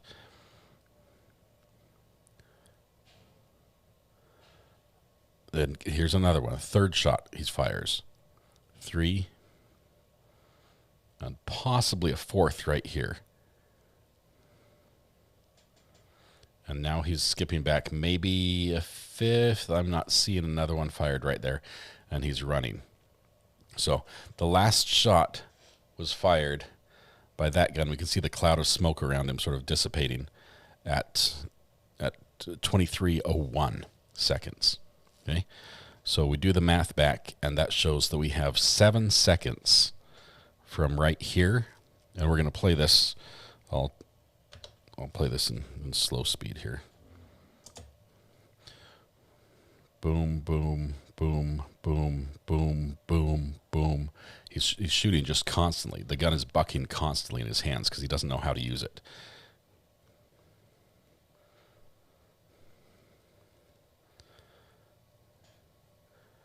In 7 seconds, he got off.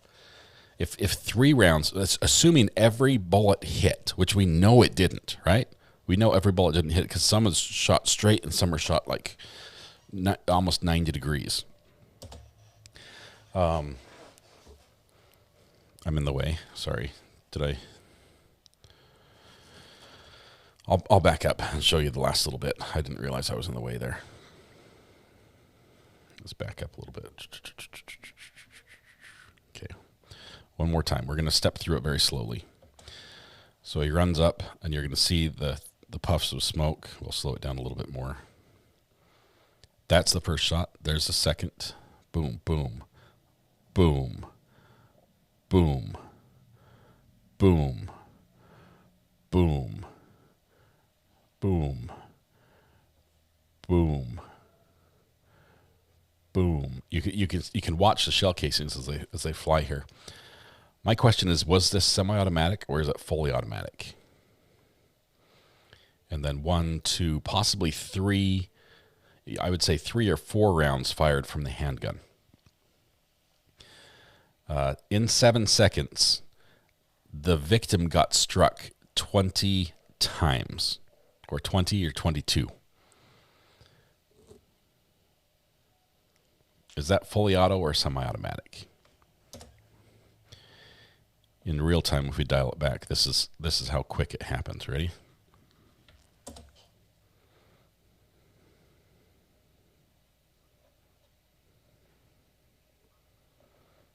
That was it. Fully auto. Now, fully auto would come with additional charges. Okay, I believe they have not recovered the gun. I don't know if what caliber this is, but probably a switch. Fully auto should come with additional charges because I'm guessing it's not licensed, not legal to own. Anyway, that's what your slow-mo keyboard buys you, just so you know.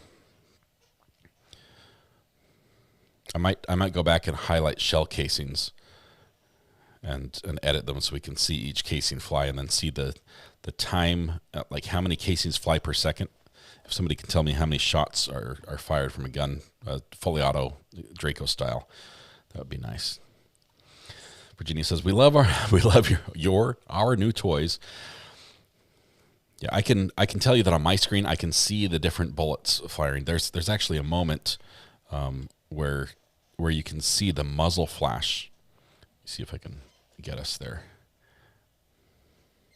Get rid of the text really quickly. You can actually see the muzzle flash of one of the rounds. I think it's right up here. Dun, dun, dun, dun, dun. Not this one, no. He's off screen for a second, down at the bottom. Comes back up.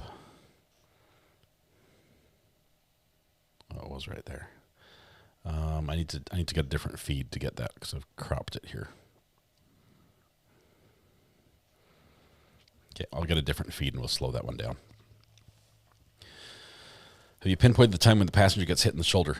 Let's look. I think passenger hit in the shoulder. That's the right shoulder.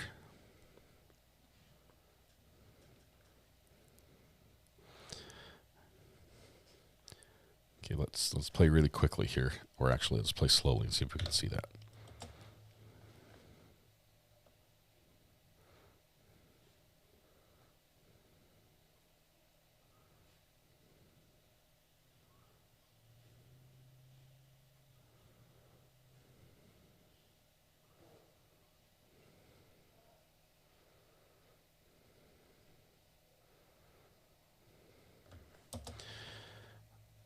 Okay, the fact that this guy comes out of the store with an empty gun, I don't know what caliber his gun is, but it's going to be minimum of 6, maximum of, I'd say, because it's not an extended magazine, maximum of about 10. If it was a 9mm, maybe more. I think the shot is actually that hit him in the shoulder is right here at the very beginning.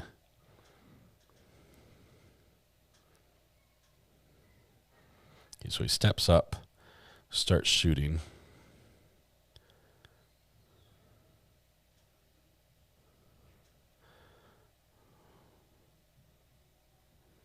Let's see.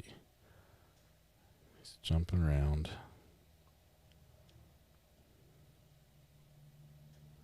Watching for that shoulder to be thrown back just a tiny bit. Was it a through and through wound? I think he's already shot right here.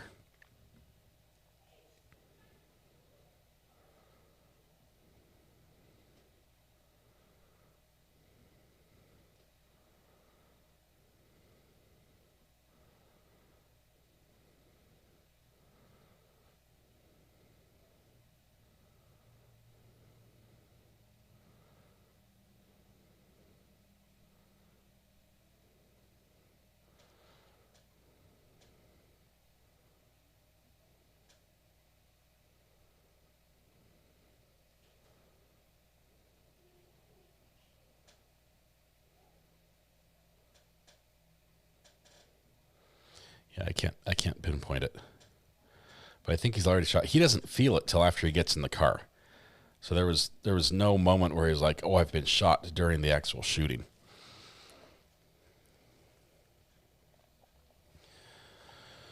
Seems to be pointing down by the time the driver gets there to shoot. Alita, I haven't followed up on what happened with Corey Riches today. I'm going to look for that. Did they play the entire video from inside? No, they cropped it so you couldn't see the actual shooting. You could only see the store clerk, and that was the cameraman's choice to crop. So you couldn't see the shooting happen inside. We might. It's probably going to be shown multiple times, and we might get to see it again. Did the brother shoot back at them from inside the store? Yes. There are times you can clearly see that he shot back. First of all, he comes out with his gun. The slide is locked back. And you can see on the gun that the top slide, which slides back to catch the next bullet, is locked back, which typically happens automatically if your magazine is empty. So if you fire all the rounds in the firearm, that last round, the slide stays locked back. So you can drop the clip, put a new one in, and drop the slide and be ready to shoot again. But it looks like he's empty at this point, which would mean he had, however many he had in his gun, he had shot all of them. But there's a point where if you back up, right here, you can see there's a puff right here of smoke coming out the door as he's shooting. While he's opening the door, he's shooting through the window. And there's another one right here. You can see a puff of glass right at the top corner. Right here, you can see just a puff of smoke that comes out. at that moment. So there's 2 rounds. Let's see, a third round right here at the bottom, or coming out right here. So he shot 3 at least from inside.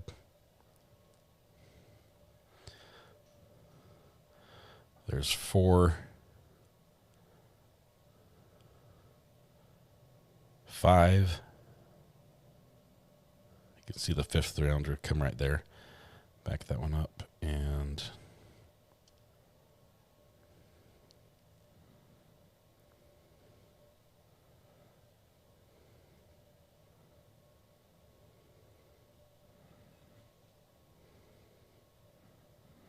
see if there are any more.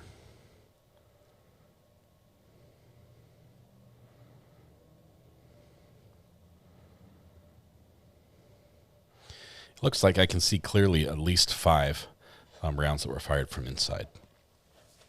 We'll work on envisiting it and embiggening it and make it better. Sorry, you can't see. It's because I'm in the way. Okay, see the mouse? See the space between the shooter here at the door and all this glass? Watch this area, because this is the area that the puffs of smoke will appear as it plays through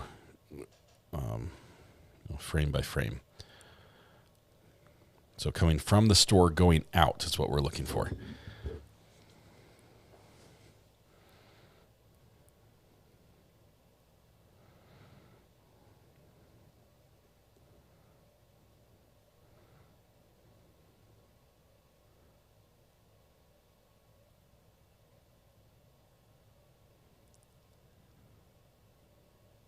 One, 2, 3,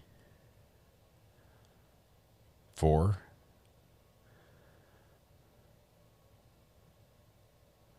there were at least 4 there that I could see right at the very end. So at least 4 shots that he fired from inside. You just see the back of my head. This whole time you couldn't see anything? Why didn't somebody call me on the burner phone and say, hey, I'm loving this replay machine, and I wasn't showing you anything. Okay. Okay, one more time. Last time. So he runs up. The first shot is fired right now. That was going in. The whole glass shatters, and he starts spraying. Every time the gun kicks up, it's firing another shell. Bang, bang, bang, bang. Could be semi-automatic. That's really fast. And now watch the door. Watch right over here. We're going to start seeing some puffs of smoke and glass come out from this area of the door.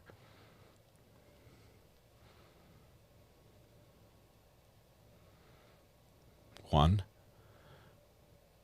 2, 3, 4. And there might be another right there on that last one. There could be 5 shots that might have come out right then.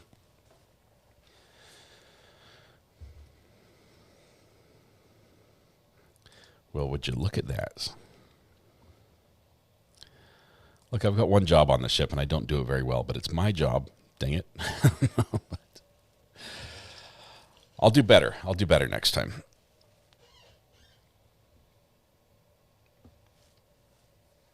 Fifth shot hit the shoulder, says Lita. The replay machine is paying for itself. It's helpful to see this. I mean, clearly in court they don't even have the ability to pause when they want to pause. For us to be able to watch it slow motion forward and reverse, I think is pretty good.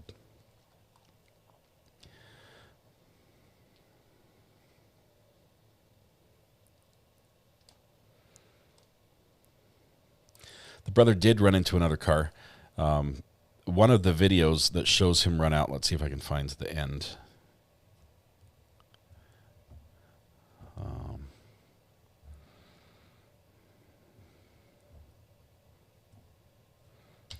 on.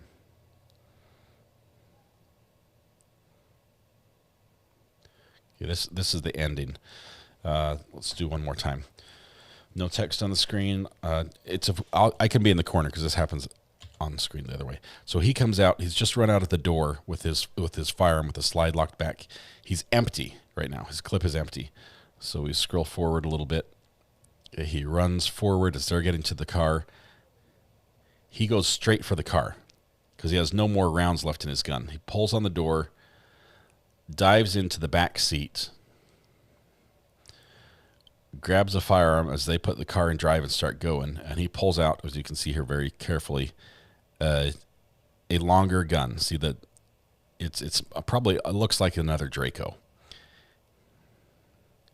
Pulls that out, but you can't see him actually shooting yet, like he's maybe possibly racking it or getting ready. So he shoots that. He's dropped his gun on the ground. You can see that by the back of the stripe next to the parking stall. When he comes running in to check on his brother, he's carrying the Draco, or it looks like a sub of some sort. It's got a collapsible stock. He comes in. There's you can see the magazine and everything out at the bottom. That's a good that's a good image of what the firearm looks like. It's got a forward pistol grip, a little like an AR pistol. He comes in and checks his brother. His brother's clearly passed away. You've got this guy pulls up in the twin fin caddy. I don't know what he's doing with white walls. He comes running back out with the gun at his nope, the gun's in the store. He dropped it in the store.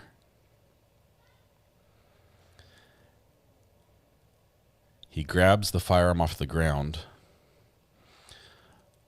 runs in the store as well, punches through the glass.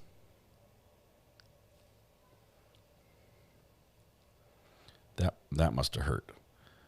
Tries to hit the door and ends up pulling it and goes through.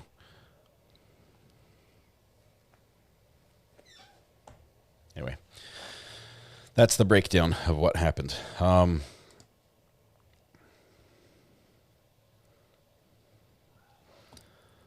I spent like 20 minutes just showing you my studio while I was watching on my own screen. You guys couldn't see. That was funny. It was funny now. I'm laughing now, but I'm sorry. I do apologize. All right. I think that's it. We're gonna pick up the case. Thank you for the kind words. I appreciate your patience with me, guys. I am learning. I feel like I was a witness to the gunfight. It happened so quick. I mean, the entire thing from the car pulling up to them getting shot at as they pull away is less than a minute.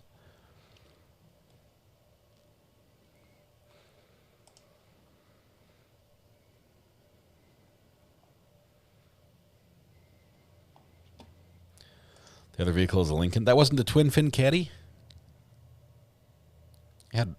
We're talking the one with the white walls. This one here that's backing up as he's running in. It's actually going backwards. That's a Lincoln? I think you're right. I don't see but it does have white walls. I mean, that's a land yacht is what it is. That thing throws a wake when it drives by. I was thinking those were fins, but it's just like a reflection. It might have fins as well. I bet it has suspension. I bet it can bounce. I bet it can jump. What are the bets? It would be a boat. Yes, a Lincoln Continental. That's the owner of the cookie shop. That's the cookie shop owner? She pulled up at that time. Oh my goodness. K-Pick, that is crazy. Or he or she. I think it's a she that's the owner. That is wild. It's Raven's father. Oh my goodness.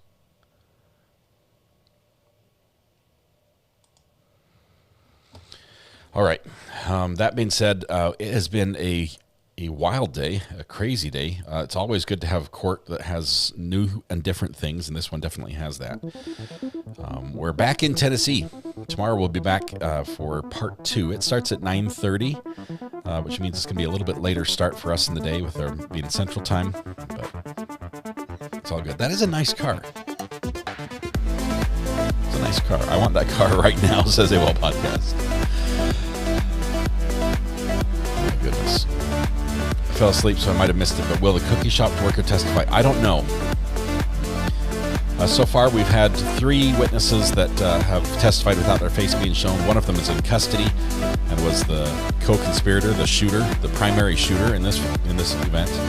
The only one that we've seen on screen was the medical examiner, expert witness medical examiner, and she was very, very quick.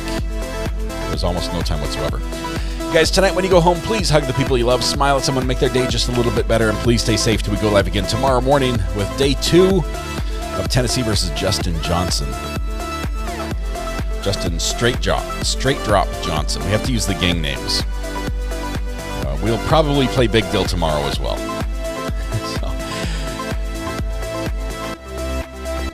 I vote to upgrade the Screaming truck to the Screaming Lincoln Continental. Big shout out to the mods. They work hard to keep everything happy here. Thank you very much for everything you do. All you guys will have a great night. We'll see you tomorrow. I say we'll do that. That's the only option. Have a great night. We'll see you tomorrow. Please keep those people in mind. There are many of in our community here that are going through some heavy and difficult things. Some of them shared them in chat. Just if you can spare thoughts and prayers for those people, we sure would appreciate it. You guys have a good one. We'll see you tomorrow. Bye-bye.